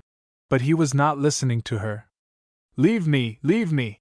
And he ran toward the dark fields. The Arno-formed lagoons, upon which the moon, half-veiled, shone fitfully. He walked through the water and the mud, with a step rapid, blind, like that of one intoxicated. She took fright and shouted. She called him. But he did not turn his head and made no answer. He fled with alarming recklessness. She ran after him. Her feet were hurt by the stones, and her skirt was heavy with water, but soon she overtook him. "What were you about to do?" He looked at her, and saw her fright in her eyes. "Do not be afraid," he said.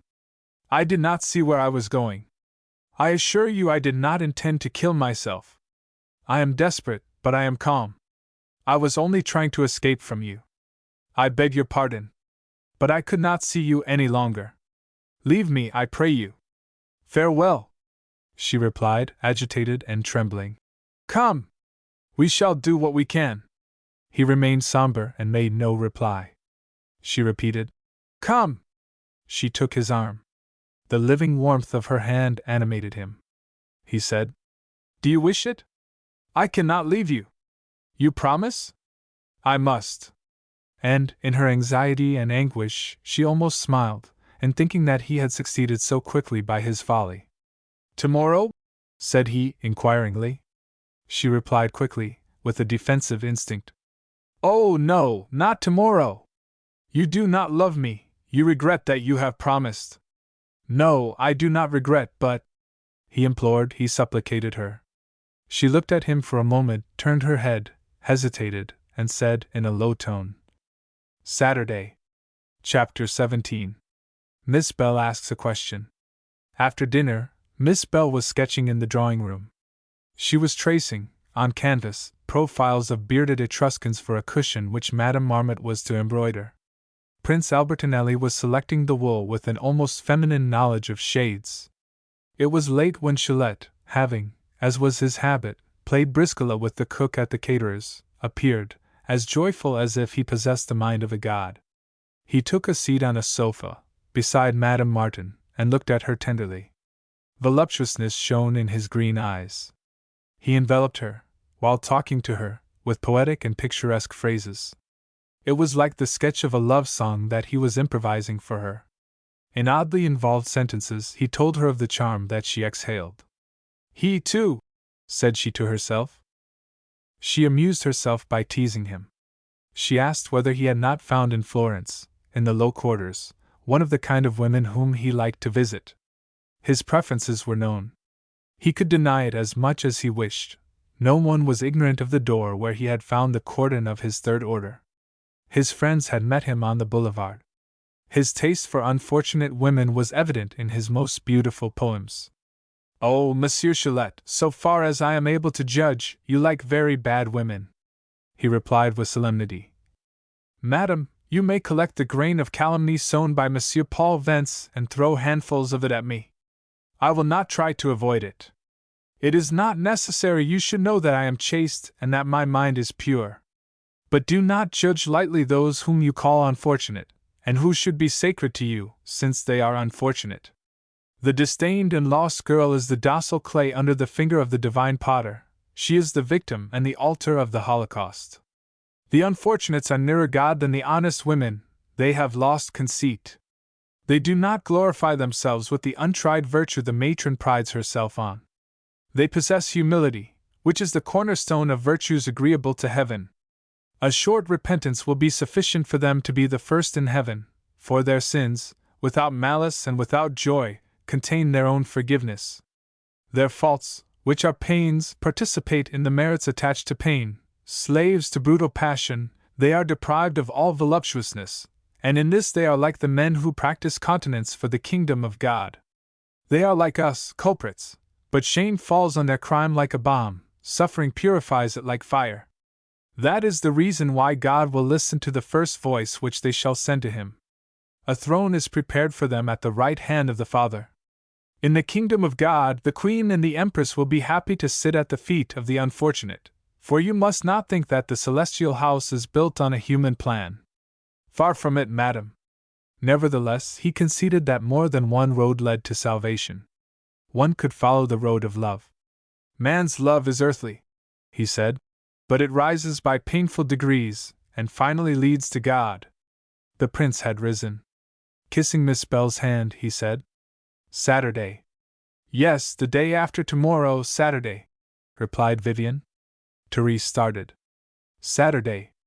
They were talking of Saturday quietly, as of an ordinary day. Until then she had not wished to think that Saturday would come so soon or so naturally. The guests had been gone for half an hour. Therese, tired, was thinking in her bed, when she heard a knock at the door of her room. The panel opened, and Vivian's little head appeared. "I am not intruding, darling? You are not sleepy?" No, Therese had no desire to sleep. She rose on her elbow. Vivian sat on the bed, so light that she made no impression on it. "Darling, I am sure you have a great deal of reason." "Oh, I am sure of it. You are reasonable in the same way that Monsieur Sabler is a violinist. He plays a little out of tune when he wishes. And you, too, when you are not quite logical, it is for your own pleasure. Oh, darling, you have a great deal of reason and of judgment, and I come to ask your advice." Astonished, and a little anxious, Therese denied that she was logical. She denied this very sincerely. But Vivian would not listen to her. "I have read François Rabelais a great deal, my love. It is in Rabelais and in Villon that I studied French. They are good old masters of language. But, darling, do you know the Pantagruel? Pantagruel is like a beautiful and noble city, full of palaces, in the resplendent dawn, before the street sweepers of Paris have come. The sweepers have not taken out the dirt, and the maids have not washed the marble steps. And I have seen that French women do not read the Pantagruel. You do not know it? Well, it is not necessary. In the Pantagruel, Panurge asks whether he must marry, and he covers himself with ridicule, my love. Well, I am quite as laughable as he, since I am asking the same question of you." Therese replied with an uneasiness she did not try to conceal. "As for that, my dear, do not ask me. I have already told you my opinion. But, darling, you have said that only men are wrong to marry. I cannot take that advice for myself." Madame Martin looked at the little boyish face and head of Miss Bell, which oddly expressed tenderness and modesty. Then she embraced her, saying, "Dear, there is not a man in the world exquisite and delicate enough for you." She added, with an expression of affectionate gravity, "You are not a child. If someone loves you, and you love him, do what you think you ought to do, without mingling interests and combinations that have nothing to do with sentiment. This is the advice of a friend." Miss Bell hesitated a moment. Then she blushed and arose. She had been a little shocked. Chapter 18.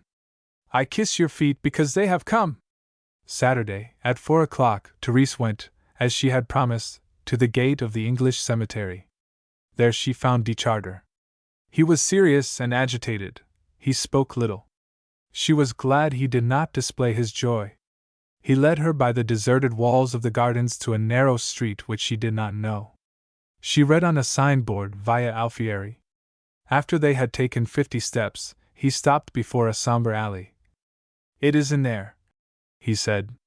She looked at him with infinite sadness. "You wish me to go in?" She saw he was resolute, and followed him without saying a word, into the humid shadow of the alley. He traversed the courtyard where the grass grew among the stones. In the back was a pavilion with 3 windows, with columns and a front ornamented with goats and nymphs. On the moss-covered steps he turned in the lock a key that creaked and resisted. He murmured, "It is rusty." She replied without thought, "All the keys are rusty in this country." They went up a stairway so silent that it seemed to have forgotten the sound of footsteps. He pushed open a door and made Therese enter the room. She went straight to a window opening on the cemetery.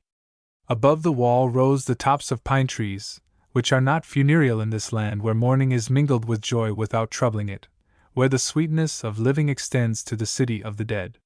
He took her hand and led her to an armchair. He remained standing, and looked at the room which he had prepared so that she would not find herself lost in it. Panels of old print cloth, with figures of comedy, gave to the walls the sadness of past gaieties. He had placed in a corner a dim pastel which they had seen together at an antiquary's, and which, for its shadowy grace, she called the shade of Rosalba. There was a grandmother's armchair, white chairs, and on the table painted cups and Venetian glasses. In all the corners were screens of colored paper, whereon were masks, grotesque figures, the light soul of Florence, of Bologna, and of Venice in the time of the Grand Dukes and of the last Doges. A mirror and a carpet completed the furnishings. He closed the window and lighted the fire. She sat in the armchair, and as she remained in it erect, he knelt before her, took her hands, kissed them, and looked at her with a wondering expression, timorous and proud. Then he pressed his lips to the tip of her boot. "What are you doing?" "I kiss your feet because they have come." He rose, drew her to him softly, and placed a long kiss on her lips. She remained inert, her head thrown back, her eyes closed. Her toque fell, her hair dropped on her shoulders. 2 hours later, when the setting sun made immeasurably longer the shadows on the stones, Therese, who had wished to walk alone in the city, found herself in front of the 2 obelisks of Santa Maria Novella without knowing how she had reached there. She saw at the corner of the square the old cobbler drawing his string with his eternal gesture. He smiled, bearing his sparrow on his shoulder. She went into the shop, and sat on a chair. She said in French, "Quentin Matsys, my friend, what have I done, and what will become of me?" He looked at her quietly, with laughing kindness, not understanding nor caring. Nothing astonished him. She shook her head. "What I did, my good Quentin, I did because he was suffering, and because I loved him.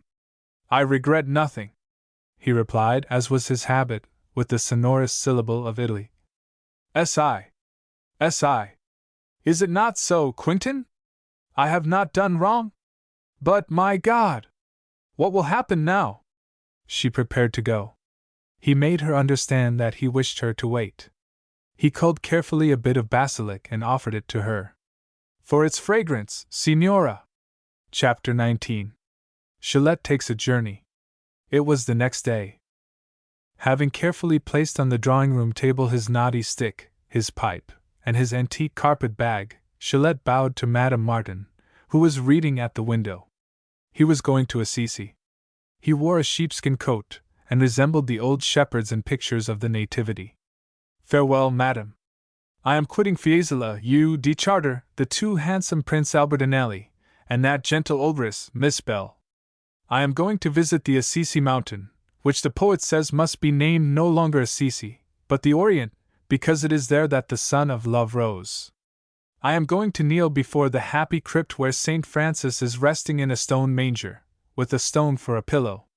For he would not even take out of this world a shroud, out of this world where he left the revelation of all joy and of all kindness. Farewell, Monsieur Gillette. Bring me a medal of St. Clara. I like St. Clara a great deal. You are right, madam, she was a woman of strength and prudence. When St. Francis, ill and almost blind, came to spend a few days at St. Damien, near his friend, she built with her own hands a hut for him in the garden. Pain, languor, and burning eyelids deprived him of sleep. Enormous rats came to attack him at night. Then he composed a joyous canticle in praise of our splendid brother the sun, and our sister the water, chaste, useful, and pure. My most beautiful verses have less charm and splendor. And it is just that it should be thus, for St. Francis's soul was more beautiful than his mind. I am better than all my contemporaries whom I have known, yet I am worth nothing. When St. Francis had composed his Song of the Sun, he rejoiced. He thought, we shall go, my brothers and I, into the cities, and stand in the public squares, with a lute, on the market day. Good people will come near us, and we shall say to them, we are the jugglers of God, and we shall sing a lay to you. If you are pleased, you will reward us. They will promise, and when we shall have sung, we shall recall their promise to them. We shall say to them, you owe a reward to us, and the one that we ask of you is that you love one another. Doubtless, to keep their word and not injure God's poor jugglers, they will avoid doing ill to others. Madame Martin thought St. Francis was the most amiable of the saints. His work, replied Gillette, was destroyed while he lived. Yet he died happy, because in him was joy with humility. He was, in fact, God's sweet singer. And it is right that another poor poet should take his task and teach the world true religion and true joy. I shall be that poet, madam, if I can despoil myself of reason and of conceit. For all moral beauty is achieved in this world through the inconceivable wisdom that comes from God and resembles folly. I shall not discourage you, Monsieur Gillette. But I am anxious about the fate which you reserve for the poor women in your new society. You will imprison them all in convents. I confess, replied Gillette, that they embarrass me a great deal in my project of reform. The violence with which one loves them is harsh and injurious. The pleasure they give is not peaceful, and does not lead to joy. I have committed for them, in my life, 2 or 3 abominable crimes of which no one knows. I doubt whether I shall ever invite you to supper, madam, in the new St. Mary of the Angels. He took his pipe, his carpet-bag, and his stick. The crimes of love shall be forgiven. Or rather, one cannot do evil when one loves purely. But sensual love is formed of hatred, selfishness, and anger as much as of passion. Because I found you beautiful one night, on this sofa, I was assailed by a cloud of violent thoughts. I had come from the albergo, where I had heard Miss Bell's cook improvise magnificently 1,200 verses on spring. I was inundated by a celestial joy which the sight of you made me lose. It must be that a profound truth is enclosed in the curse of Eve. For, near you, I felt reckless and wicked. I had soft words on my lips. They were lies. I felt that I was your adversary and your enemy. I hated you. When I saw you smile, I felt a desire to kill you. Truly? Oh, madam, it is a very natural sentiment, which you must have inspired more than once. But common people feel it without being conscious of it, while my vivid imagination represents me to myself incessantly. I contemplate my mind, at times splendid, often hideous. If you had been able to read my mind that night, you would have screamed with fright. Therese smiled. Farewell, Monsieur Gillette. Do not forget my medal of St. Clara. He placed his bag on the floor, raised his arm, and pointed his finger. You have nothing to fear from me.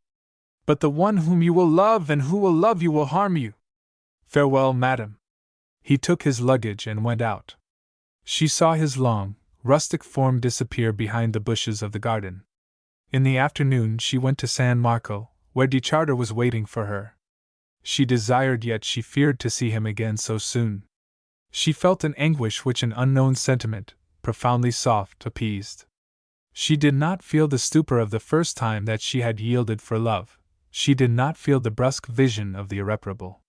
She was under influences slower, more vague, and more powerful. This time a charming reverie bathed the reminiscence of the caresses which she had received. She was full of trouble and anxiety, but she felt no regret. She had acted less through her will than through a force which she divined to be higher. She absolved herself because of her disinterestedness. She counted on nothing, having calculated nothing. Doubtless, she had been wrong to yield, since she was not free, but she had exacted nothing. Perhaps she was for him only a violent caprice. She did not know him. She had not one of those vivid imaginations that surpass immensely, in good as in evil, common mediocrity. If he went away from her and disappeared, she would not reproach him for it. At least, she thought not. She would keep the reminiscence, and the imprint of the rarest and most precious thing one may find in the world. Perhaps he was incapable of real attachment. He thought he loved her. He had loved her for an hour. She dared not wish for more, in the embarrassment of the false situation which irritated her frankness and her pride, and which troubled the lucidity of her intelligence. While the carriage was carrying her to San Marco, she persuaded herself that he would say nothing to her of the day before, and that the room from which one could see the pines rise to the sky would leave to them only the dream of a dream. He extended his hand to her. Before he had spoken, she saw in his look that he loved her as much now as before, and she perceived at the same time that she wished him to be thus.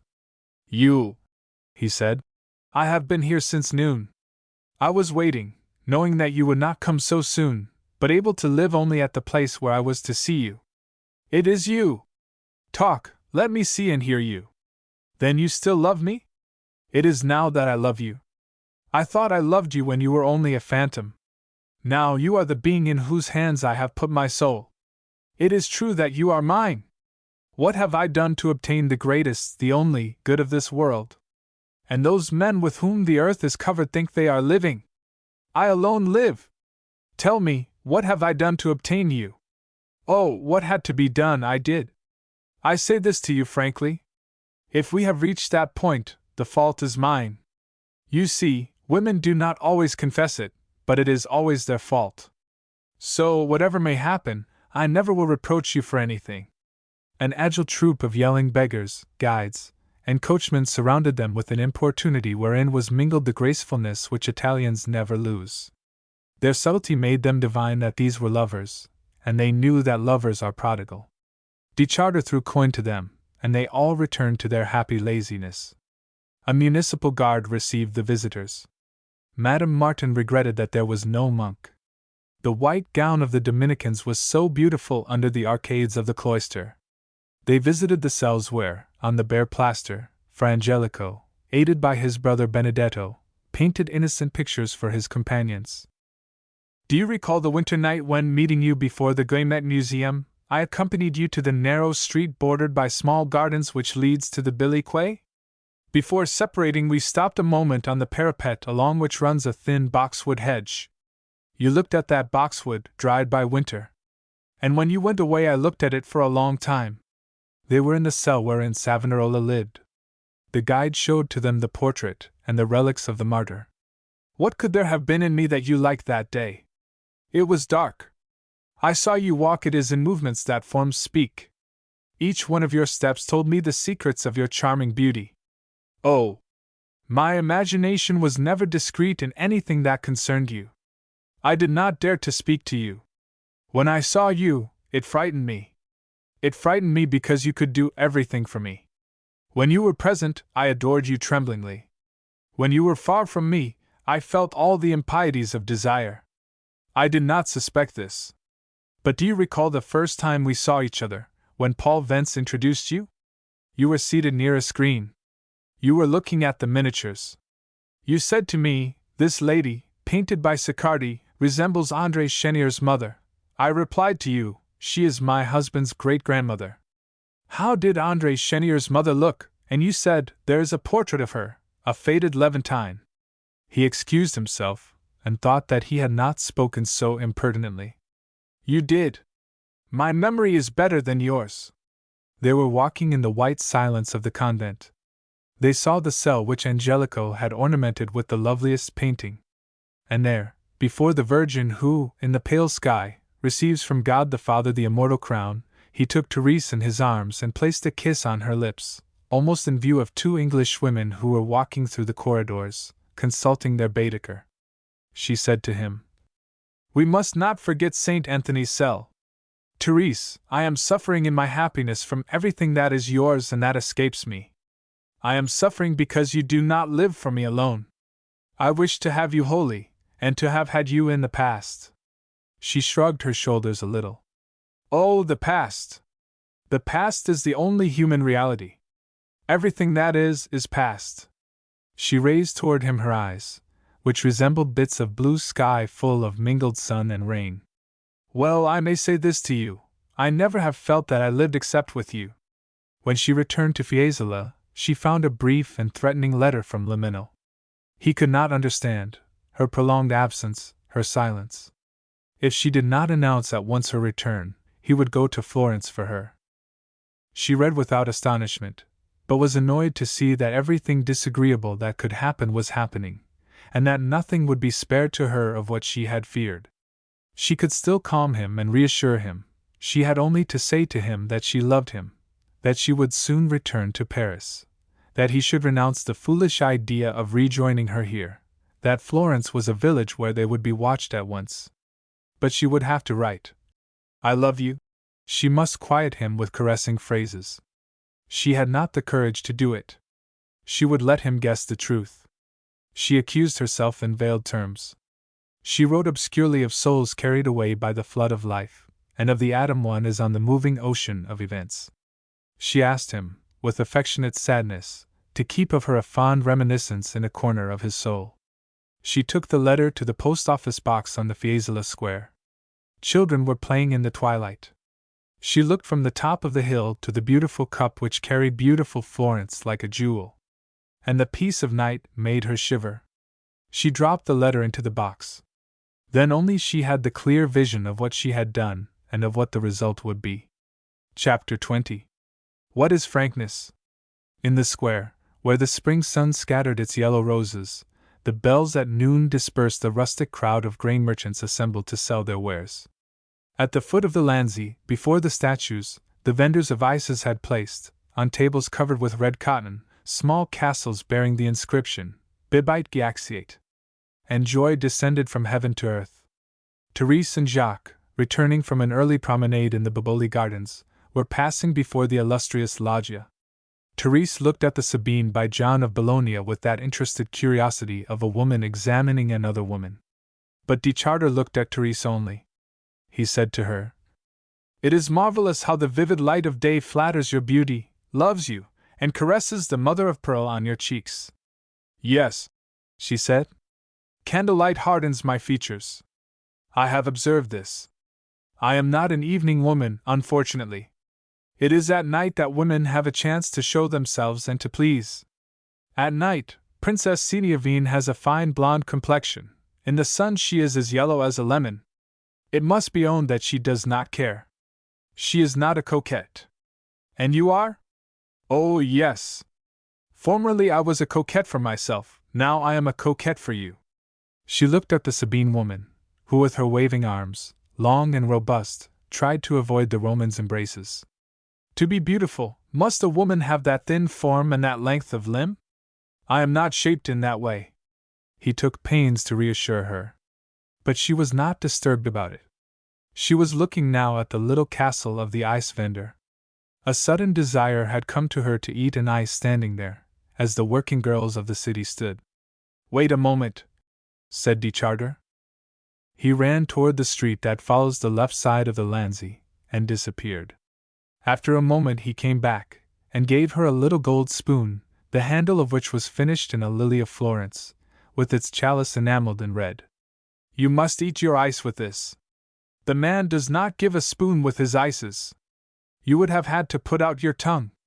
It would have been pretty, but you are not accustomed to it."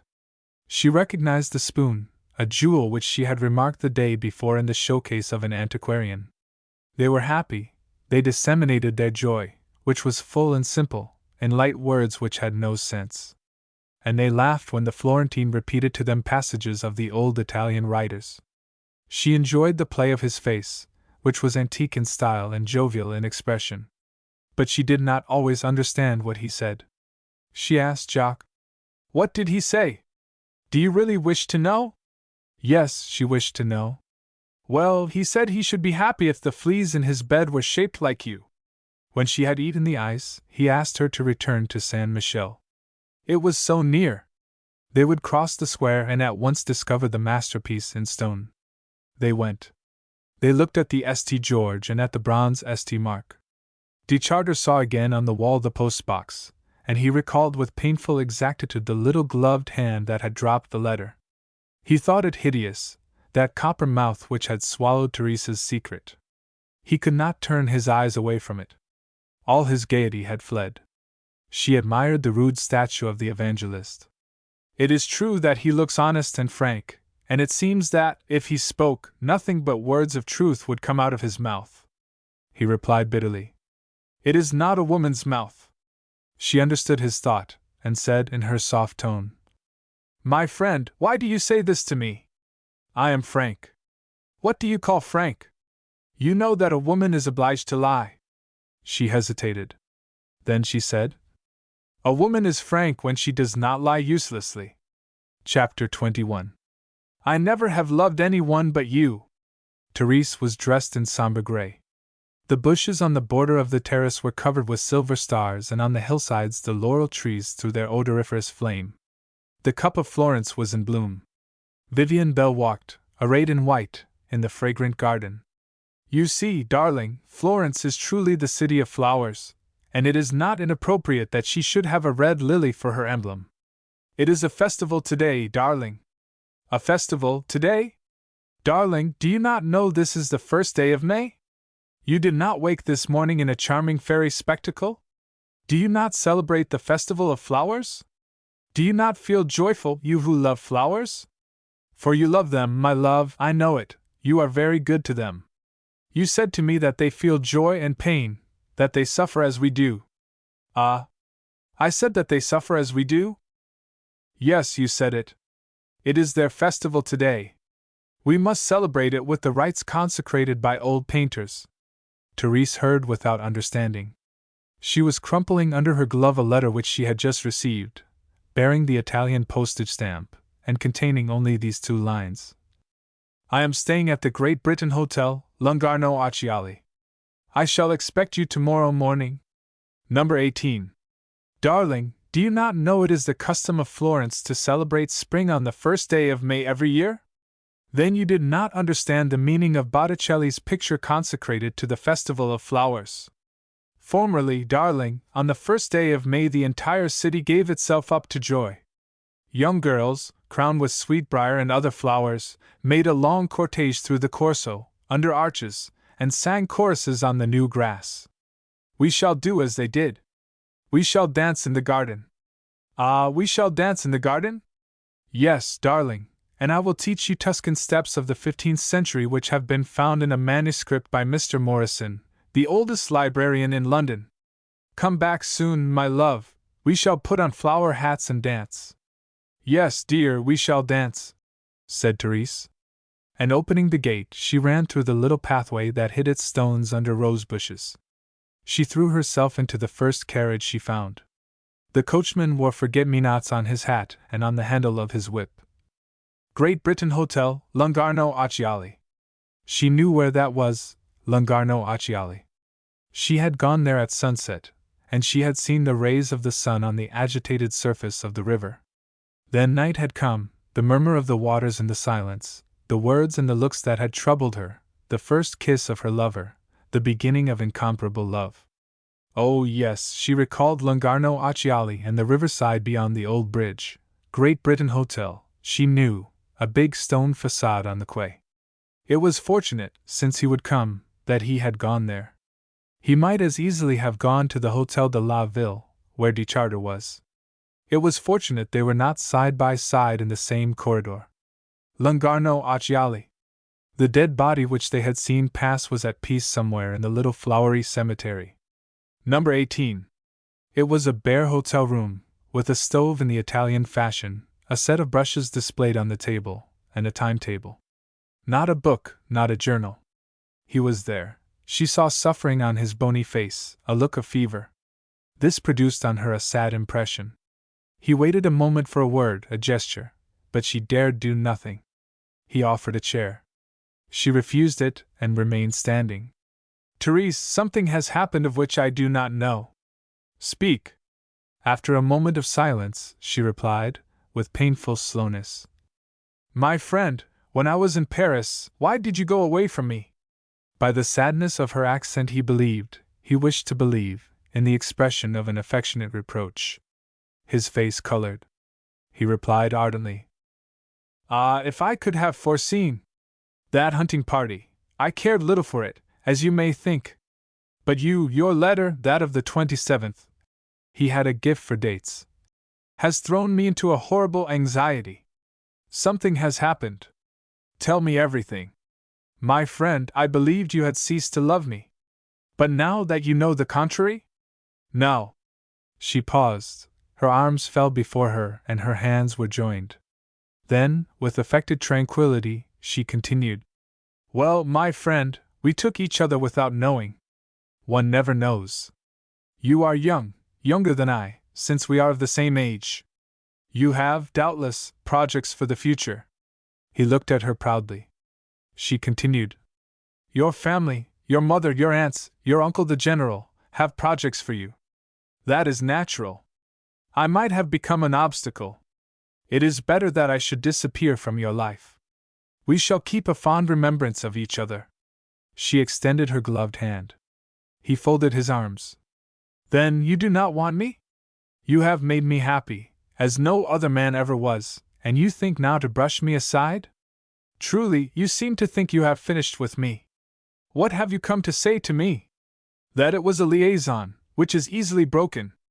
That people take each other, quit each other, well, no. You are not a person whom one can easily quit. Yes, said Therese. You had perhaps given me more of your heart than one does ordinarily in such 180 cases. I was more than an amusement for you. But if I am not the woman you thought I was, if I have deceived you, if I am frivolous, you know people have said so, well, if I have not been to you what I should have been. She hesitated, and continued in a brave tone, contrasting with what she said. If, while I was yours, I have been led astray, if I have been curious, if I say to you that I was not made for serious sentiment. He interrupted her. You are not telling the truth. No, I am not telling the truth. And I do not know how to lie. I wish to spoil our past. I was wrong. It was, you know what it was. But, I have always told you I was not sure of myself. There are women, it is said, who are sure of themselves. I warned you that I was not like them. He shook his head violently, like an irritated animal. What do you mean? I do not understand. I understand nothing. Speak clearly. There is something between us. I do not know what. I demand to know what it is. What is it? There is the fact that I am not a woman sure of herself, and that you should not rely on me. No, you should not rely on me. I had promised nothing, and then, if I had promised, what are words? You do not love me. Oh, you love me no more. I can see it. But it is so much the worse for you. I love you. You should not have given yourself to me. Do not think that you can take yourself back. I love you and I shall keep you. So you thought you could get out of it very quietly? Listen a moment. You have done everything to make me love you, to attach me to you, to make it impossible for me to live without you. 6 weeks ago you asked for nothing better? You were everything for me, I was everything for you. And now you desire suddenly that I should know you no longer, that you should be to me a stranger, a lady whom one meets in society. Ah, you have a fine audacity. Have I dreamed? All the past is a dream? I invented it all? Oh, there can be no doubt of it. You loved me. I feel it still. Well, I have not changed. I am what I was, you have nothing to complain of. I have not betrayed you for other women.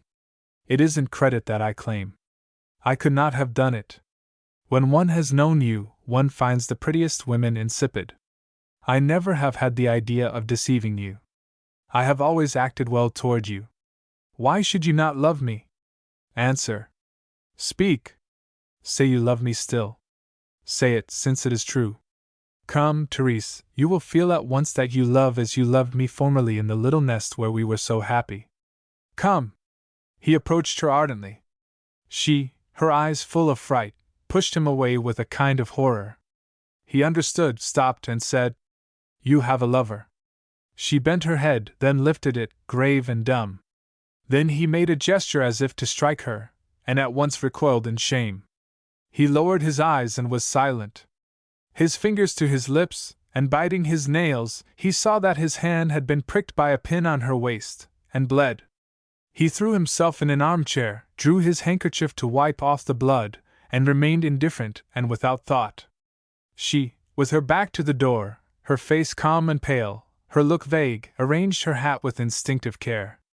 At the noise, formerly delicious, that the rustle of her skirts made, he started, looked at her, and asked furiously, Who is he? I will know. She did not move. She replied with soft firmness, I have told you all I can. Do not ask more, it would be useless. He looked at her with a cruel expression which she had never seen before. Oh, do not tell me his name. It will not be difficult for me to find it. She said not a word, saddened for him, anxious for another, full of anguish and fear, and yet without regret, without bitterness, because her real soul was elsewhere. He had a vague sensation of what passed in her mind. In his anger to see her so sweet and so serene, to find her beautiful, and beautiful for another, he felt a desire to kill her, and he shouted at her. Go! Then, weakened by this effort of hatred, which was not natural to him, he buried his head in his hands and sobbed. His pain touched her, gave her the hope of quieting him. She thought she might perhaps console him for her loss. Amicably and comfortably she seated herself beside him. My friend, blame me. I am to blame, but more to be pitied. Disdain me if you wish, if one can disdain an unfortunate creature who is the plaything of life. In fine, judge me as you wish. But keep for me a little friendship in your anger, a little bittersweet reminiscence, something like those days of autumn when there is sunlight and strong wind. That is what I deserve. Do not be harsh to the agreeable but frivolous visitor who passed through your life. Bid good-bye to me as to a traveler who goes one knows not where, and who is sad. There is so much sadness in separation. You were irritated against me a moment ago. Oh, I do not reproach you for it. I only suffer for it. Reserve a little sympathy for me. Who knows? The future is always unknown. It is very gray and obscure before me. Let me say to myself that I have been kind, simple, frank with you, and that you have not forgotten it. In time you will understand, you will forgive. Today have a little pity. He was not listening to her words. He was appeased simply by the caress of her voice, of which the tone was limpid and clear. He exclaimed, "You do not love him. I am the one whom you love." Then she hesitated.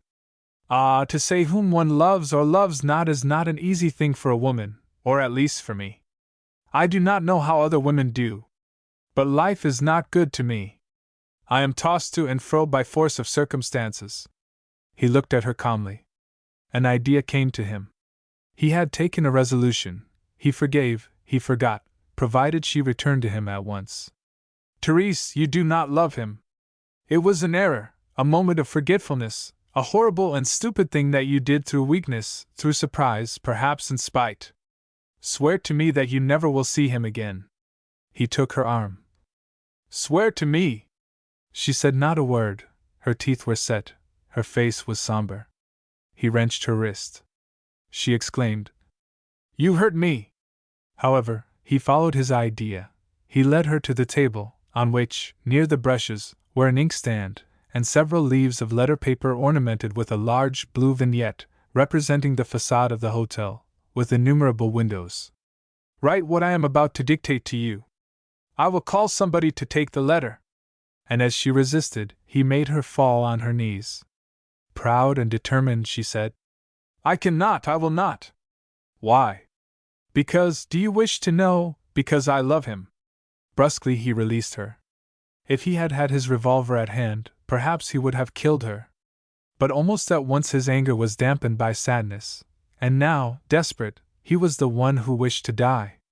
Is what you say true? Is it possible? How do I know? Can I say? Do I understand? Have I an idea, a sentiment, about anything?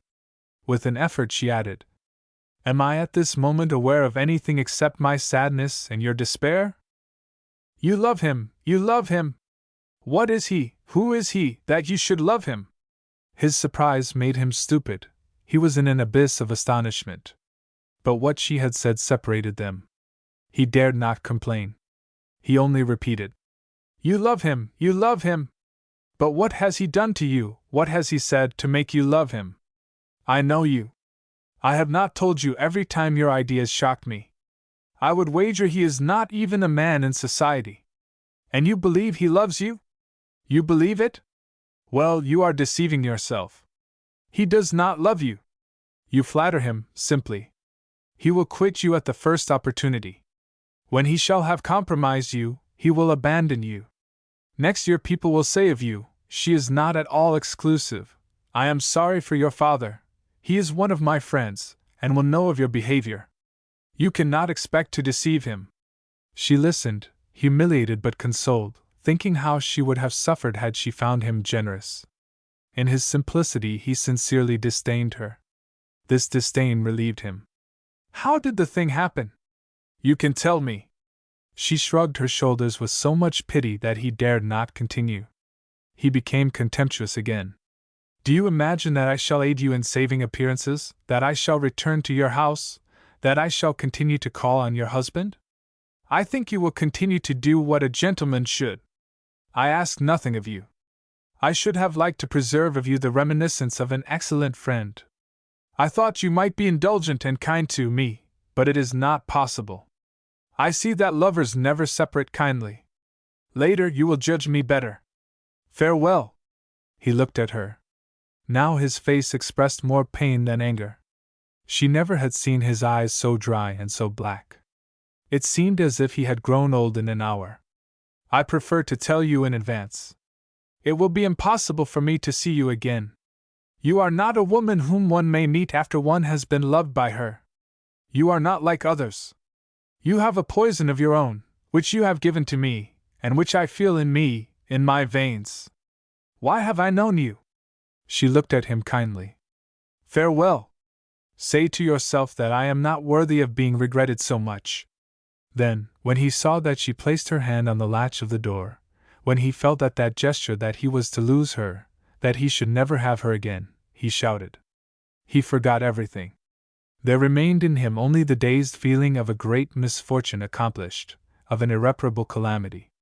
And from the depth of his stupor a desire ascended. He desired to possess again the woman who was leaving him and who would never return. He drew her to him. He desired her, with all the strength of his animal nature. She resisted with all the force of her will, which was free and on the alert. She disengaged herself, crumpled, torn, without even having been afraid. He understood that everything was useless.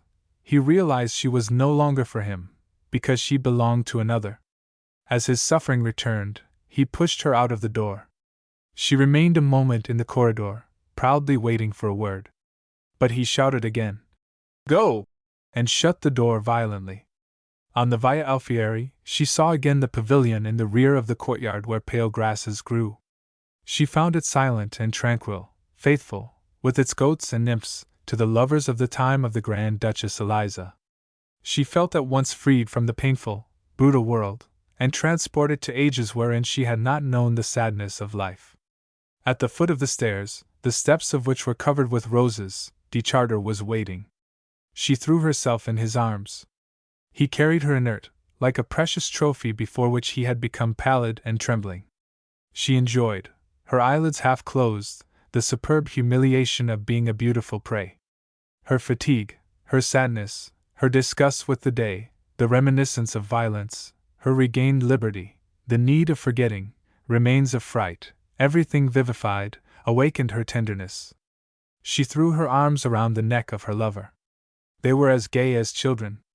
They laughed, said tender nothings, played, ate lemons, oranges, and other fruits piled up near them on painted plates. Her lips, half open, showed her brilliant teeth. She asked, with coquettish anxiety, if he were not disillusioned after the beautiful dream he had made of her. In the caressing light of the day, for the enjoyment of which he had arranged, he contemplated her with youthful joy. He lavished praise and kisses upon her. They forgot themselves in caresses, in friendly quarrels, in happy glances. He asked her how a little red mark on her temple had come there. She replied that she had forgotten, that it was nothing. She hardly lied, she had really forgotten. They recalled to each other their short but beautiful history, all their life, which began upon the day when they had met. You know, on the terrace, the day after your arrival, you said vague things to me. I guessed that you loved me. I was afraid to seem stupid to you. You were a little. It was my triumph. It made me impatient to see you so little troubled near me. I loved you before you loved me. Oh, I do not blush for it. He gave her a glass of Asti. But there was a bottle of Trasimene. She wished to taste it, in memory of the lake which she had seen silent and beautiful at night in its opal cup. That was when she had first visited Italy, 6 years before. He chided her for having discovered the beauty of things without his aid. She said, "Without you, I did not know how to see anything. Why did you not come to me before?" He closed her lips with a kiss. Then she said, "Yes, I love you. Yes, I never have loved anyone but you." Chapter 22. A meeting at the station. Lemenil had written, "I leave tomorrow evening at 7 o'clock. Meet me at the station." She had gone to meet him. She saw him in long coat and cape, precise and calm, in front of the hotel stages. He said only, "Ah, you have come. But, my friend, you called me." He did not confess that he had written in the absurd hope that she would love him again and that the rest would be forgotten, or that she would say to him, "It was only a trial of your love." If she had said so, he would have believed her, however. Astonished because she did not speak, he said dryly, "What have you to say to me? It is not for me to speak, but for you. I have no explanations to give you. I have not to justify a betrayal. My friend, do not be cruel, do not be ungrateful. This is what I had to say to you. And I must repeat that I leave you with the sadness of a real friend. Is that all? Go and say this to the other man. It will interest him more than it interests me. You called me, and I came, do not make me regret it. I am sorry to have disturbed you. You could doubtless find a better employment for your time. I will not detain you. Rejoin him, since you are longing to do so." At the thought that his unhappy words expressed a moment of eternal human pain, and that tragedy had illustrated many similar griefs, she felt all the sadness and irony of the situation, which a curl of her lips betrayed. He thought she was laughing.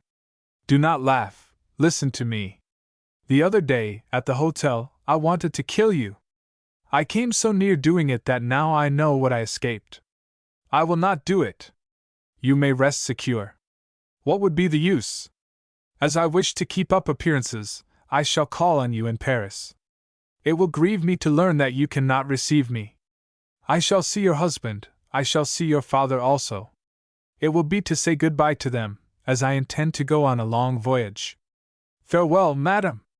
At the moment when he turned his back to her, Therese saw Miss Bell and Prince Albertinelli coming out of the freight station toward her. The prince was very handsome. Vivian was walking by his side with the lightness of chaste joy. "Oh, darling, what a pleasant surprise to find you here.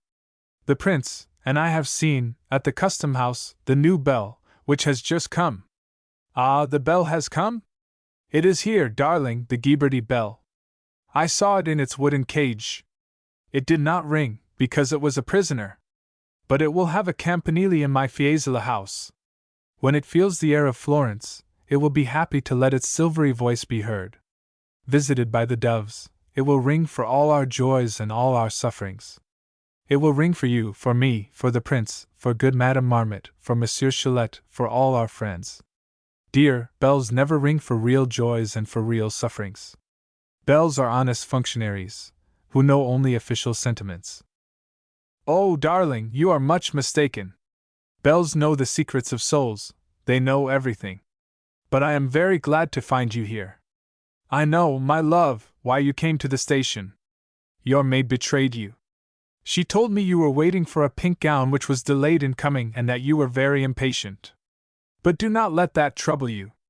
You are always beautiful, my love." She made Madame Martin enter her wagon. "Come, quick, darling. Monsieur Jacques de Charter dines at the house tonight, and I should not like to make him wait." And while they were driving through the silence of the night, through the pathways full of the fresh perfume of wildflowers, she said, "Do you see over there, darling, the black distaffs of the Fates, the cypresses of the cemetery? It is there I wish to sleep." But Therese thought anxiously. They saw him. Did they recognize him? I think not. The place was dark, and had only little blinding lights. Did she know him? I do not recall whether she saw him at my house last year. What made her anxious was a sly smile on the prince's face. "Darling, do you wish a place near me in that rustic cemetery? Shall we rest side by side under a little earth and a great deal of sky? But I do wrong to extend to you an invitation which you cannot accept. It will not be permitted to you to sleep your eternal sleep at the foot of the hill of Fiesole, my love. You must rest in Paris, in a handsome tomb, by the side of Count Martin Belleam." "Why? Do you think, dear, that the wife must be united to her husband even after death?" "Certainly she must, darling. Marriage is for time and for eternity. Do you not know the history of a young pair who loved each other in the province of Auvergne? They died almost at the same time, and were placed in two tombs separated by a road. But every night a sweetbriar bush threw from one tomb to the other its flowery branches. The two coffins had to be buried together. When they had passed the Badia, they saw a procession coming up the side of the hill. The wind blew on the candles borne in gilded wooden candlesticks. The girls of the societies, dressed in white and blue, carried painted banners. Then came a little St. John, blond, curly-haired, nude, under a lamb's fleece which showed his arms and shoulders, and a St. Mary Magdalene, 7 years old, crowned only with her waving golden hair. The people of Fiesole followed. Countess Martin recognized Shalette among them. With a candle in one hand, a book in the other, and blue spectacles on the end of his nose, he was singing. His unkempt beard moved up and down with the rhythm of the song. In the harshness of light and shade that worked in his face, he had an air that suggested a solitary monk capable of accomplishing a century of penance. "How amusing he is!" said Therese. "He is making a spectacle of himself for himself. He is a great artist." "Darling, why will you insist that Monsieur Shalette is not a pious man?" "Why? There is much joy and much beauty in faith. Poets know this. If Monsieur Shalette had not faith, he could not write the admirable verses that he does. And you, dear, have you faith?" "Oh, yes, I believe in God and in the word of Christ." Now the banners and the white veils had disappeared down the road. But one could see on the bald cranium of Shalette the flame of the candle reflected in rays of gold. De Charter, however, was waiting alone in the garden. Therese found him resting on the balcony of the terrace where he had felt the first sufferings of love. While Miss Belle and the prince were trying to fix upon a suitable place for the campanile, De Charter led his beloved under the trees. "You promised me that you would be in the garden when I came. I have been waiting for you an hour, which seemed eternal. You were not to go out. Your absence has surprised and grieved me." She replied vaguely that she had been compelled to go to the station, and that Miss Belle had brought her back in the wagon. He begged her pardon for his anxiety, but everything alarmed him. His happiness made him afraid. They were already at table when Shalette appeared, with the face of an antique satyr. A terrible joy shone in his phosphorus eyes. Since his return from Assisi, he lived only among paupers, drank Chianti all day with girls and artisans to whom he taught the beauty of joy and innocence, the advent of Jesus Christ, and the imminent abolition of taxes and military service.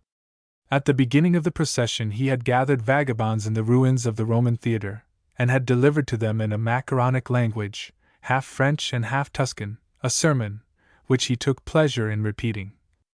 "Kings, senators, and judges have said the life of nations is in us. Well, they lie, and they are the coffin saying, I am the cradle. The life of nations is in the crops of the fields yellowing under the eye of the Lord. It is in the vines, and in the smiles and tears with which the sky bathes the fruits on the trees. The life of nations is not in the laws, which were made by the rich and powerful for the preservation of riches and power.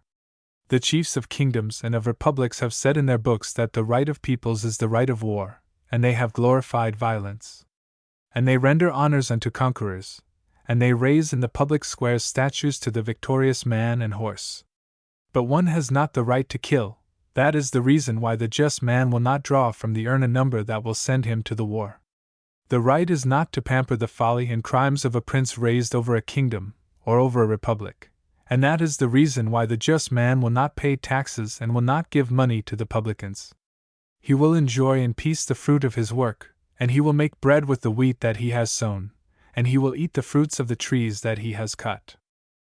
"Ah, Monsieur Shalette," said Prince Albertinelli gravely, "you are right to take interest in the state of our unfortunate fields, which taxes exhaust. What fruit can be drawn from a soil taxed to 33% of its net income? The master and the servants are the prey of the publicans."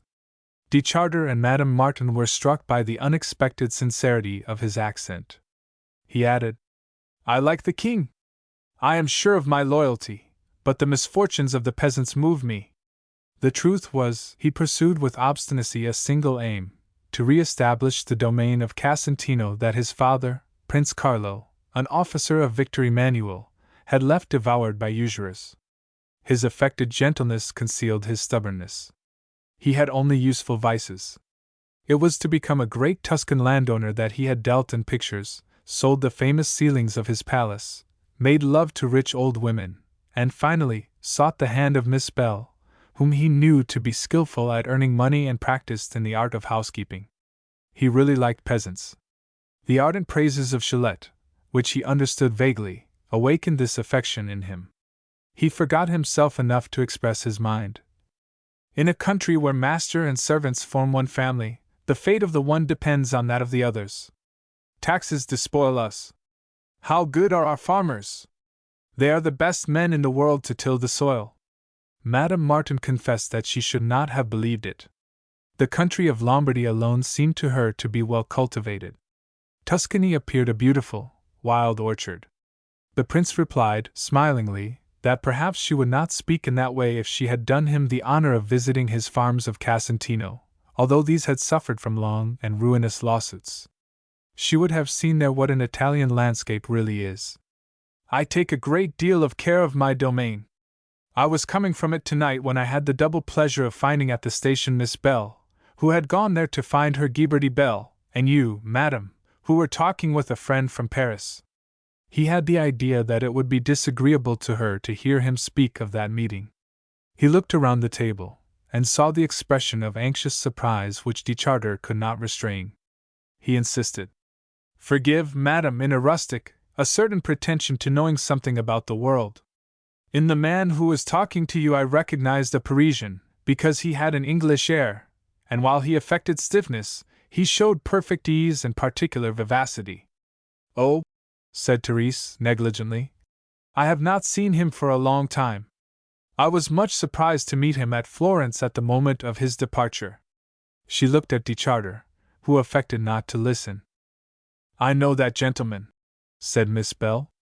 It is Monsieur Lemeno. I dined with him twice at Madame Martin's, and he talked to me very well. He said he liked football, that he introduced the game in France, and that now football is quite the fashion. He also related to me his hunting adventures. He likes animals. I have observed that hunters like animals. I assure you, darling, that Monsieur Lemeno talks admirably about hares. He knows their habits. He said to me it was a pleasure to look at them dancing in the moonlight on the plains. He assured me that they were very intelligent, and that he had seen an old hare, pursued by dogs, force another hare to get out of the trail so as to deceive the hunters. Darling, did Monsieur Lemeno ever talk to you about hares? Therese replied she did not know, and that she thought hunters were tiresome. Miss Bell exclaimed. She did not think Lemeno was ever tiresome when talking of the hares that danced in the moonlight on the plains and among the vines. She would like to raise a hare, like Fan-Ion. Darling, you do not know Fan-Ion. Oh, I am sure that Monsieur de Charter knows her. She was beautiful, and dear to poets. She lived in the island of Kos, beside a dell which, covered with lemon trees, descended to the blue sea. And they say that she looked at the blue waves. I related Fanion's history to Monsieur Lemeno, and he was very glad to hear it. She had received from some hunter a little hare with long ears. She held it on her knees and fed it on spring flowers. It loved Fan-Ion and forgot its mother. It died before having eaten too many flowers. Fan-Ion lamented over its loss. She buried it in the lemon grove, in a grave which she could see from her bed. And the shade of the little hare was consoled by the songs of the poets. The good Madame Marmot said that Lemeno pleased by his elegant and discreet manners, which young men no longer practice. She would have liked to see him. She wanted him to do something for her. Or rather for my nephew, she said. He is a captain in the artillery, and his chiefs like him. His colonel was for a long time under orders of Monsieur Lemeno's uncle, General La Briche. If Monsieur Lemeno would ask his uncle to write to Colonel Four in favor of my nephew, I should be grateful to him. My nephew is not a stranger to Monsieur Lemeno. They met last year at the masked ball which Captain de Lacy gave at the hotel at Cannes. Madame Marmot cast down her eyes and added, The invited guests, naturally, were not society women. But it is said some of them were very pretty. They came from Paris. My nephew, who gave these details to me, was dressed as a coachman. Monsieur Lemeno was dressed as a hussar of death, and he had much success. Miss Bell said that she was sorry not to have known that Lemeno was in Florence. Certainly, she should have invited him to come to Fiesole. De Charter remained somber and distant during the rest of the dinner, and when, at the moment of leaving, Therese extended her hand to him, she felt that he avoided pressing it in his. Book 3. Chapter 23. One is never kind when one is in love. The next day, in the hidden pavilion of the Via Alfieri, she found him preoccupied. She tried to distract him with ardent gaiety, with the sweetness of pressing intimacy, with superb humility. But he remained somber. He had all night meditated, labored over, and recognized his sadness. He had found reasons for suffering.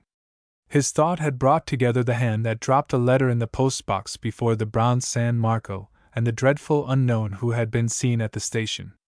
Now Jacques de Charter gave a face and a name to the cause of his suffering.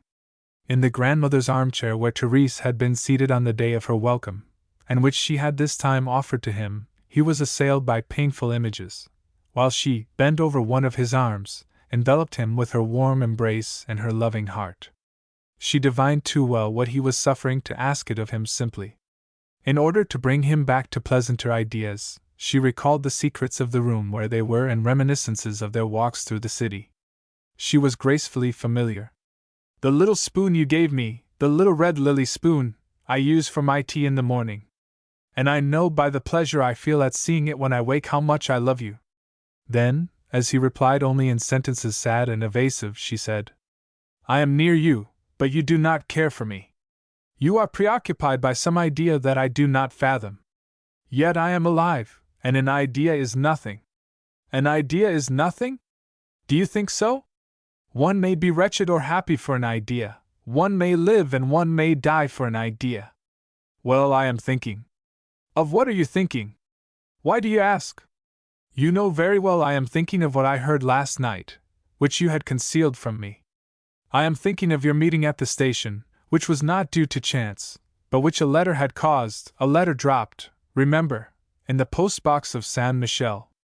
Oh, I do not reproach you for it. I have not the right. But why did you give yourself to me if you were not free?" She thought she must tell an untruth. "You mean someone whom I met at the station yesterday?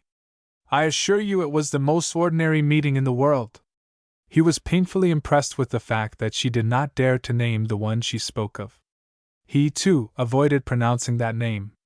"Therese, he had not come for you. You did not know he was in Florence? He is nothing more to you than a man whom you meet socially? He is not the one who, when absent, made you say to me, 'I cannot,' he is nothing to you," she replied resolutely. "He comes to my house at times. He was introduced to me by General Lariviere. I have nothing more to say to you about him. I assure you he is of no interest to me, and I cannot conceive what may be in your mind about him." She felt a sort of satisfaction at repudiating the man who had insisted against her, with so much harshness and violence, upon his rights of ownership. But she was in haste to get out of her tortuous path. She rose and looked at her lover, with beautiful, tender, and grave eyes. "Listen to me. The day when I gave my heart to you, my life was yours wholly. If a doubt or a suspicion comes to you, question me. The present is yours, and you know well there is only you alone, in it. As for my past, if you knew what nothingness it was you would be glad. I do not think another woman made as I was, to love, would have brought to you a mind newer to love than is mine. That I swear to you. The years that were spent without you, I did not live. Let us not talk of them. There is nothing in them of which I should be ashamed. To regret them is another thing. I regret to have known you so late.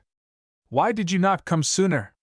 You could have known me 5 years ago as easily as today. But believe me, we should not tire ourselves with speaking of time that has gone.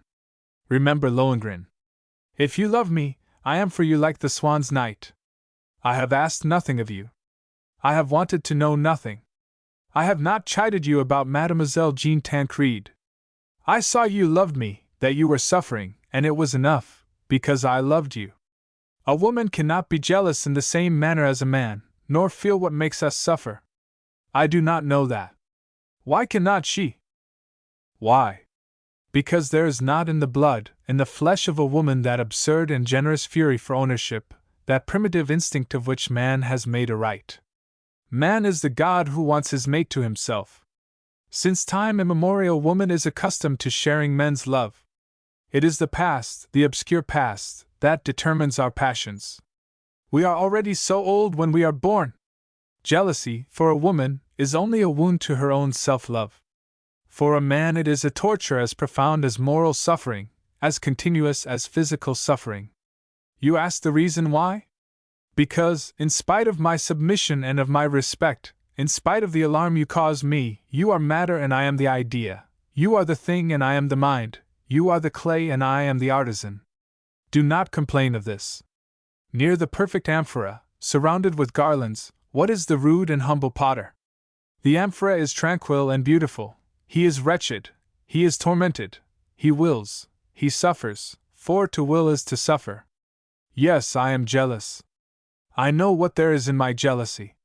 When I examine it, I find in it hereditary prejudices, savage conceit, sickly susceptibility, a mingling of rudest violence and cruel feebleness, imbecile and wicked revolt against the laws of life and of society. But it does not matter that I know it for what it is, it exists and it torments me. I am the chemist who, studying the properties of an acid which he has drunk, knows how it was combined and what salts form it. Nevertheless, the acid burns him, and will burn him to the bone. My love, you are absurd. Yes, I am absurd. I feel it better than you feel it yourself. To desire a woman in all the brilliancy of her beauty and her wit, mistress of herself, who knows and who dares, more beautiful in that and more desirable, and whose choice is free, voluntary, deliberate, to desire her, to love her for what she is, and to suffer because she is not pure candor nor pale innocence, which would be shocking in her if it were possible to find them there. To ask her at the same time that she be herself and not be herself, to adore her as life has made her, and regret bitterly that life, which has made her so beautiful, has touched her. Oh, this is absurd. I love you. I love you with all that you bring to me of sensations, of habits, with all that comes of your experiences, with all that comes from him perhaps, from them how do I know? These things are my delight and they are my torture. There must be a profound sense in the public idiocy which says that love like ours is guilty. Joy is guilty when it is immense. That is the reason why I suffer, my beloved. She knelt before him, took his hands, and drew him to her. I do not wish you to suffer. I will not have it. It would be folly. I love you, and never have loved anyone but you. You may believe me, I do not lie. He kissed her forehead. If you deceived me, my dear, I should not reproach you for that. On the contrary, I should be grateful to you. Nothing is so legitimate, so human, as to deceive pain. What would become of us if women had not for us the pity of untruth? Lie, my beloved, lie for the sake of charity. Give me the dream that colors black sorrow. Lie, have no scruples. You will only add another illusion to the illusion of love and beauty. He sighed. Oh, common sense, common wisdom! She asked him what he meant, and what common wisdom was. He said it was a sensible proverb, but brutal, which it was better not to repeat. Repeat it all the same. You wish me to say it to you, kissed lips do not lose their freshness. And he added, it is true that love preserves beauty, and that the beauty of women is fed on caresses as bees are fed on flowers. She placed on his lips a pledge and a kiss. I swear to you I never loved anyone but you. Oh, no, it is not caresses that have preserved the few charms which I am happy to have in order to offer them to you. I love you! I love you! But he still remembered the letter dropped in the post-box, and the unknown person met at the station. If you loved me truly, you would love only me. She rose, indignant. Then you believe I love another? What you are saying is monstrous. Is that what you think of me? And you say you love me? I pity you, because you are insane. True, I am insane. She, kneeling, with the supple palms of her hands enveloped his temples and his cheeks. He said again that he was mad to be anxious about a chance and commonplace meeting. She forced him to believe her, or rather, to forget. He no longer saw or knew anything. His vanished bitterness and anger left him nothing but the harsh desire to forget everything, to make her forget everything. She asked him why he was sad. You were happy a moment ago. Why are you not happy now? And as he shook his head and said nothing. Speak! I like your complaints better than your silence. Then he said, You wish to know? Do not be angry. I suffer now more than ever, because I know now what you are capable of giving. She withdrew brusquely from his arms and, with eyes full of pain and reproach, said, You can believe that I ever was to another what I am to you. You wound me in my most susceptible sentiment, in my love for you. I do not forgive you for this. I love you. I never have loved anyone except you. I never have suffered except through you. Be content. You do me a great deal of harm. How can you be so unkind? Therese, one is never kind when one is in love. She remained for a long time immovable and dreamy. Her face flushed, and a tear rose to her eyes. Therese, you are weeping. Forgive me, my heart, it is the first time that I have loved and that I have been really loved. I am afraid. Chapter 24. Cholette's Ambition. While the rolling of arriving boxes filled the Belle Villa, while Pauline, loaded with parcels, lightly came down the steps, while good Madame Marmot, with tranquil vigilance, supervised everything, and while Miss Belle finished dressing in her room, Therese, dressed in grey, resting on the terrace, looked once again at the Flower City. She had decided to return home. Her husband recalled her in every one of his letters. If, as he asked her to do, she returned to Paris in the first days of May, they might give 2 or 3 dinners, followed by receptions. His political group was supported by public opinion. The tide was pushing him along, and Garine thought the Countess Martin's drawing-room might exercise an excellent influence on the future of the country. These reasons moved her not, but she felt a desire to be agreeable to her husband. She had received the day before a letter from her father, Monsieur Montessy, who, without sharing the political views of his son-in-law and without giving any advice to his daughter, insinuated that society was beginning to gossip of the Countess Martin's mysterious sojourn at Florence among poets and artists. The Belle Villa took, from a distance, an air of sentimental fantasy. She felt herself that she was too closely observed at Risol. Madame Marmot annoyed her. Prince Albertinelli disquieted her. The meetings in the pavilion of the Via Alfieri had become difficult and dangerous. Professor Arrighi, whom the prince often met, had seen her one night as she was walking through the deserted streets leaning on de Chartres. Professor Arrighi, author of a treatise on agriculture, was the most amiable of wise men. He had turned his beautiful, heroic face, and said, only the next day, to the young woman, Formerly, I could discern from a long distance the coming of a beautiful woman. Now that I have gone beyond the age to be viewed favorably by women, Heaven has pity on me. Heaven prevents my seeing them. My eyes are very bad. The most charming face I can no longer recognize. She had understood, and heeded the warning. She wished now to conceal her joy in the vastness of Paris. Vivian, to whom she had announced her departure, had asked her to remain a few days longer. But Therese suspected that her friend was still shocked by the advice she had received one night in the lemon-decorated room, that, at least, she did not enjoy herself entirely in the familiarity of a confidant who disapproved of her choice, and whom the prince had represented to her as a coquette, and perhaps worse. The date of her departure had been fixed for May 5th. The day shone brilliant, pure, and charming on the Arno Valley. Therese, dreamy, saw from the terrace the immense morning rose placed in the blue cup of Florence. She leaned forward to discover, at the foot of the flowery hills, the imperceptible point where she had known infinite joys. There the cemetery garden made a small, somber spot near which she divined the Via Alfieri. She saw herself again in the room wherein, doubtless, she never would enter again. The hours there passed had for her the sadness of a dream. She felt her eyes becoming veiled, her knees weaken, and her soul shudder. It seemed to her that life was no longer in her, and that she had left it in that corner where she saw the black pines raise their immovable summits. She reproached herself for feeling anxiety without reason, when, on the contrary, she should be reassured and joyful. She knew she would meet Jacques de Chartres in Paris. They would have liked to arrive there at the same time, or, rather, to go there together. They had thought it indispensable that he should remain 3 or 4 days longer in Florence, but their meeting would not be retarded beyond that. They had appointed a rendezvous, and she rejoiced in the thought of it. She wore her love mingled with her being and running in her blood.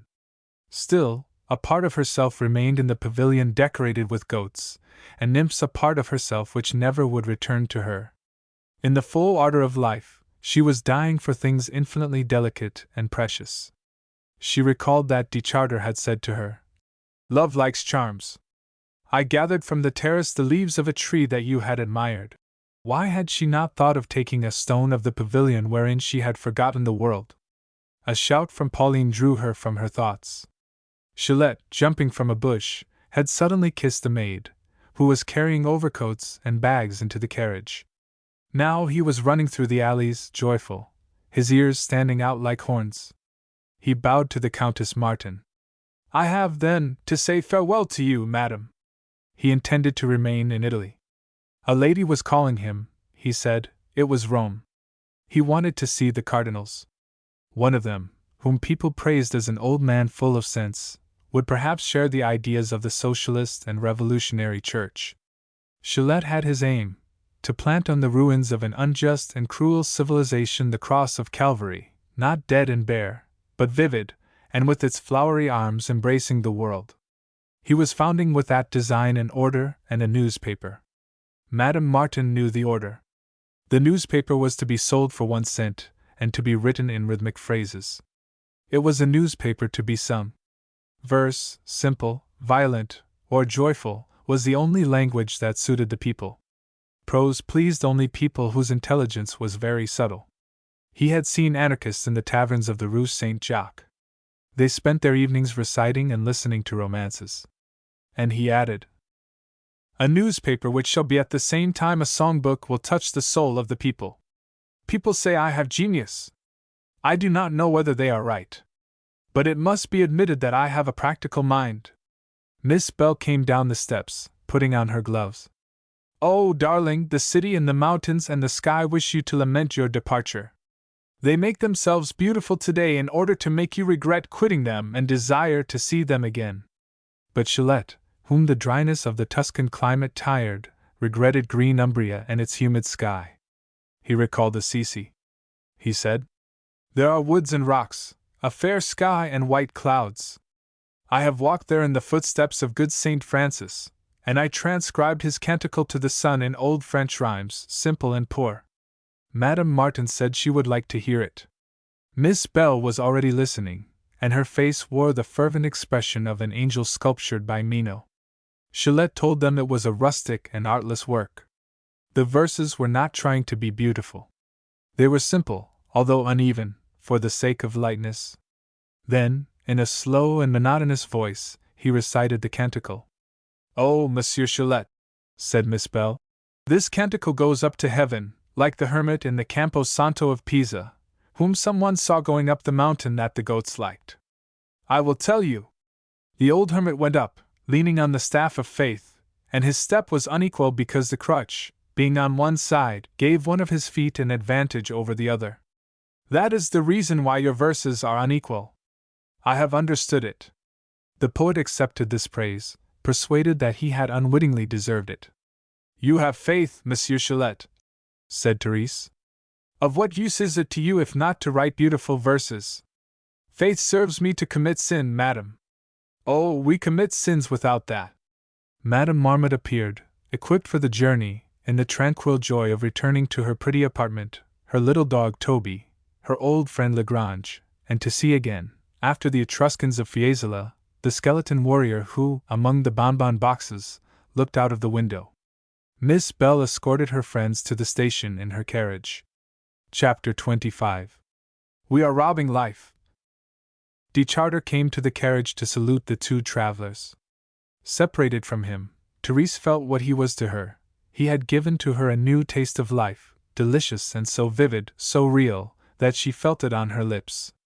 She lived under a charm in the dream of seeing him again, and was surprised when Madame Marmot, along the journey, said, "I think we are passing the frontier." Or, "Rose bushes are in bloom by the seaside."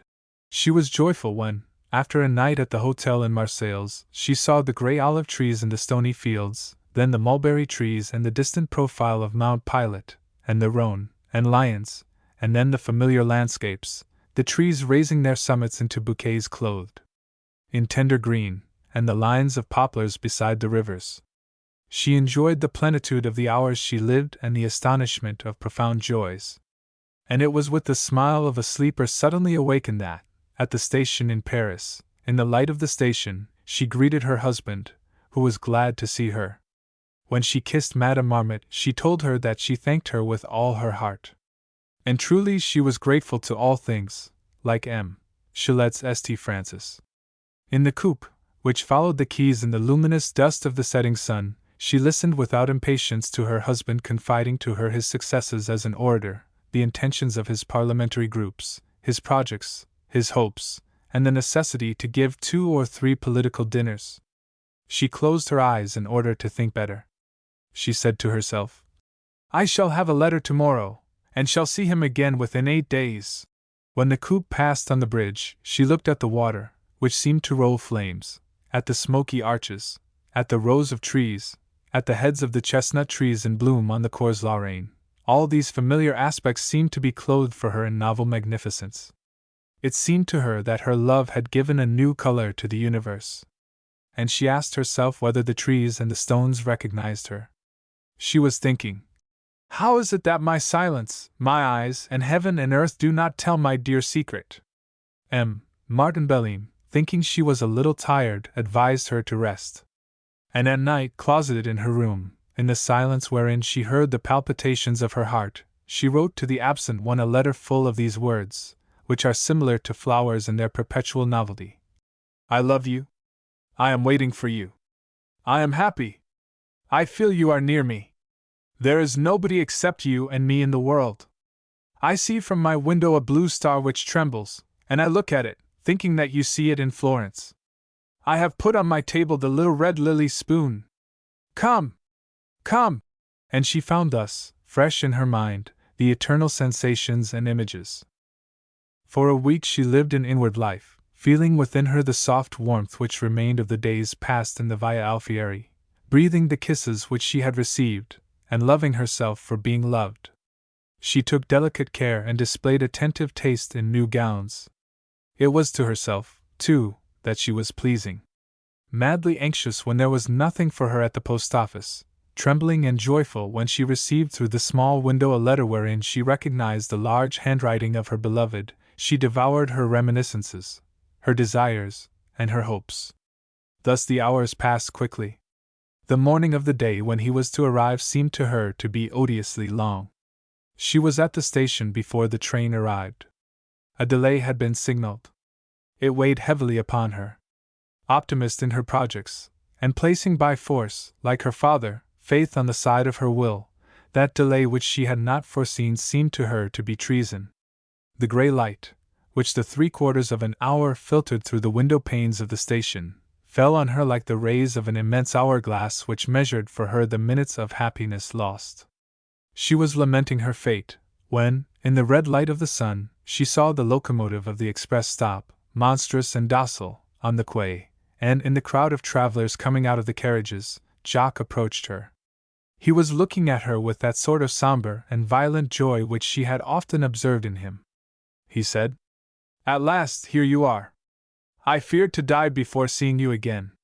You do not know, I did not know myself, what torture it is to live a week away from you. I have returned to the little pavilion of the Via Alfieri. In the room you know, in front of the old pastel, I have wept for love and rage." She looked at him tenderly. "And do you not think that I called you, that I wanted you, that when alone I extended my arms toward you? I had hidden your letters in the chiffonier where my jewels are. I read them at night. It was delicious, but it was imprudent. Your letters were yourself, too much and not enough." They traversed the court where fiacres rolled away loaded with boxes. She asked whether they were to take a carriage. He made no answer. He seemed not to hear. She said, "I went to see your house. I did not dare go in. I looked through the grill and saw windows hidden in rose bushes in the rear of a yard, behind a tree, and I said, 'It is there,' I never have been so moved. He was not listening to her nor looking at her. He walked quickly with her along the paved street, and through a narrow stairway reached a deserted street near the station. There, between wood and coal yards, was a hotel with a restaurant on the first floor and tables on the sidewalk. Under the painted sign were white curtains at the windows. DeCharter stopped before the small door and pushed Therese into the obscure alley. She asked, "Where are you leading me? What is the time? I must be home at 7:30. We are mad." When they left the house, she said, "Jacques, my darling, we are too happy. We are robbing life." Chapter 26. In DeCharter's studio. A fiacre brought her, the next day, to a populous street, half sad, half gay, with walls of gardens in the intervals of new houses, and stopped at the point where the sidewalk passes under the arcade of a mansion of the Regency, covered now with dust and oblivion, and fantastically placed across the street. Here and there green branches lent gaiety to that city corner. Therese, while ringing at the door, saw in the limited perspective of the houses a pulley at a window and a gilt key, the sign of a locksmith. Her eyes were full of this picture, which was new to her. Pigeons flew above her head, she heard chickens cackle. A servant with a military look opened the door. She found herself in a yard covered with sand, shaded by a tree, where, at the left, was the janitor's box with bird cages at the windows. On that side rose, under a green trellis, the mansard of the neighboring house. A sculptor's studio backed on it its glass-covered roof, which showed plaster figures asleep in the dust. At the right, the wall that closed the yard bore debris of monuments, broken bases of columnettes. In the rear, the house, not very large, showed the 6 windows of its façade, half hidden by vines and rose bushes. Philippe DeCharter, infatuated with the architecture of the 15th century in France, had reproduced there very cleverly the characteristics of a private house of the time of Louis XII. That house, begun in the middle of the Second Empire, had not been finished. The builder of so many castles died without being able to finish his own house. It was better thus. Conceived in a manner which had then its distinction and its value, but which seems today banal and outlandish, having lost little by little its large frame of gardens, cramped now between the walls of the tall buildings, Philippe DeCharter's little house, by the roughness of its stones, by the naive heaviness of its windows, by the simplicity of the roof, which the architect's widow had caused to be covered with little expense, by all the lucky accidents of the unfinished and unpremeditated, corrected the lack of grace of its new and affected antiquity and archaeologic romanticism, and harmonized with the humbleness of a district made ugly by progress of population. In fine, notwithstanding its appearance of ruin and its green drapery, that little house had its charm. Suddenly and instinctively, Therese discovered in it other harmonies. In the elegant negligence which extended from the walls covered with vines to the darkened panes of the studio, and even in the bent tree, the bark of which studded with its shells the wild grass of the courtyard, she divined the mind of the master, nonchalant, not skillful in preserving, living in the long solitude of passionate men. She had in her joy a sort of grief at observing this careless state in which her lover left things around him. She found in it a sort of grace and nobility, but also a spirit of indifference contrary to her own nature, opposite to the interested and careful mind of the Montessuis. At once she thought that, without spoiling the pensive softness of that rough corner, she would bring to it her well-ordered activity. She would have sand thrown in the alley, and in the angle wherein a little sunlight came she would put the gaiety of flowers. She looked sympathetically at a statue which had come there from some park, a Flora, lying on the earth, eaten by black moss, her 2 arms lying by her sides. She thought of raising her soon, of making of her a centerpiece for a fountain. DeCharter, who for an hour had been watching for her coming, joyful, anxious, trembling in his agitated happiness, descended the steps. In the fresh shade of the vestibule, wherein she divined confusedly the severe splendor of bronze and marble statues, she stopped, troubled by the beatings of her heart, which throbbed with all its might in her chest. He pressed her in his arms and kissed her. She heard him, through the tumult of her temples, recalling to her the short delights of the day before. She saw again the lion of the Atlas on the carpet, and returned to Jacques his kisses with delicious slowness. He led her, by a wooden stairway, into the vast hall which had served formerly as a workshop, where he designed and modeled his figures, and above all, read. He liked reading as if it were opium. Pale-tinted Gothic tapestries, which let one perceive in a marvelous forest a lady at the feet of whom a unicorn lay on the grass, extended above cabinets to the painted beams of the ceiling. He led her to a large and low divan, loaded with cushions covered with sumptuous fragments of Spanish and Byzantine cloaks, but she sat in an armchair. "You are here! You are here! The world may come to an end," she replied. "Formerly I thought of the end of the world, but I was not afraid of it. Monsieur Lagrange had promised it to me, and I was waiting for it. When I did not know you, I felt so lonely." She looked at the tables loaded with vases and statuettes, the tapestries, the confused and splendid mass of weapons, the animals, the marbles, the paintings, the ancient books. "You have beautiful things. Most of them come from my father, who lived in the golden age of collectors. These histories of the unicorn, the complete series of which is at Cluny, were found by my father in 1851 in an inn." "But, curious and disappointed," she said, "I see nothing that you have done, not a statue, not one of those wax figures which are prized so highly in England, not a figurine nor a plaque nor a medal. If you think I could find any pleasure in living among my works! I know my figures too well, they weary me. Whatever is without secret lacks charm." She looked at him with affected spite. "You had not told me that one had lost all charm when one had no more secrets." He put his arm around her waist. "Ah! The things that live are only too mysterious, and you remain for me, my beloved, an enigma, the unknown sense of which contains the light of life. Do not fear to give yourself to me. I shall desire you always, but I never shall know you. Does one ever possess what one loves? Are kisses, caresses, anything else than the effort of a delightful despair? When I embrace you, I am still searching for you, and I never have you, since I want you always, since in you I expect the impossible and the infinite. What you are, the devil knows if I shall ever know! Because I have modeled a few bad figures I am not a sculptor.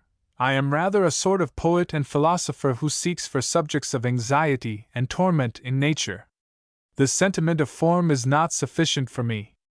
My colleagues laugh at me because I have not their simplicity. They are right. And that brute Chillet is right too, when he says we ought to live without thinking and without desiring. Our friend the cobbler of Santa Maria Novella, who knows nothing of what might make him unjust and unfortunate, is a master of the art of living. I ought to love you naively, without that sort of metaphysics which is passional and makes me absurd and wicked. There is nothing good except to ignore and to forget. Come, come, I have thought of you too cruelly in the tortures of your absence.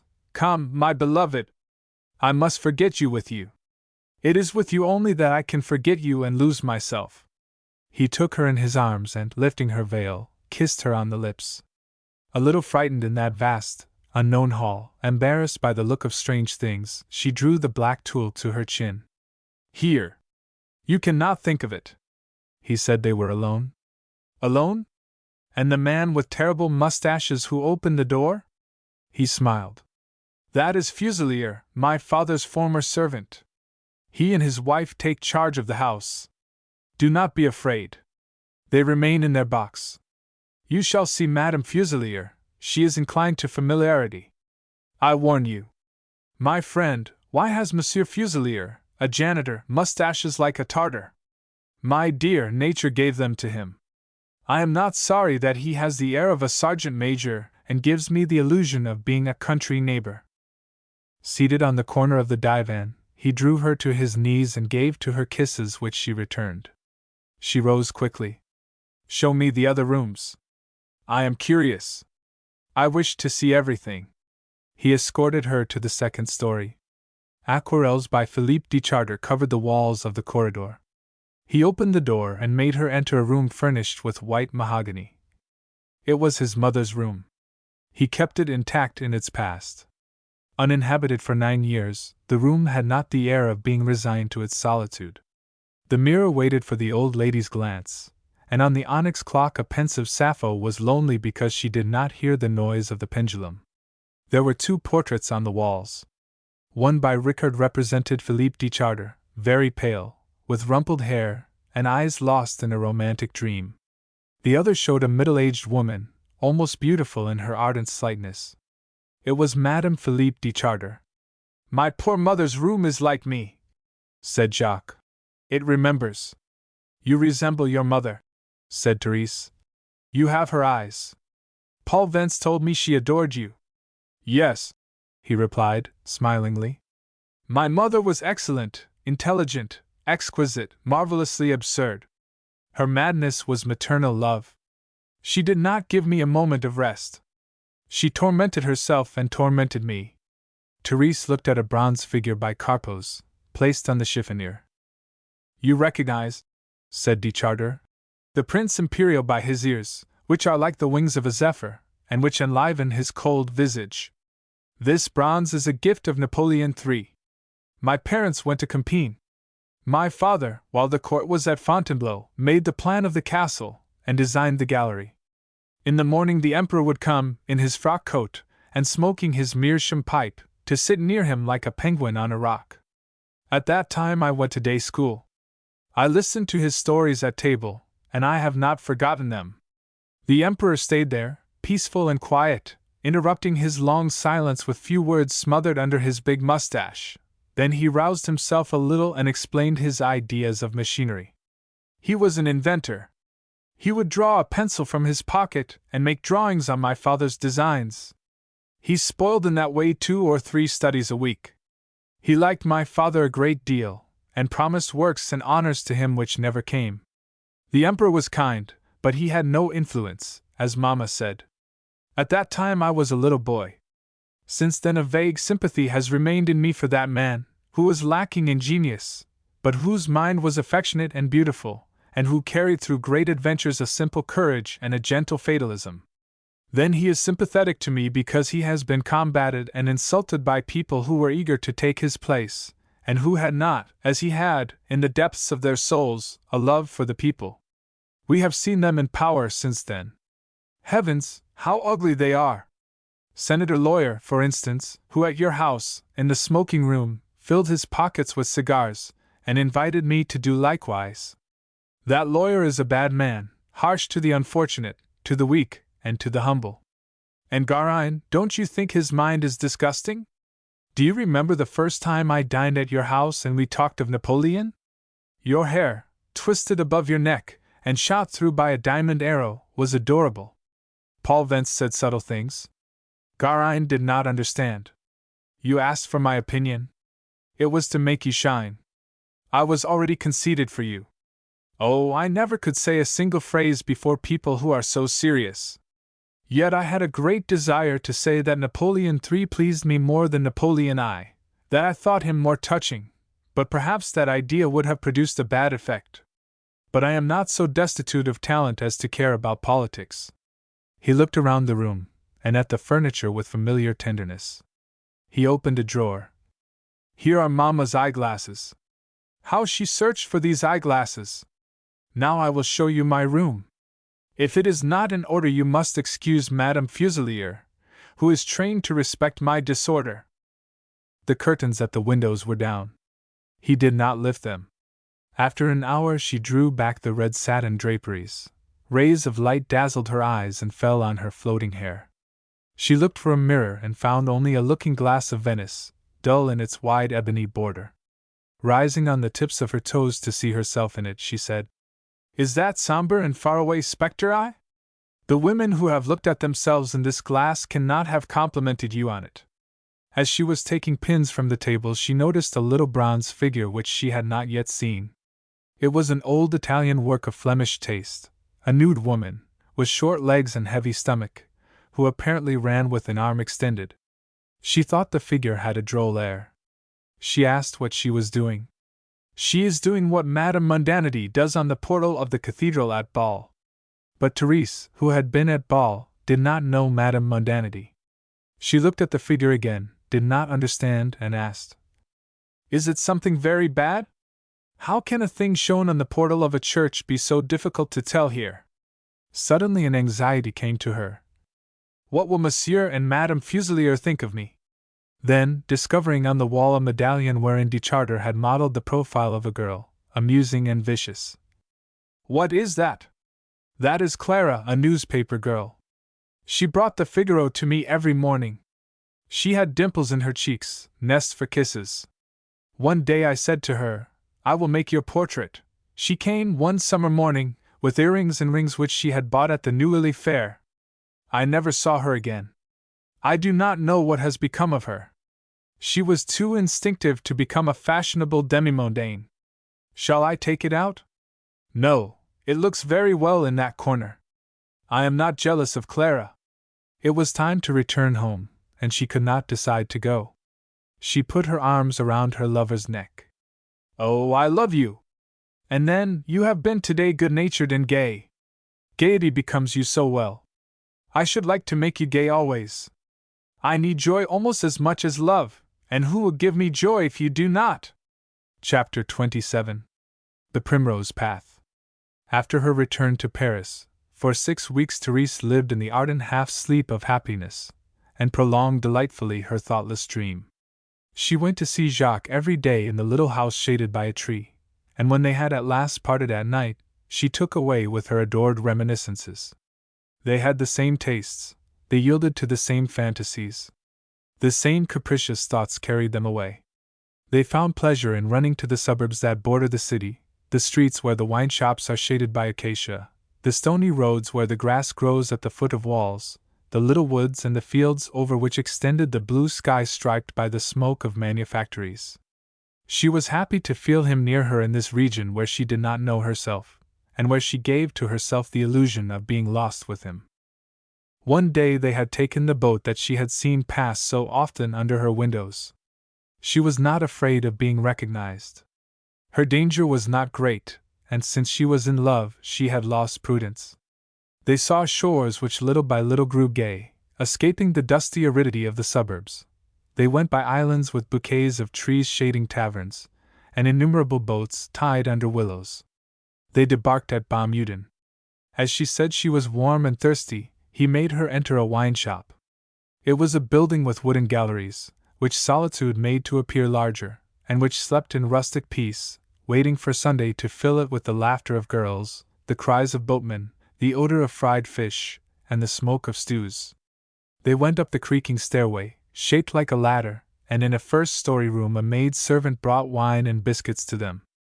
On the mantelpiece, at one of the corners of the room, was an oval mirror in a flower-covered frame. Through the open window one saw the Seine, its green shores, and the hills in the distance bathed with warm air. The trembling peace of a summer evening filled the sky, the earth, and the water. Therese looked at the running river.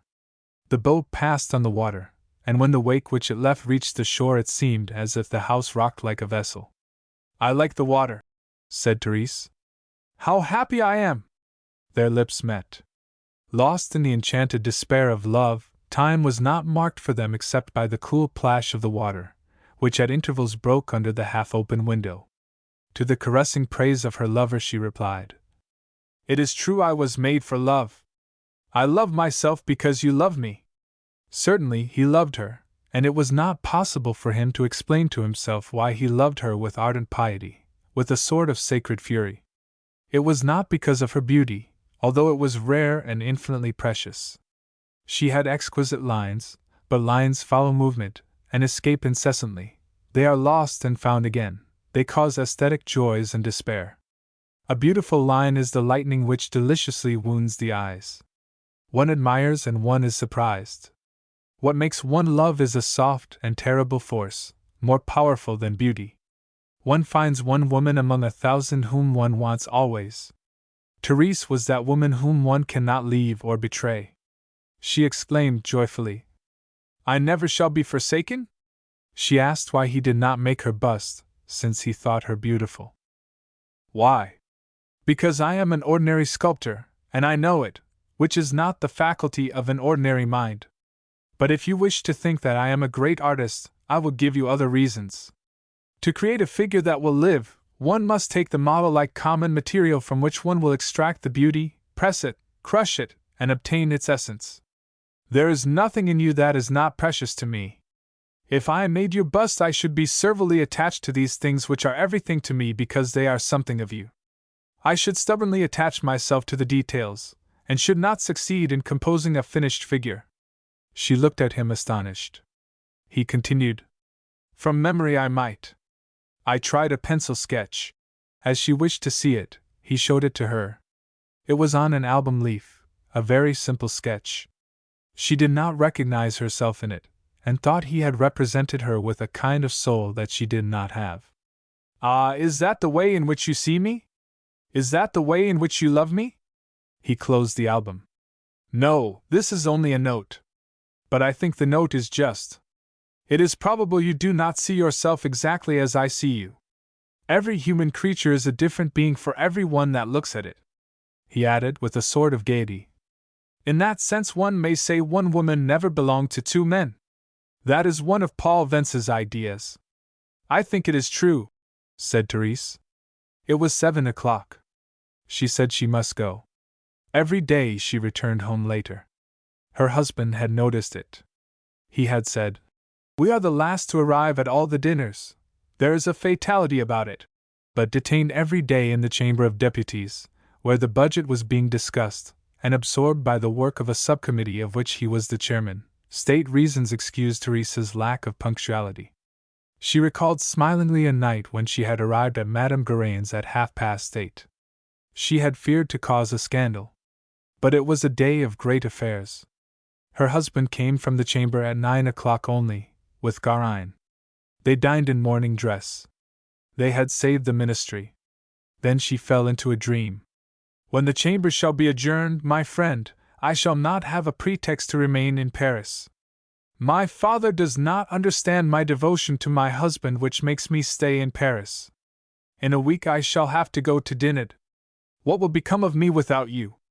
She clasped her hands and looked at him with a sadness infinitely tender. But he, more somber, said, It is I, Therese, it is I who must ask anxiously, what will become of me without you? When you leave me alone I am assailed by painful thoughts. Black ideas come and sit in a circle around me. She asked him what those ideas were. He replied, My beloved, I have already told you, I have to forget you with you. When you are gone, your memory will torment me. I have to pay for the happiness you give me. Chapter 28. News of Le Mesnil. The blue sea, studded with pink shoals, threw its silvery fringe softly on the fine sand of the beach, along the amphitheater terminated by 2 golden horns. The beauty of the day threw a ray of sunlight on the tomb of Chateaubriand. In a room where a balcony looked out upon the beach, the ocean, the islands, and the promontories, Therese was reading the letters which she had found in the morning at the St. Malo post office, and which she had not opened in the boat, loaded with passengers. At once, after breakfast, she had closeted herself in her room, and there, her letters unfolded on her knees, she relished hastily her furtive joy. She was to drive at 2 o'clock on the Mall with her father, her husband, the Princess Seniavine, Madame Berthier d'Isels, the wife of the deputy, and Madame Raymond, the wife of the academician. She had 2 letters that day. The first one she read exhaled a tender aroma of love. Jacques had never displayed more simplicity, more happiness, and more charm. Since he had been in love with her, he said, he had walked so lightly and was supported by such joy that his feet did not touch the earth. He had only one fear, which was that he might be dreaming, and might awake unknown to her. Doubtless he was only dreaming. And what a dream! He was like one intoxicated and singing. He had not his reason, happily. Absent, he saw her continually. Yes, I see you near me. I see your lashes shading eyes, the gray of which is more delicious than all the blue of the sky and the flowers, your lips, which have the taste of a marvelous fruit, your cheeks, where laughter puts 2 adorable dimples. I see you beautiful and desired, but fleeing and gliding away. And when I open my arms, you have gone, and I see you afar on the long, long beach, not taller than a fairy, in your pink gown, under your parasol. Oh, so small, small as you were one day when I saw you from the height of the Campanile in the square at Florence. And I say to myself, as I said that day, a bit of grass would suffice to hide her from me, yet she is for me the infinite of joy and of pain. He complained of the torments of absence. and he mingled with his complaints the smiles of fortunate love. He threatened jokingly to surprise her at dinner. "Do not be afraid. They will not recognize me. I shall be disguised as a vendor of plaster images. It will not be a lie.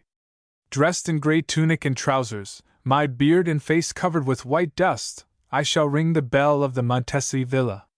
You may recognize me, Therese, by the statuettes on the plank placed on my head. They will all be Cupids. There will be faithful love, jealous love, tender love, vivid love. There will be many vivid loves. And I shall shout in the rude and sonorous language of the artisans of Pisa or of Florence, Tutti gli amori per la Signora Tiersono." The last page of this letter was tender and grave. There were pious effusions in it which reminded Therese of the prayer books she read when a child. "I love you, and I love everything in you, the earth that carries you, on which you weigh so lightly, and which you embellish, the light that allows me to see you, the air you breathe. I like the bent tree of my yard because you have seen it. I have walked tonight on the avenue where I met you one winter night. I have culled a branch of the boxwood at which you looked. In this city, where you are not, I see only you." He said at the end of his letter that he was to dine out. In the absence of Madame Fuselier, who had gone to the country, he should go to a wine shop of the Rue Royale where he was known. And there, in the indistinct crowd, he should be alone with her. Therese, made languid by the softness of invisible caresses, closed her eyes and threw back her head on the armchair. When she heard the noise of the carriage coming near the house, she opened the second letter. As soon as she saw the altered handwriting of it, the lines precipitate and uneven, the distracted look of the address, she was troubled. Its obscure beginning indicated sudden anguish and black suspicion.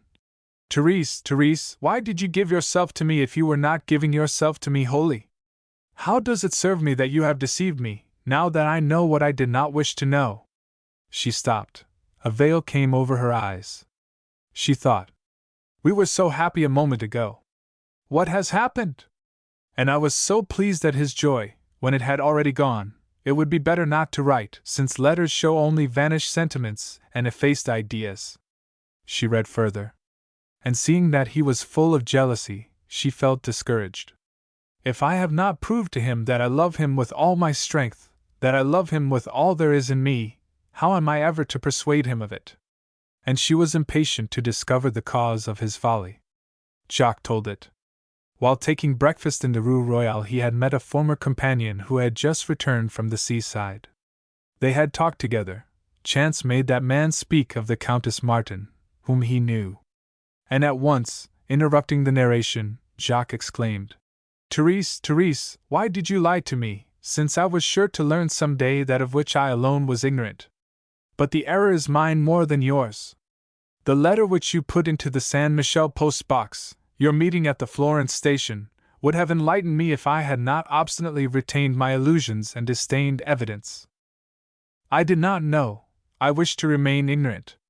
I did not ask you anything, from fear that you might not be able to continue to lie. I was prudent, and it has happened that an idiot suddenly, brutally, at a restaurant table, has opened my eyes and forced me to know. Oh, now that I know, now that I cannot doubt, it seems to me that to doubt would be delicious." He gave the name which I heard at Fiesole from Miss Bell, and he added, "Everybody knows about that." "So you loved him. You love him still? He is near you, doubtless? He goes every year to the Dinant races." "I have been told so. I see him. I see everything. If you knew the images that worry me, you would say, he is mad, and you would take pity on me. Oh, how I should like to forget you and everything! But I cannot. You know very well I cannot forget you except with you. I see you incessantly with him. It is torture. I thought I was unfortunate that night on the banks of the Arno. But I did not know then what it is to suffer. Today I know." As she finished reading that letter, Therese thought, "A word thrown haphazard has placed him in that condition, a word has made him despairing and mad." She tried to think who might be the wretched fellow who could have talked in that way. She suspected 2 or 3 young men whom Lamennel had introduced to her once, warning her not to trust them.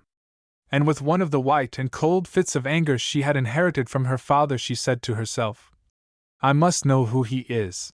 In the meanwhile, what was she to do?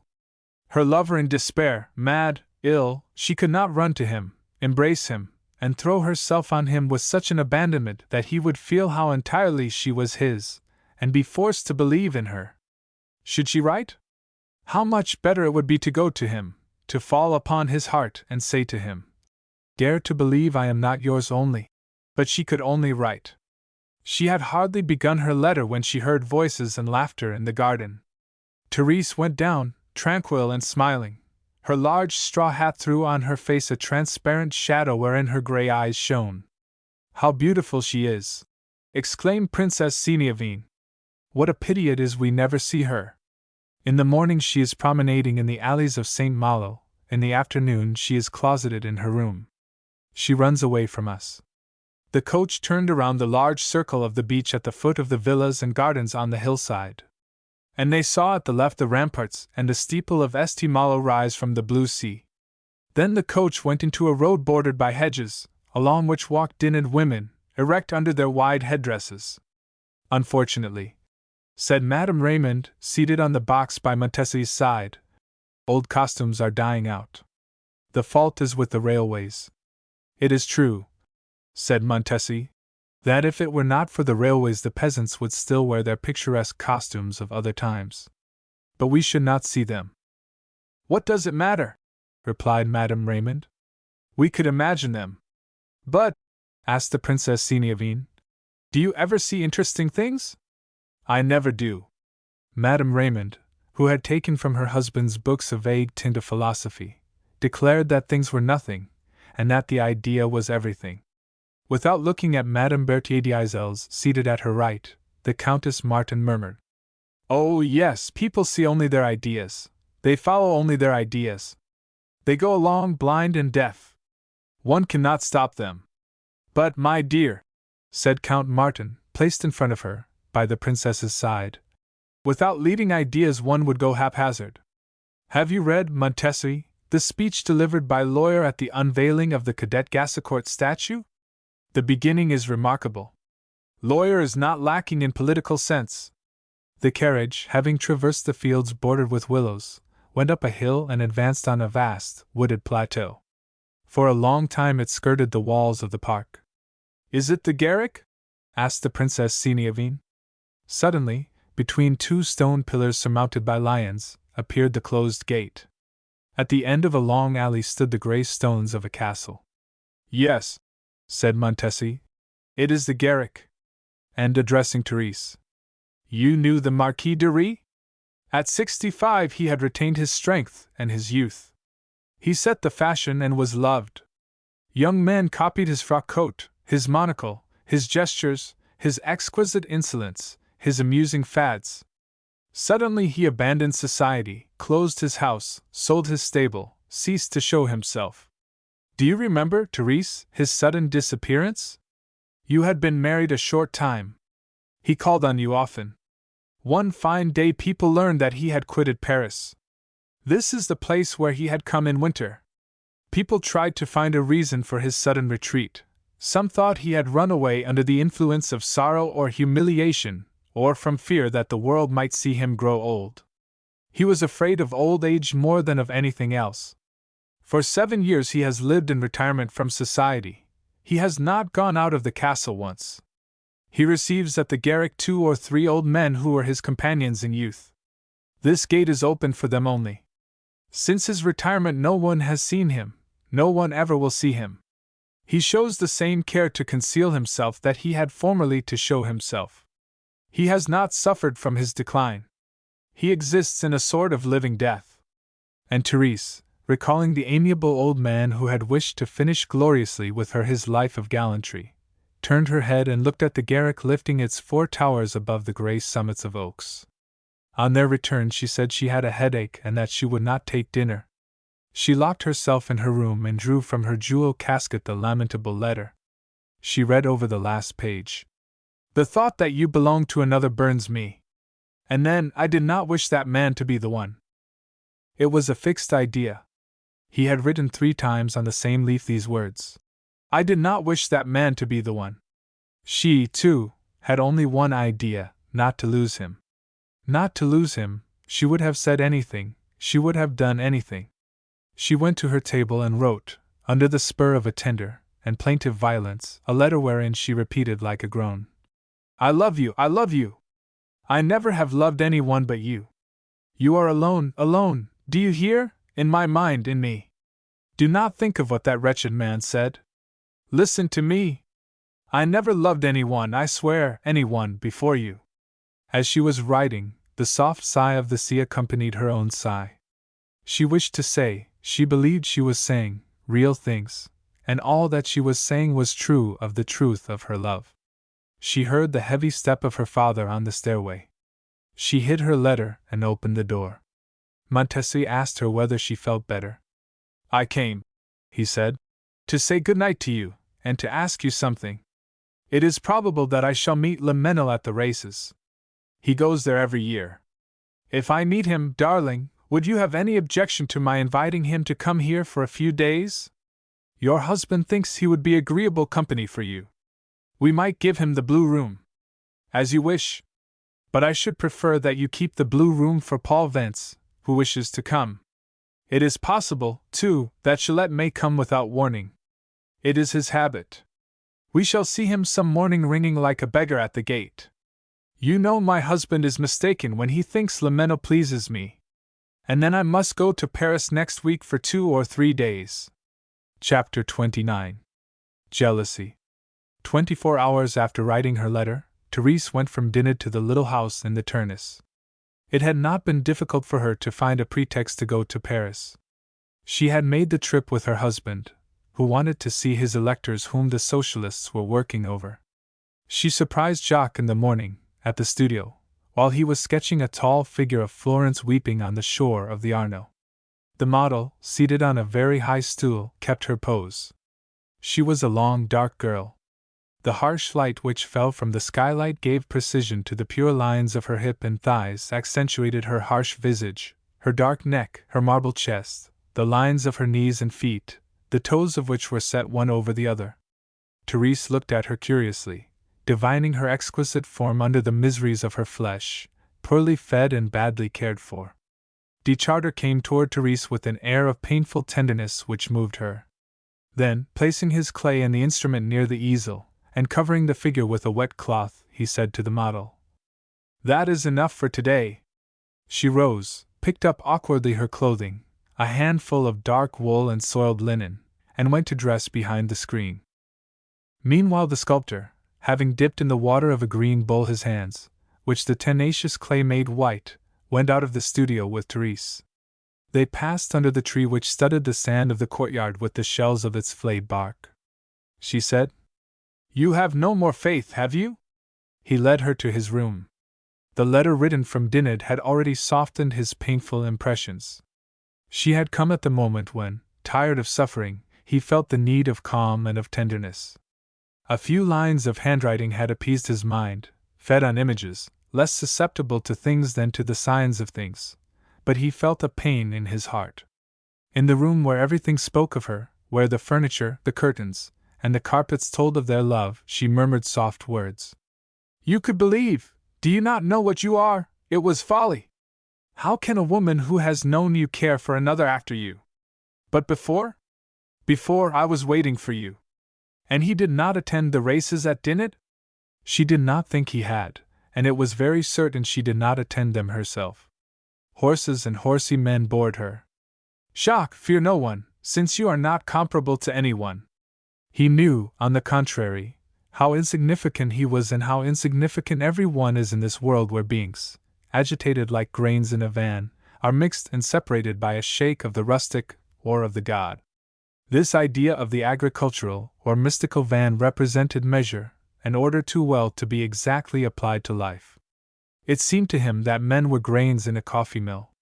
He had had a vivid sensation of this the day before, when he saw Madame Fuselier grinding coffee in her mill. Therese said to him, Why are you not conceited? She added few words, but she spoke with her eyes, her arms, the breath that made her bosom rise. In the happy surprise of seeing and hearing her, he permitted himself to be convinced. She asked who had said so odious a thing. He had no reason to conceal his name from her. It was Daniel Salomon. She was not surprised. Daniel Salomon, who passed for not having been the lover of any woman, wished at least to be in the confidence of all and know their secrets. She guessed the reason why he had talked. Jacques, do not be cross at what I say to you. You are not skillful in concealing your sentiments. He suspected you were in love with me, and he wished to be sure of it. I am persuaded that now he has no doubt of our relations. But that is indifferent to me. On the contrary, if you knew better how to dissimulate, I should be less happy. I should think you did not love me enough. For fear of disquieting him, she turned to other thoughts. I have not told you how much I like your sketch. It is Florence on the Arno. Then it is we? Yes, I have placed in that figure the emotion of my love. It is sad, and I wish it were beautiful. You see, Therese, beauty is painful. That is why, since life is beautiful, I suffer. He took out of his flannel coat his cigarette holder, but she told him to dress. She would take him to breakfast with her. They would not quit each other that day. It would be delightful. She looked at him with childish joy. Then she became sad, thinking she would have to return to Dinant at the end of the week, later go to Gennevilliers, and that during that time they would be separated. At Gennevilliers, at her father's, she would cause him to be invited for a few days. But they would not be free and alone there, as they were in Paris. It is true, he said, that Paris is good to us in its confused immensity. And he added, even in your absence I cannot quit Paris. It would be terrible for me to live in countries that do not know you. A sky, mountains, trees, fountains, statues which do not know how to talk of you would have nothing to say to me. While he was dressing, she turned the leaves of a book which she had found on the table. It was the Arabian Nights. Romantic engravings displayed here and there in the text grand viziers, sultanas, black tunics, bazaars, and caravans. She asked, the Arabian Nights, does that amuse you? A great deal, he replied, tying his cravat. I believe as much as I wish in these Arabian princes whose legs become black marble, and in these women of the harem who wander at night in cemeteries. These tales give me pleasant dreams which make me forget life. Last night I went to bed in sadness and read the history of the 3 calendars. She said, with a little bitterness. You are trying to forget. I would not consent for anything in the world to lose the memory of a pain which came to me from you. They went down together to the street. She was to take a carriage a little farther on, and precede him at her house by a few minutes. My husband expects you to breakfast. They talked, on the way, of insignificant things, which their love made great and charming. They arranged their afternoon in advance in order to put into it the infinity of profound joy and of ingenious pleasure. She consulted him about her gowns. She could not decide to leave him, happy to walk with him in the streets, which the sun and the gaiety of noon filled. When they reached the Avenue de Tournes, they saw before them, on the avenue, shops displaying side by side a magnificent abundance of food. There were chains of chickens at the caterers', and at the fruiters' boxes of apricots and peaches, baskets of grapes, piles of pears. Wagons filled with fruits and flowers bordered the sidewalk. Under the awning of a restaurant, men and women were taking breakfast. Therese recognized among them, alone, at a small table against a laurel tree in a box, Cholet lighting his pipe. Having seen her, he threw superbly a 5-franc piece on the table, rose, and bowed. He was grave. His long frock coat gave him an air of decency and austerity.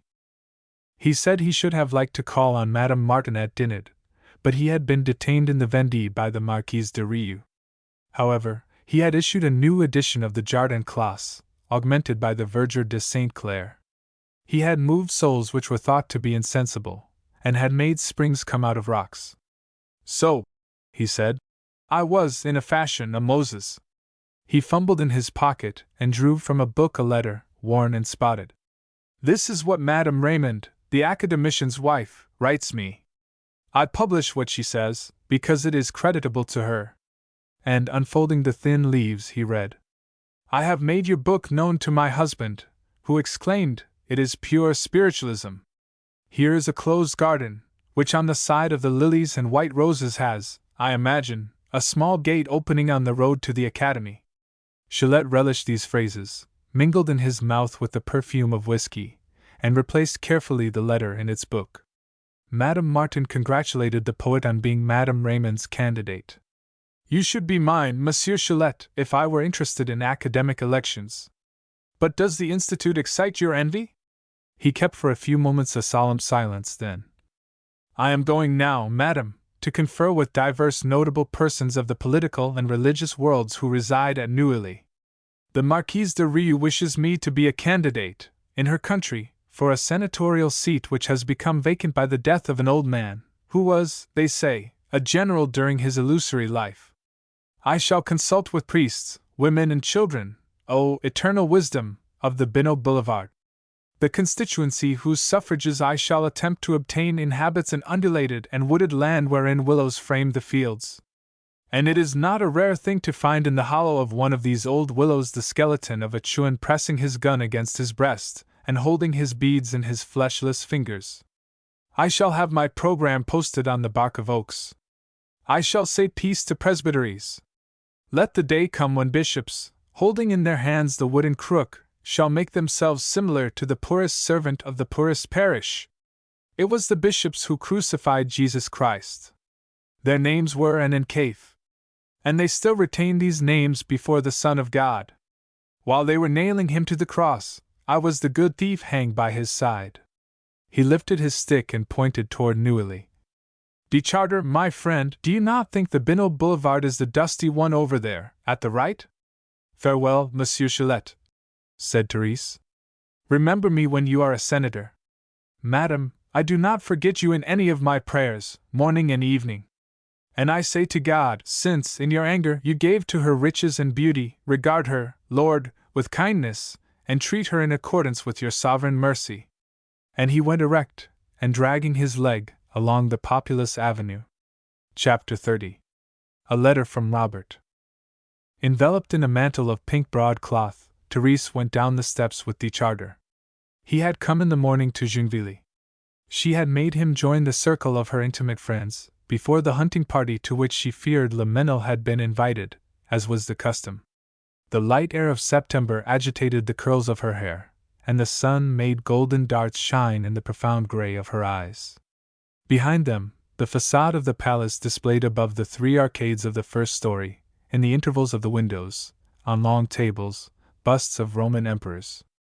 The house was placed between 2 tall pavilions which their great slate roofs made higher, over pillars of the Ionic order.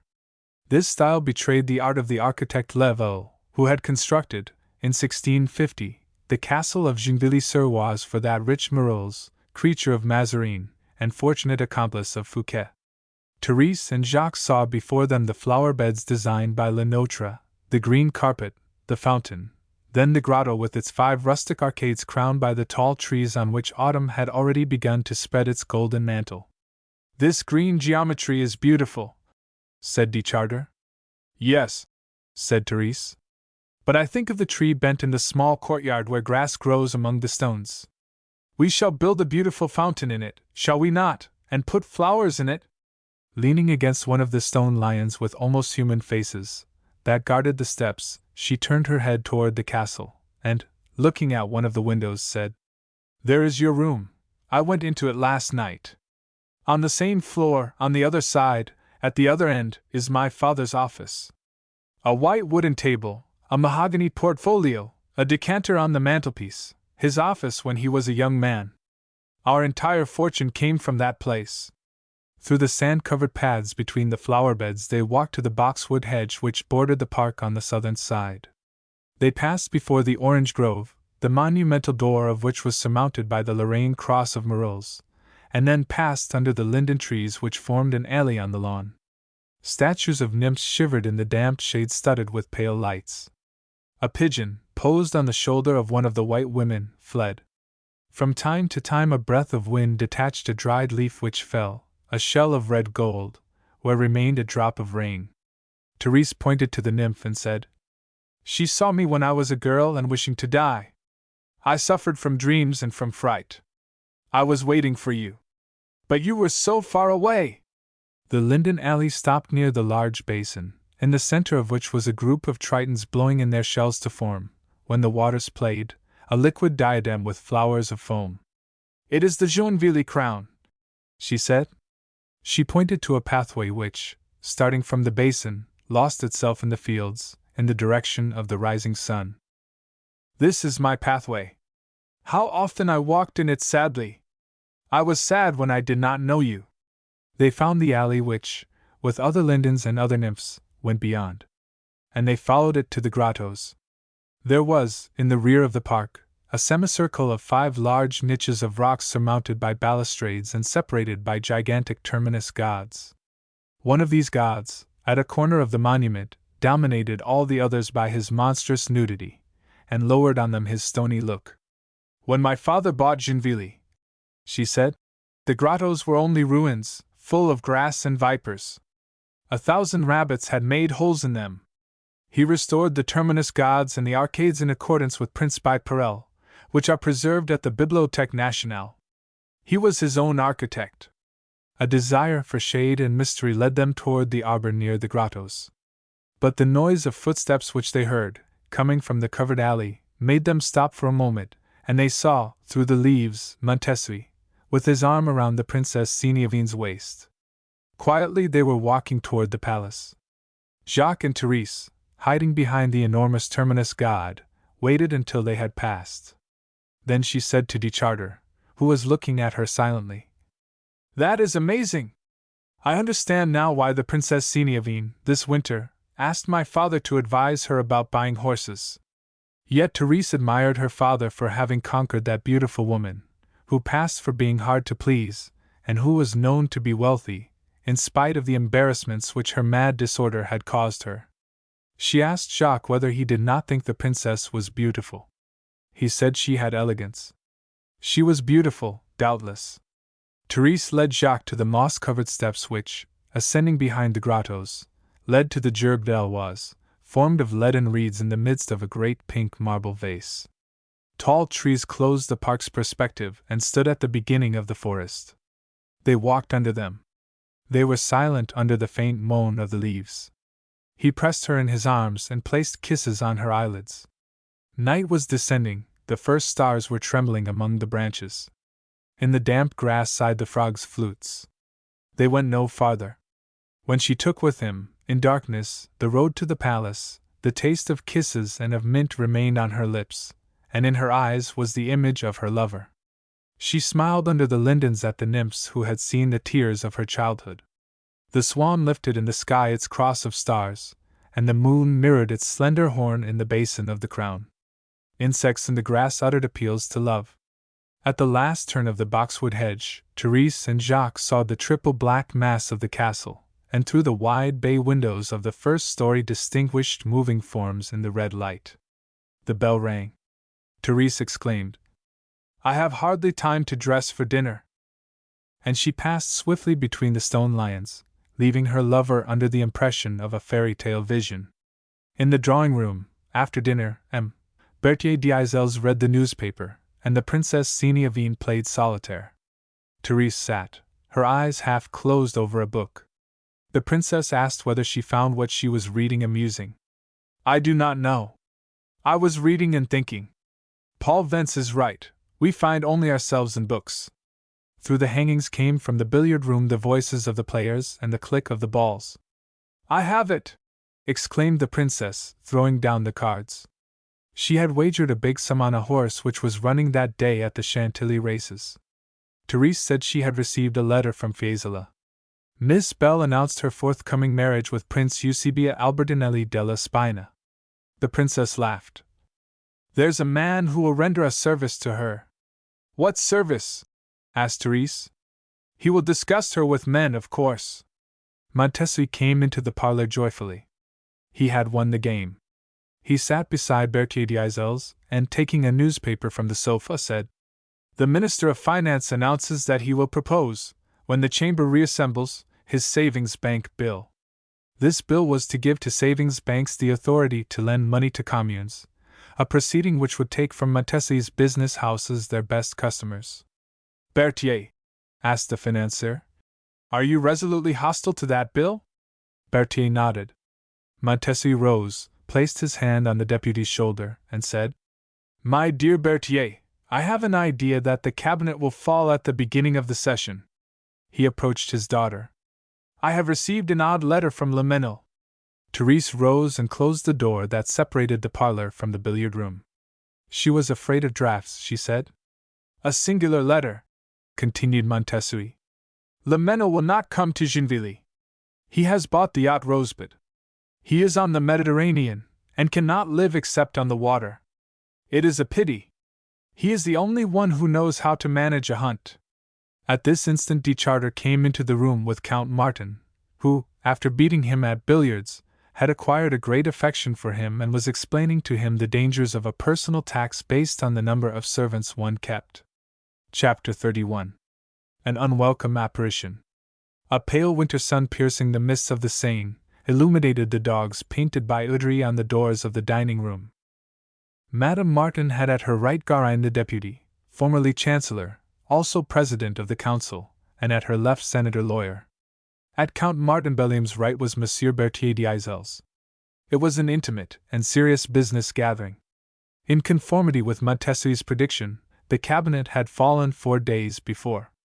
Called to the Élysée the same morning, Garin had accepted the task of forming a cabinet.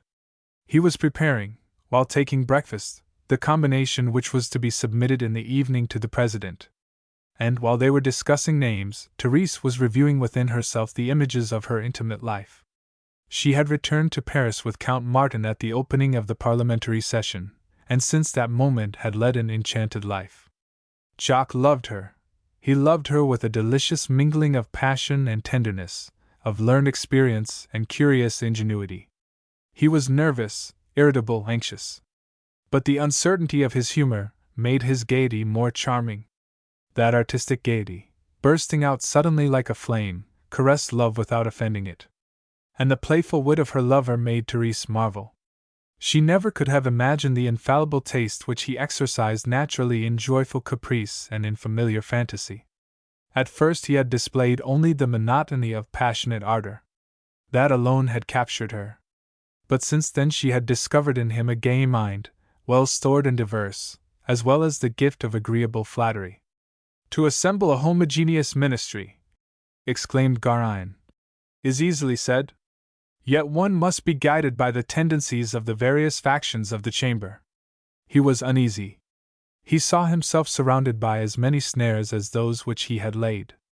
Even his collaborators became hostile to him.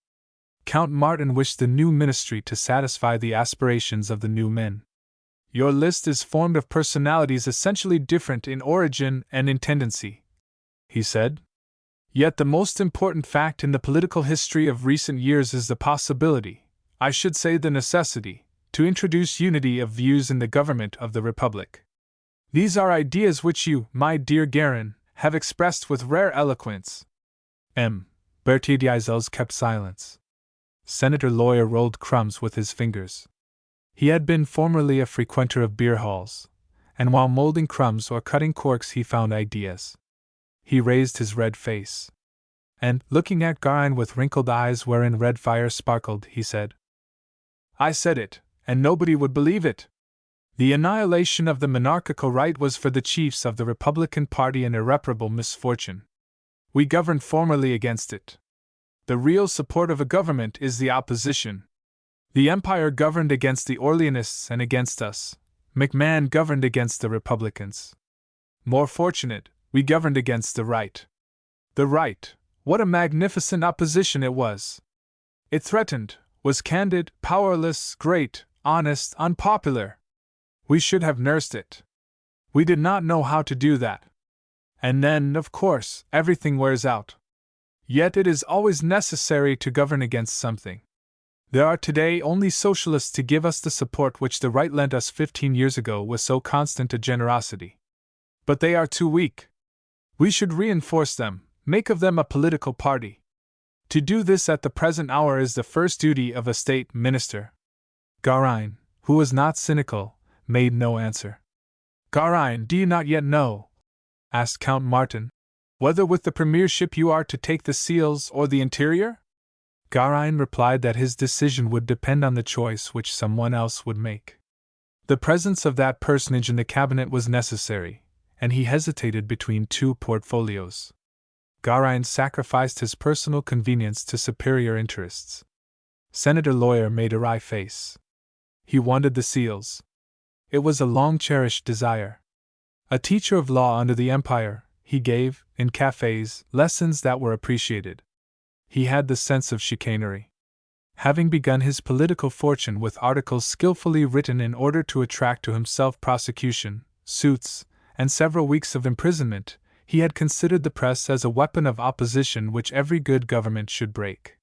Since September 4, 1870, he had had the ambition to become Keeper of the Seals, so that everybody might see how the old bohemian who formerly explained the code while dining on sauerkraut would appear as supreme chief of the magistracy. Idiots by the dozen had climbed over his back. Now, having become aged in the ordinary honors of the Senate, unpolished, married to a brewery girl, poor, lazy, disillusioned, his old Jacobin spirit and his sincere contempt for the people surviving his ambition made of him a good man for the government. This time, as a part of the Garin combination, he imagined he held the Department of Justice. And his protector, who would not give it to him, was an unfortunate rival. He laughed, while molding a dog from a piece of bread. Berthier d'Isels, calm and grave, caressed his handsome white beard. Do you not think, Monsieur Garin, that it would be well to give a place in the cabinet to the men who have followed from the beginning the political principles toward which we are directing ourselves today? They lost themselves in doing it, replied Garin impatiently. The politician never should be in advance of circumstances. It is an error to be in the right too soon. Thinkers are not men of business. And then, let us talk frankly. If you want a ministry of the left-center variety, say so. I will retire. But I warn you that neither the chamber nor the country will sustain you. It is evident, said Count Martin, that we must be sure of a majority. With my list, we have a majority, said Garin. It is the minority which sustained the ministry against us. Gentlemen, I appeal to your devotion. And the laborious distribution of the portfolios began again. Count Martin received, in the first place, the public works, which he refused, for lack of competency, and afterward the foreign affairs, which he accepted without objection. But Berthier d'Isels, to whom Garin offered commerce and agriculture, reserved his decision. Lawyer got the colonies. He seemed very busy trying to make his bread dog stand on the cloth. Yet he was looking out of the corners of his little wrinkled eyelids at the Countess Martin and thinking that she was desirable. He vaguely thought of the pleasure of meeting her again. Leaving Garin to his combination, he was preoccupied by his fair hostess, trying to divine her tastes and her habits, asking her whether she went to the theater, and if she ever went at night to the coffee house with her husband. And Therese was beginning to think he was more interesting than the others, with his apparent ignorance of her world and his superb cynicism. Gamin arose. He had to see several persons before submitting his list to the President of the Republic. Count Martin offered his carriage, but Garin had one. Do you not think, asked Count Martin, that the President might object to some names? The President, replied Garin, will be inspired by the necessities of the situation. He had already gone out of the door when he struck his forehead with his hand. We have forgotten the Ministry of War. We shall easily find somebody for it among the generals, said Count Martin. Ah, exclaimed Garin. You believe the choice of a Minister of War is easy. It is clear you have not, like me, been a member of 3 cabinets and President of the Council. In my cabinets, and during my presidency, the greatest difficulties came from the Ministry of War. Generals are all alike. You know the one I chose for the cabinet that I formed. When we took him, he knew nothing of affairs. He hardly knew there were 2 chambers. We had to explain to him all the wheels of parliamentary machinery. We had to teach him that there were an army committee, finance committee, subcommittees, presidents of committees, a budget. He asked that all this information be written for him on a piece of paper. His ignorance of men and of things amazed and alarmed us. In a fortnight he knew the most subtle tricks of the trade. He knew personally all the senators and all the deputies, and was intriguing with them against us. If it had not been for President Grevie's help, he would have overthrown us. And he was a very ordinary general, a general like any other. Oh no, do not think that the portfolio of war may be given hastily, without reflection. And Garin still shivered at the thought of his former colleague. Therese rose. Senator Lawyer offered his arm to her, with the graceful attitude that he had learned 40 years before at Bullier's dancing hall. She left the politicians in the drawing room, and hastened to meet de Charter. A rosy mist covered the Seine, the stone quays, and the gilded trees. The red sun threw into the cloudy sky the last glories of the year. Therese, as she went out, relished the sharpness of the air and the dying splendor of the day. Since her return to Paris, happy, she found pleasure every morning in the changes of the weather. It seemed to her, in her generous selfishness, that it was for her the wind blew in the trees, or the fine, grey rain wet the horizon of the avenues, for her, so that she might say, as she entered the little house of the Turnus, "It is windy, it is raining, the weather is pleasant," mingling thus the ocean of things in the intimacy of her love. And every day was beautiful for her, since each one brought her to the arms of her beloved. While on her way that day to the little house of the Turnus, she thought of her unexpected happiness, so full and so secure.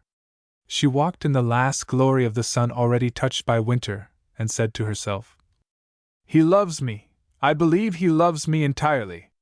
To love is easier and more natural for him than for other men. They have in life ideas they think superior to love, faith, habits, interests. They believe in God, or in duties, or in themselves. He believes in me only. I am his God, his duty, and his life." Then she thought, "It is true, too, that he needs nobody, not even me. His thoughts alone are a magnificent world in which he could easily live by himself.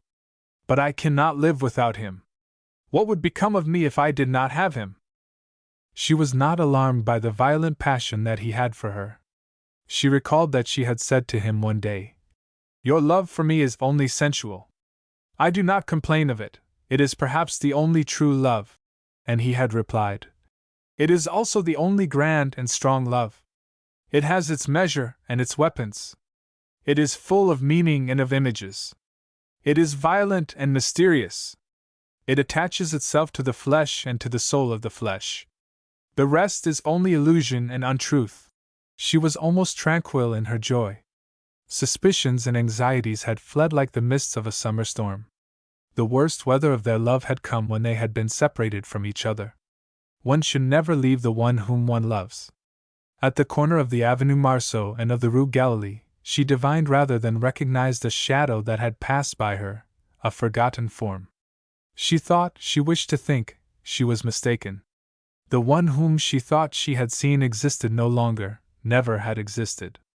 It was a spectre seen in the limbo of another world, in the darkness of a half-light. And she continued to walk, retaining of this ill-defined meeting an impression of coldness, of vague embarrassment, and of pain in the heart. As she proceeded along the avenue, she saw coming toward her newspaper carriers holding the evening sheets announcing the new cabinet. She traversed the square. Her steps followed the happy impatience of her desire. She had visions of Jacques waiting for her at the foot of the stairway, among the marble figures, taking her in his arms and carrying her, trembling from kisses, to that room full of shadows and of delights, where the sweetness of life made her forget life. But in the solitude of the Avenue McMahon, the shadow which she had seen at the corner of the Rue Galilee came near her with a directness that was unmistakable. She recognized Robert Lemenil, who, having followed her from the quay, was stopping her at the most quiet and secure place. His air, his attitude, expressed the simplicity of motive which had formerly pleased Therese. His face, naturally harsh, darkened by sunburn, somewhat hollowed, but calm, expressed profound suffering. "I must speak to you." She slackened her pace. He walked by her side. "I have tried to forget you. After what had happened, it was natural, was it not? I have done all I could. It was better to forget you, surely, but I could not. So I bought a boat, and I have been traveling for 6 months. You know, perhaps?" She made a sign that she knew. He continued. "The Rosebud, a beautiful yacht. There were 6 men in the crew. I maneuvered with them. It was a pastime. He paused. She was walking slowly, saddened, and above all, annoyed. It seemed to her an absurd and painful thing, beyond all expression, to have to listen to such words from a stranger. He continued, "What I suffered on that boat I should be ashamed to tell you." She felt he spoke the truth. "Oh, I forgive you. I have reflected alone a great deal. I passed many nights and days on the divan of the deckhouse, turning always the same ideas in my mind. For 6 months I have thought more than I ever did in my life. Do not laugh. There is nothing like suffering to enlarge the mind. I understand that if I have lost you the fault is mine. I should have known how to keep you. And I said to myself, I did not know. Oh, if I could only begin again, by dint of thinking and of suffering, I understand. I know now that I did not sufficiently share your tastes and your ideas. You are a superior woman. I did not notice it before, because it was not for that I loved you. Without suspecting it, I irritated you." She shook her head. He insisted. Yes, I often wounded your feelings. I did not consider your delicacy. There were misunderstandings between us. The reason was, we have not the same temperament. And then, I did not know how to amuse you.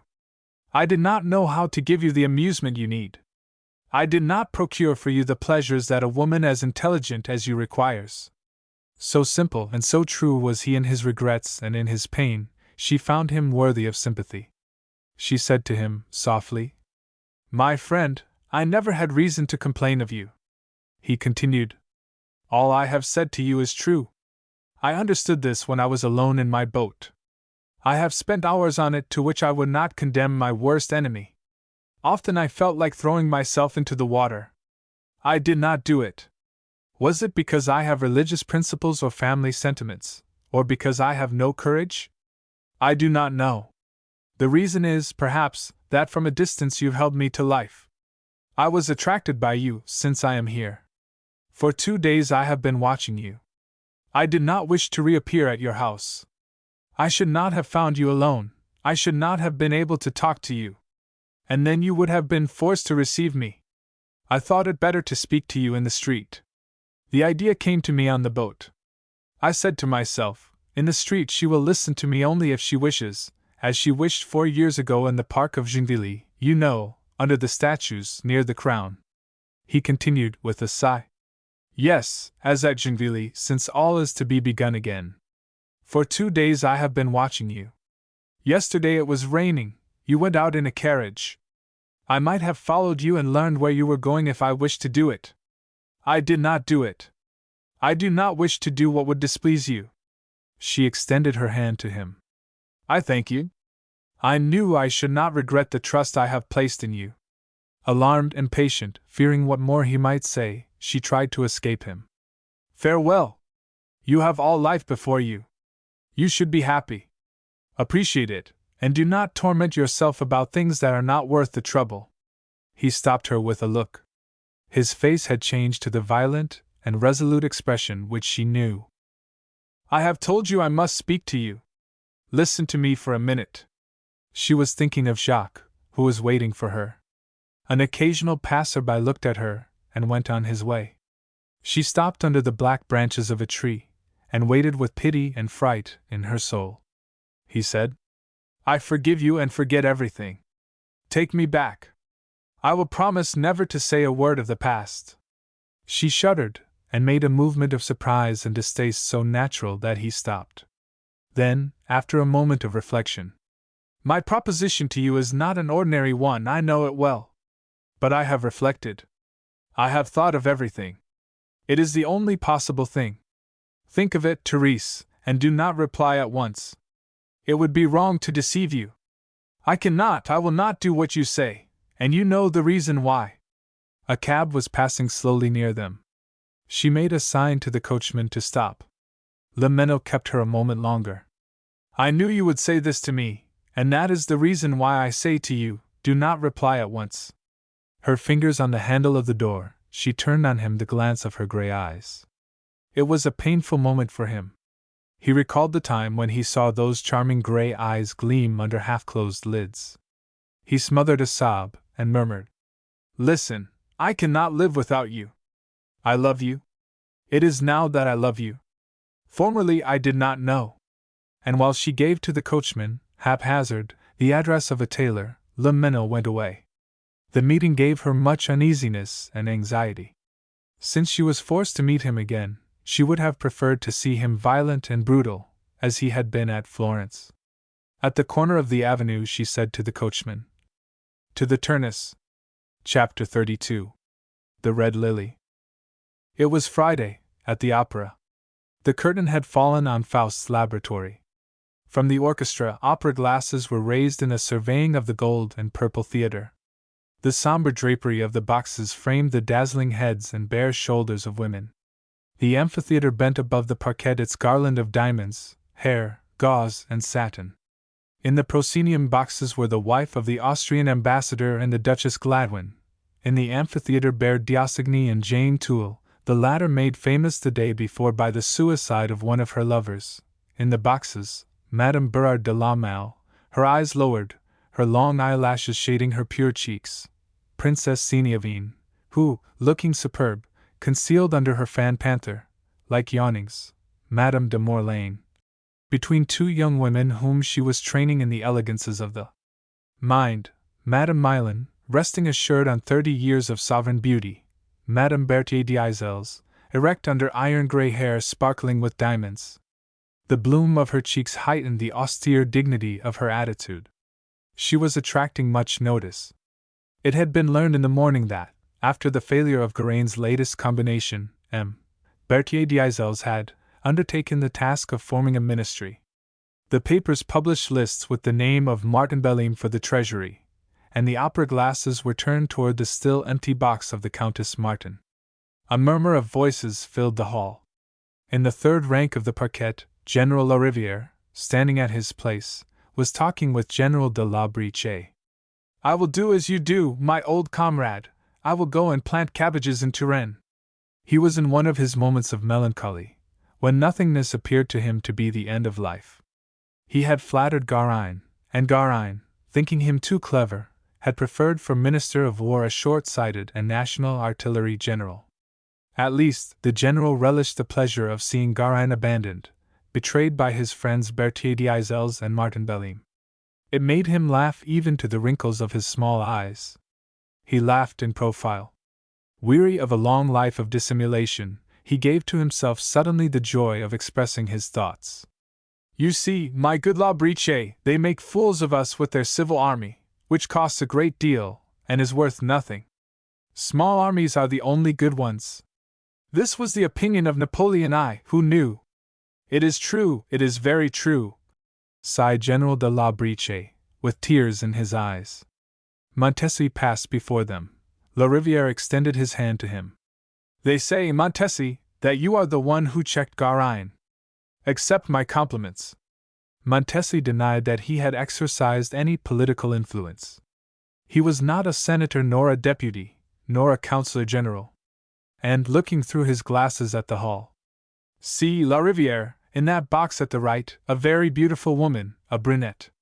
And he took his seat quietly, relishing the sweets of power. However, in the hall, in the corridors, the names of the new ministers went from mouth to mouth in the midst of profound indifference.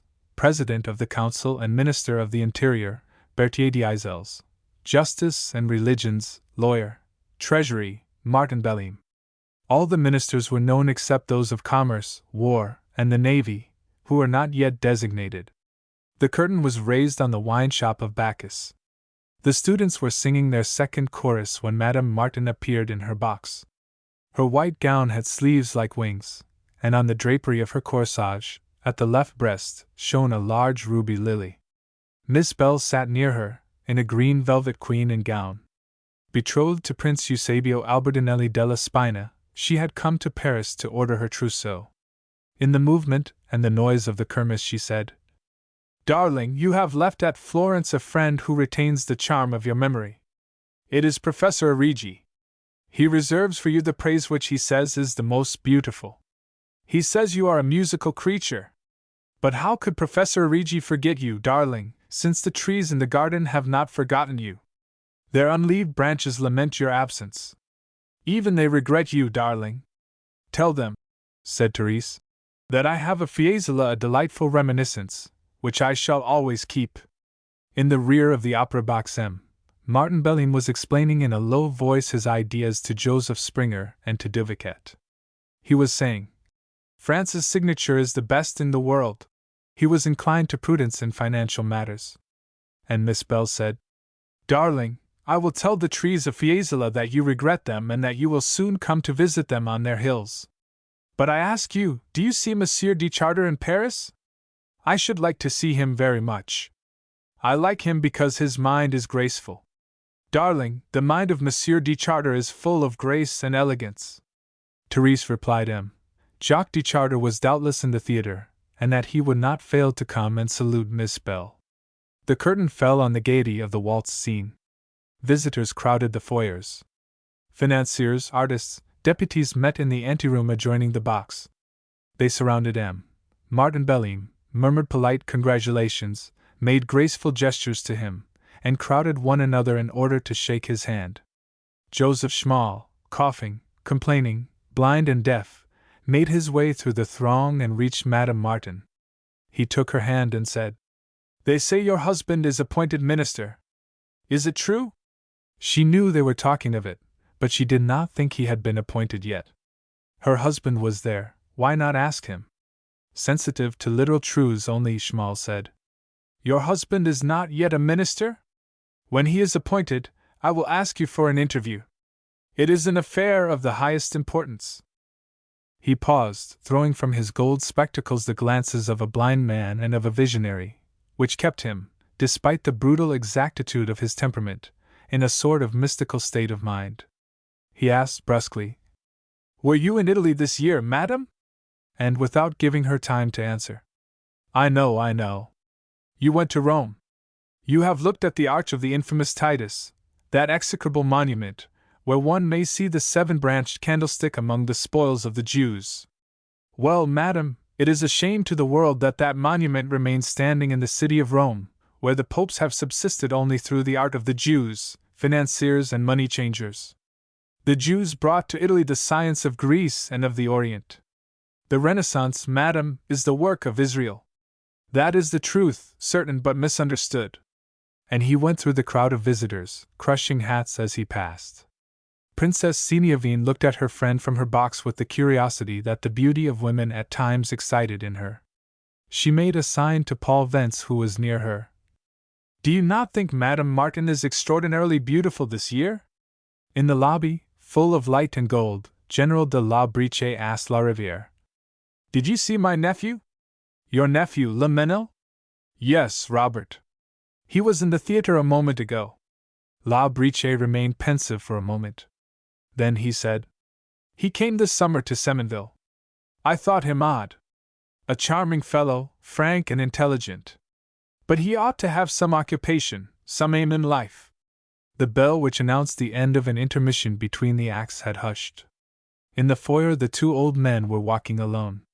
An aim in life, repeated La Briche, tall, thin, and bent, while his companion, lightened and rejuvenated, hastened within, fearing to miss a scene. Marguerite, in the garden, was spinning and singing. When she had finished, Miss Bell said to Madame Martin, Darling, Monsieur Cholet has written me a perfectly beautiful letter. He has told me that he is very celebrated. And I am glad to know it. He said also, the glory of other poets reposes in myrrh and aromatic plants. Mine bleeds and moans under a rain of stones and of oyster shells. Do the French, my love, really throw stones at Monsieur Cholet? While Therese reassured Miss Bell, lawyer, imperious and somewhat noisy, caused the door of the box to be opened. He appeared wet and spattered with mud. I come from the Élysée, he said. He had the gallantry to announce to Madame Martin, first, the good news he was bringing. The decrees are signed. Your husband has the finances. It is a good portfolio. The President of the Republic, inquired Martin Belline, made no objection when my name was pronounced? No, Berthier praised the hereditary property of the Martins, your caution, and the links with which you are attached to certain personalities in the financial world whose concurrence may be useful to the government. And the president, in accordance with Guerin's happy expression, was inspired by the necessities of the situation. He has signed. On Count Martin's yellowed face 2 or 3 wrinkles appeared. He was smiling. The decree, continued Lawyer, will be published tomorrow. I accompanied myself the clerk who took it to the printer. It was surer. In Grévy's time, and Grévy was not an idiot, decrees were intercepted in the journey from the Élysée to the Quai Voltaire. And Lawyer threw himself on a chair. There, enjoying the view of Madame Martin, he continued. People will not say, as they did in the time of my poor friend Gambetta, that the Republic is lacking in women. You will give us fine festivals, madam, in the salons of the ministry. Marguerite, looking at herself in the mirror, with her necklace and earrings, was singing the Jewel song. We shall have to compose the declaration, said Count Martin. I have thought of it. For my department I have found, I think, a fine formula. Lawyer shrugged his shoulders. My dear Martin, we have nothing essential to change in the declaration of the preceding cabinet. The situation is unchanged. He struck his forehead with his hand. Oh, I had forgotten. We have made your friend, old Lariviere, Minister of War, without consulting him. I have to warn him. He thought he could find him in the Boulevard Café, where military men go. But Count Martin knew the general was in the theater. I must find him, said Lawyer. Bowing to Therese, he said, You permit me, Countess, to take your husband? They had just gone out when Jacques Decharter and Paul Vence came into the box. I congratulate you, madam, said Paul Vence. But she turned toward Decharter. I hope you have not come to congratulate me, too. Paul Vence asked her if she would move into the apartments of the ministry. Oh, no, she replied. At least, madam, said Paul Vence, you will go to the balls at the Élysée, and we shall admire the art with which you retain your mysterious charm. Changes in cabinets, said Madame Martin, inspire you, Monsieur Vence, with very frivolous reflections.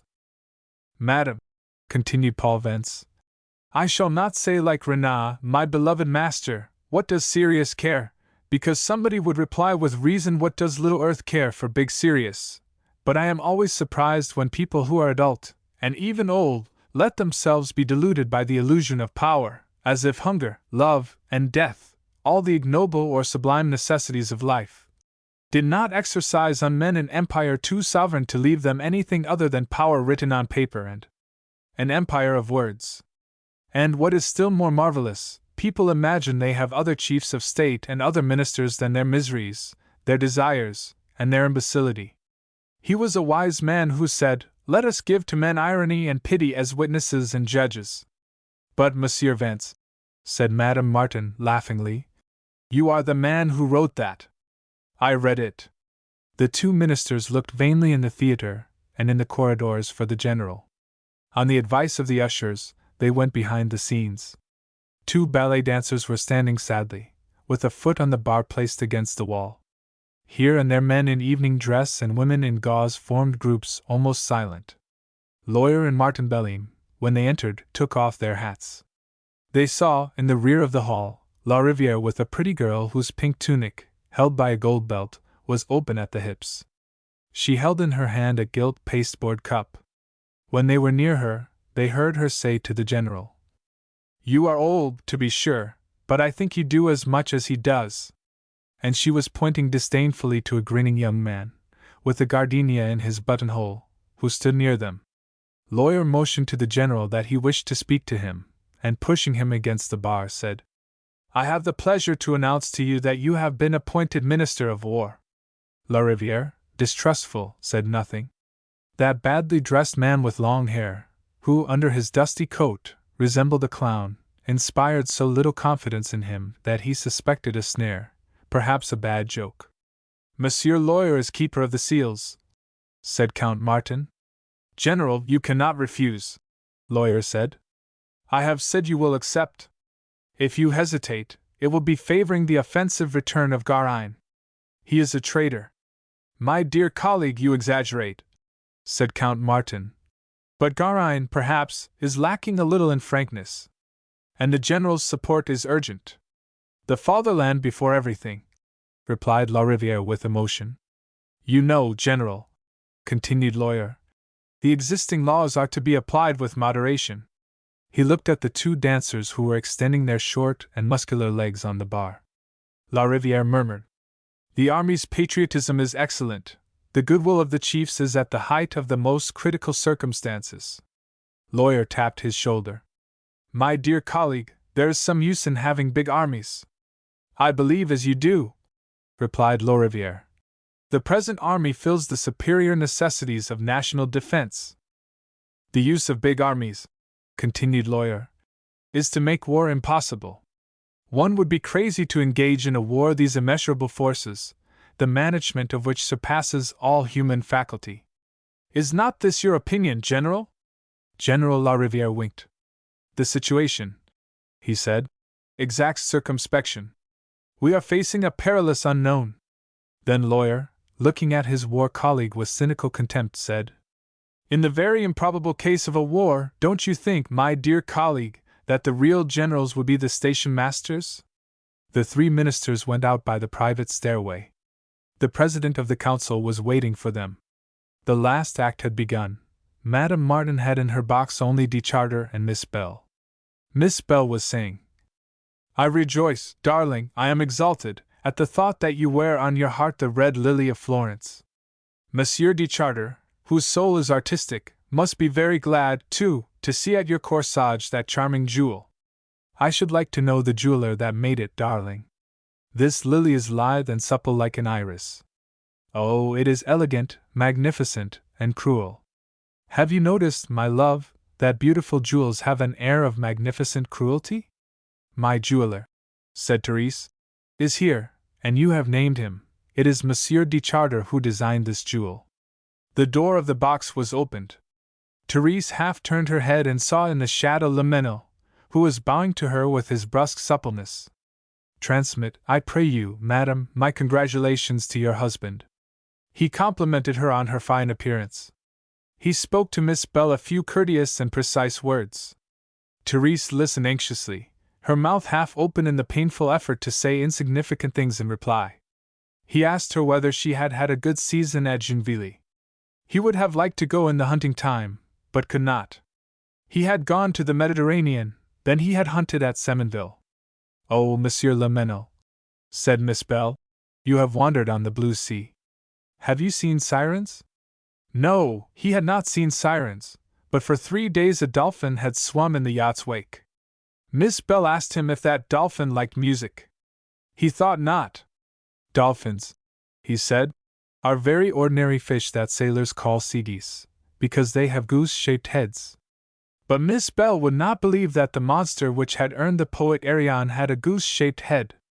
Monsieur Lemenil, if next year a dolphin comes to swim near your boat, I pray you play to him on the flute the Delphic hymn to Apollo. Do you like the sea, Monsieur Lemenil? I prefer the woods.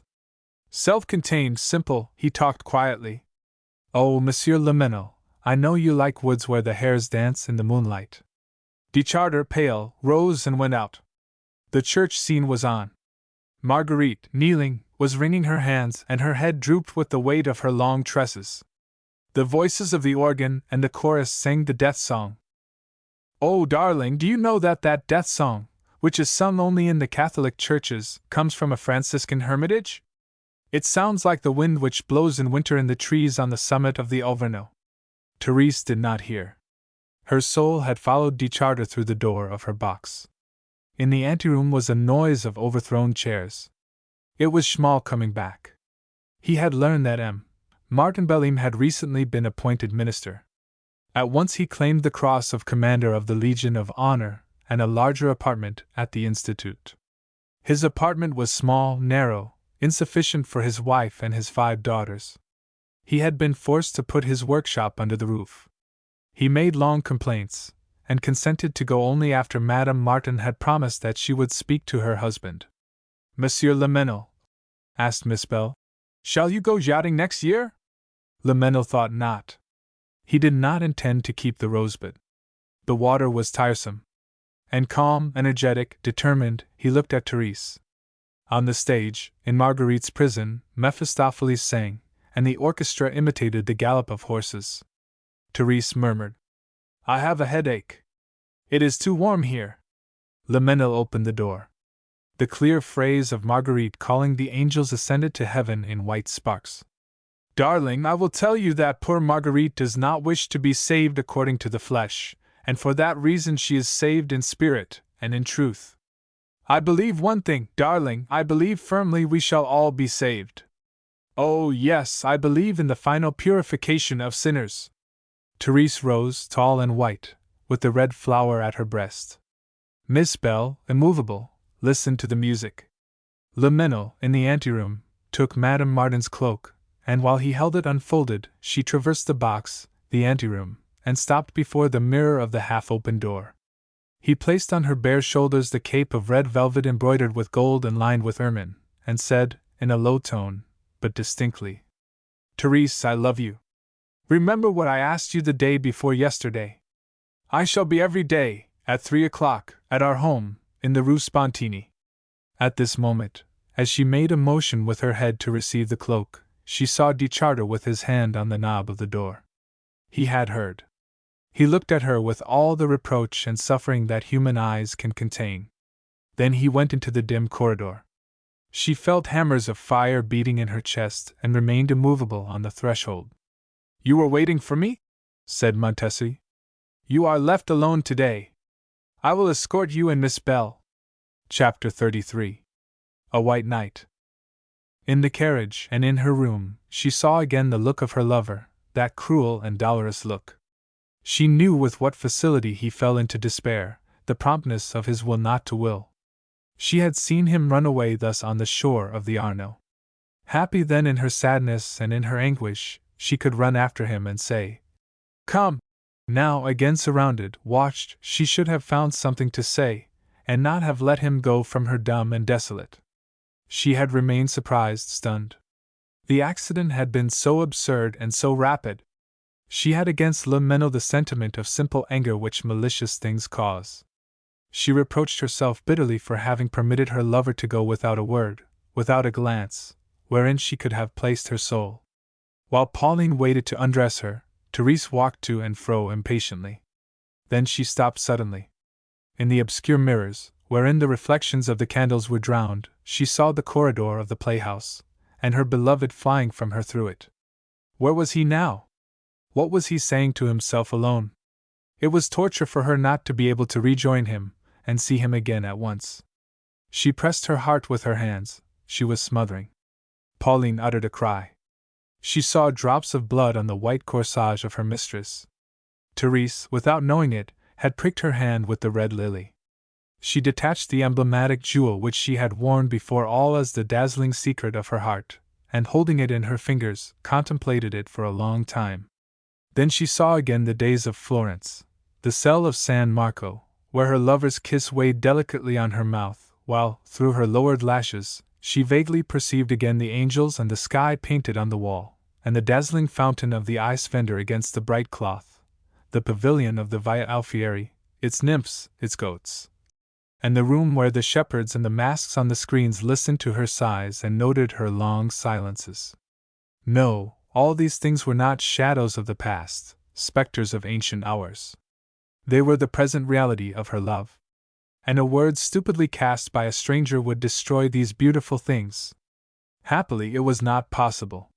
Her love, her lover, did not depend on such insignificant matters. If only she could run to his house. She would find him before the fire, his elbows on his knees, his head in his hands, sad. Then she would run her fingers through his hair, force him to lift his head, to see that she loved him, that she was his treasure, palpitating with joy and love. She had dismissed her maid. In her bed she thought of only one thing. It was an accident, an absurd accident. He would understand it. He would know that their love had nothing to do with anything so stupid. What folly for him to care about another! As if there were other men in the world. Martin Belline half opened the bedroom door. Seeing a light, he went in. You are not asleep, Therese? He had been at a conference with his colleagues. He wanted advice from his wife on certain points. He needed to hear sincere words. It is done, he said.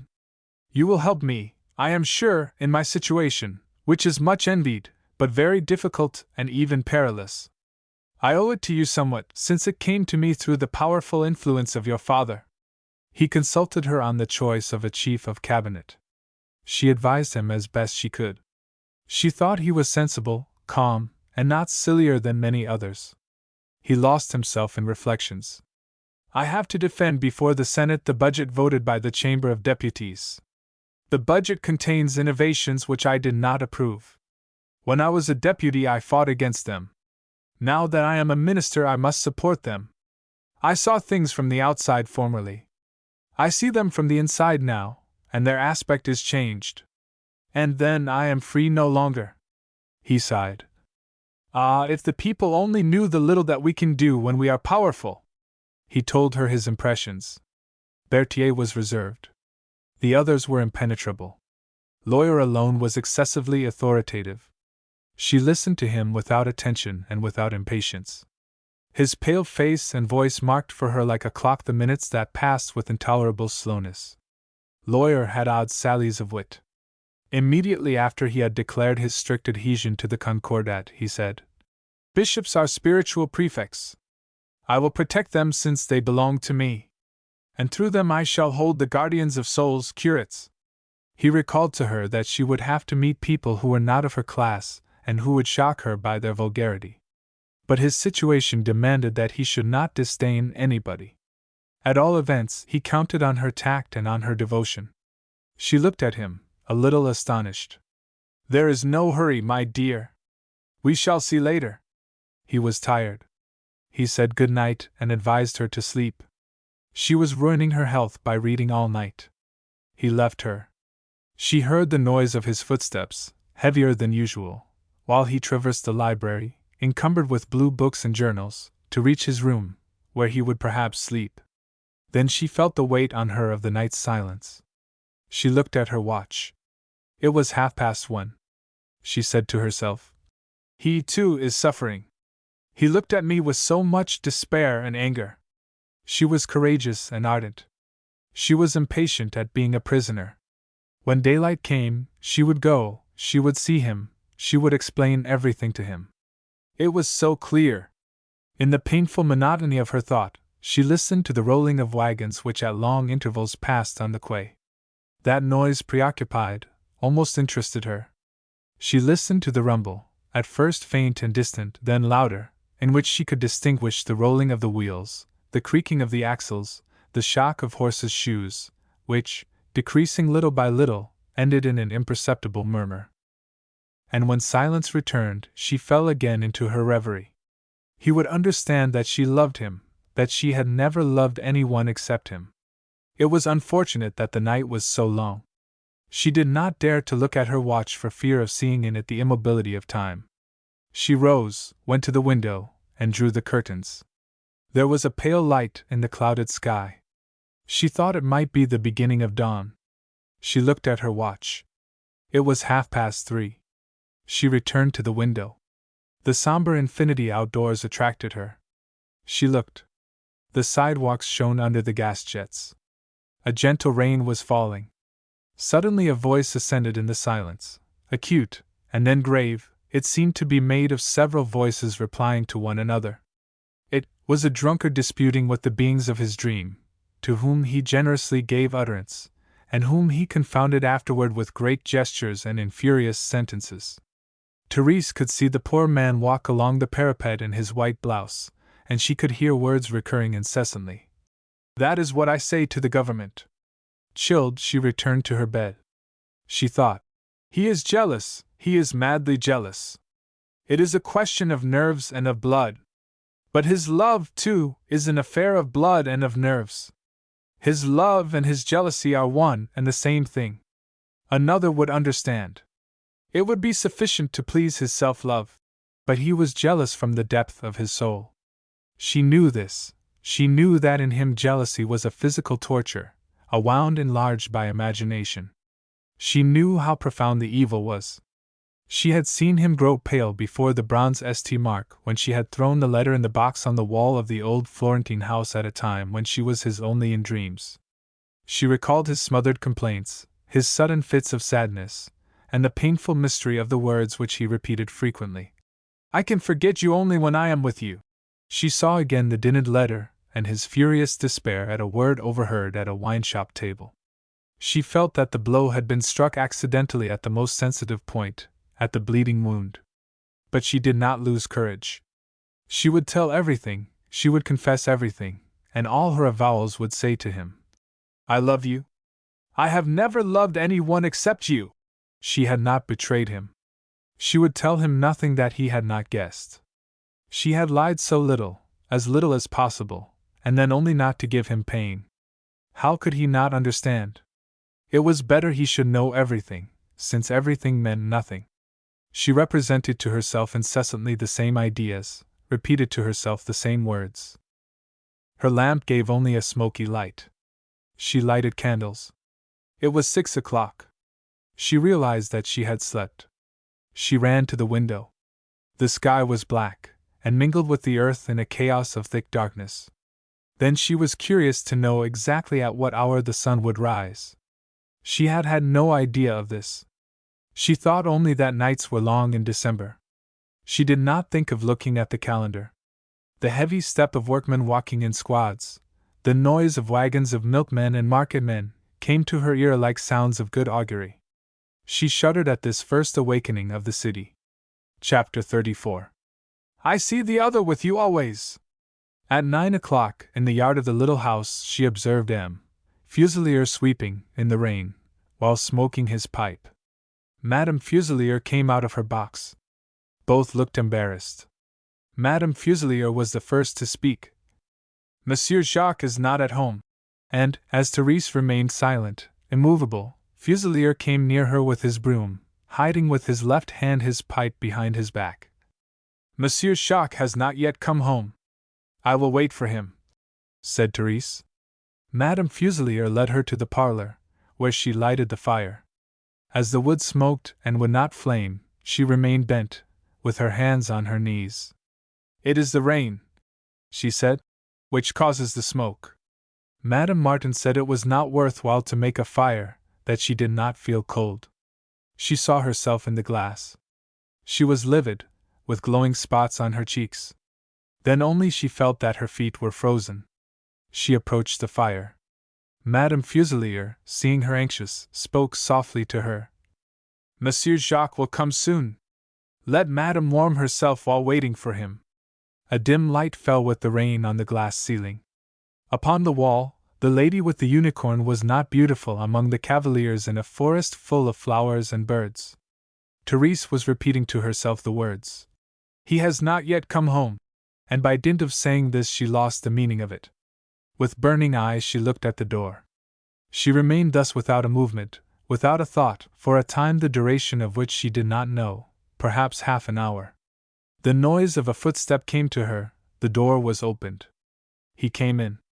She saw that he was wet with rain and mud, and burning with fever. She fixed on him a look so sincere and so frank that it struck him. But almost at once he recalled within himself all his sufferings. He said to her, What do you want of me? You have done me all the harm you could do me. Fatigue gave him an air of gentleness. It frightened her. Jacques, listen to me. He motioned to her that he wished to hear nothing from her. Jacques, listen to me. I have not deceived you. Oh, no, I have not deceived you. Was it possible? Was it? He interrupted her. Have some pity for me. Do not make me suffer again. Leave me, I pray you. If you knew the night I have passed, you would not have the courage to torment me again. He let himself fall on the divan. He had walked all night. Not to suffer too much, he had tried to find diversions. On the Bercy quay he had looked at the moon floating in the clouds. For an hour he had seen it veil itself and reappear. Then he had counted the windows of houses with minute care. The rain began to fall. He had gone to the market, and had drunk whiskey in a wine-room. A big girl who squinted had said to him, You don't look happy. He had fallen half asleep on the leather bench. It had been a moment of oblivion. The images of that painful night passed before his eyes. He said, I recalled the night of the Arno. You have spoiled for me all the joy and beauty in the world. He asked her to leave him alone. In his lassitude, he had a great pity for himself. He would have liked to sleep, not to die. He held death in horror, but to sleep and never to wake again. Yet, before him, as desirable as formerly, despite the painful fixity of her dry eyes, and more mysterious than ever, he saw her. His hatred was vivified by suffering. She extended her arms to him. Listen to me, Jacques. He motioned to her that it was useless for her to speak. Yet he wished to listen to her, and already he was listening with avidity. He detested and rejected in advance what she would say, but nothing else in the world interested him. She said, You may have believed I was betraying you, that I was not living for you alone. But can you not understand anything? You do not see that if that man were my lover, it would not have been necessary for him to talk to me at the playhouse in that box. He would have 1,000 other ways of meeting me. Oh no, my friend, I assure you that since the day when I had the happiness to meet you, I have been yours entirely.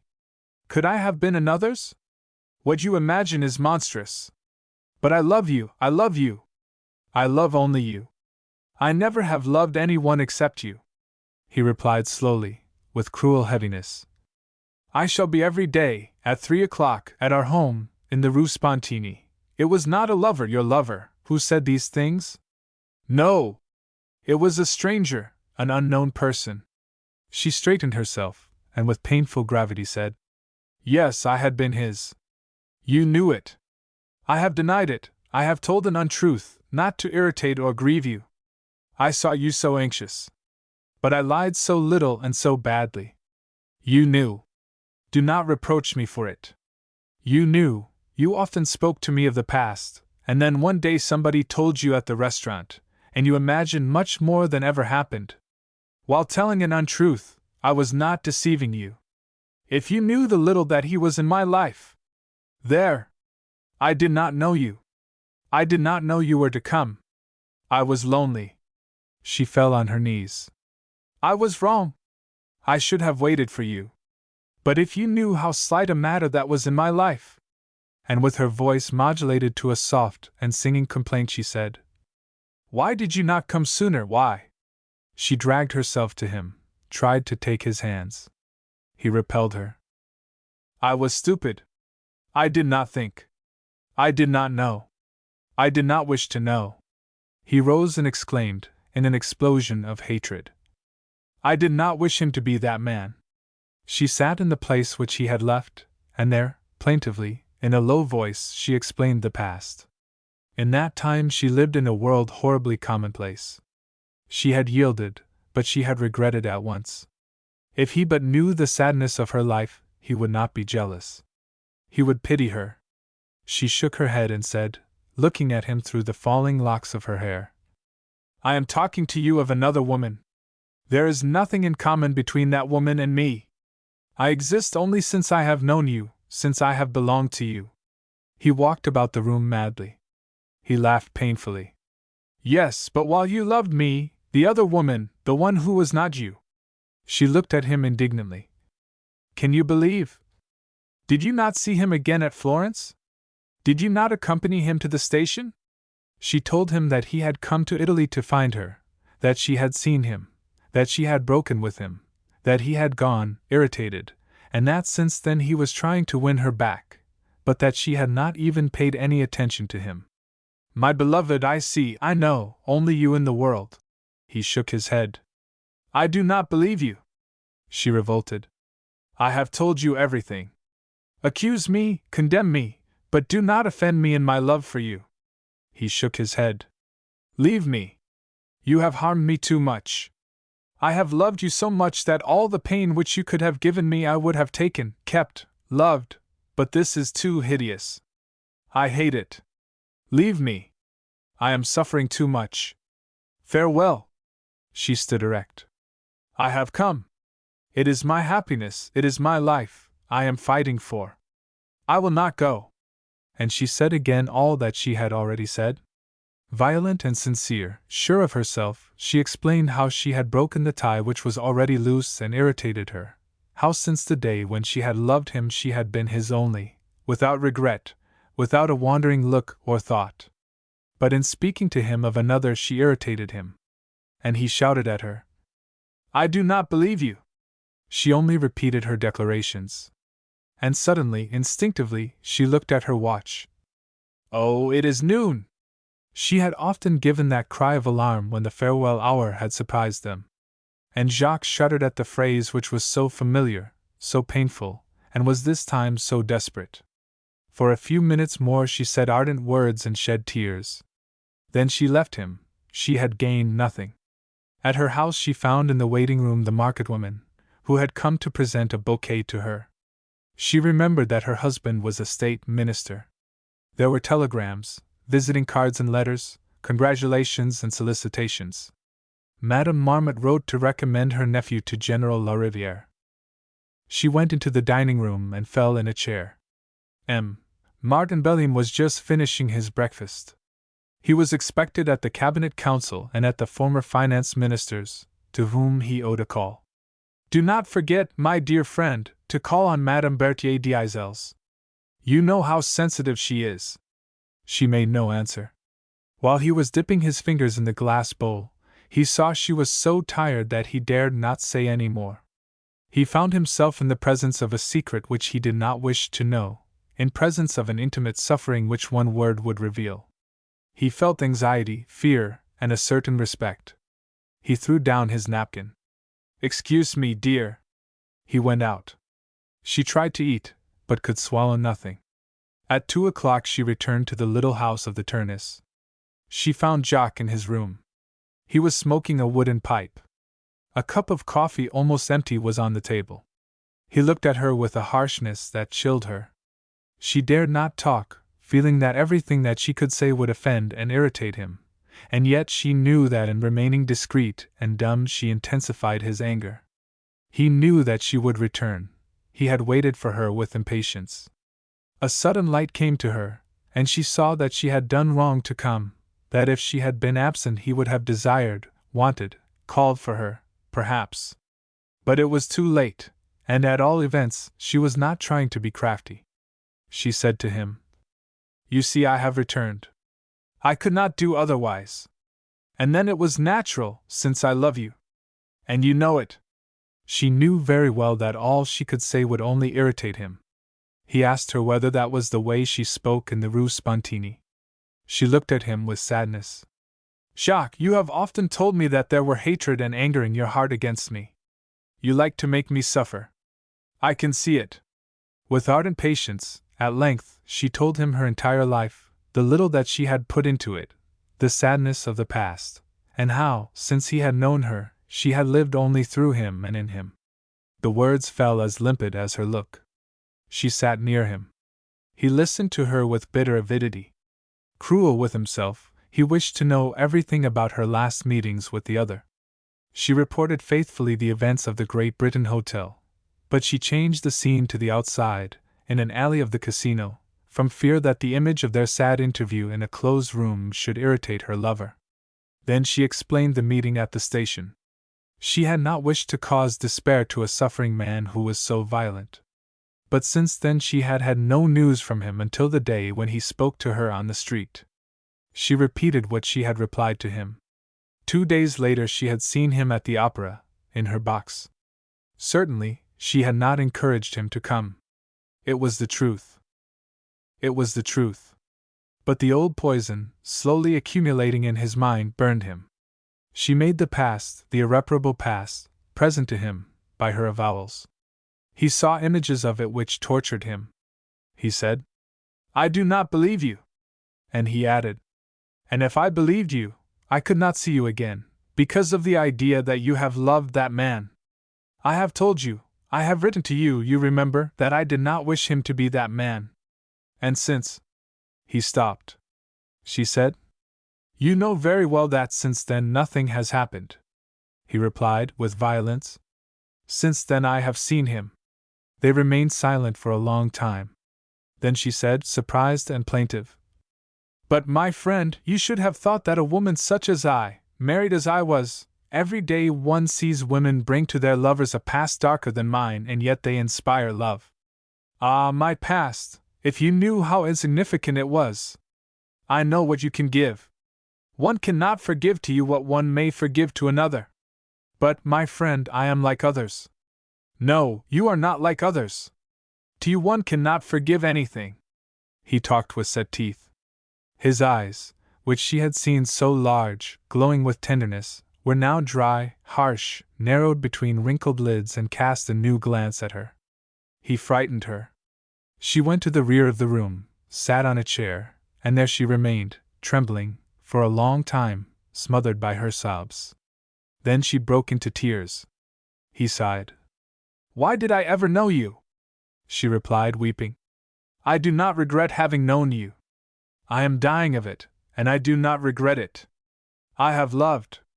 He stubbornly continued to make her suffer. He felt that he was playing an odious part, but he could not stop. It is possible, after all, that you have loved me too, she answered with soft bitterness. But I have loved only you. I have loved you too much. And it is for that you are punishing me.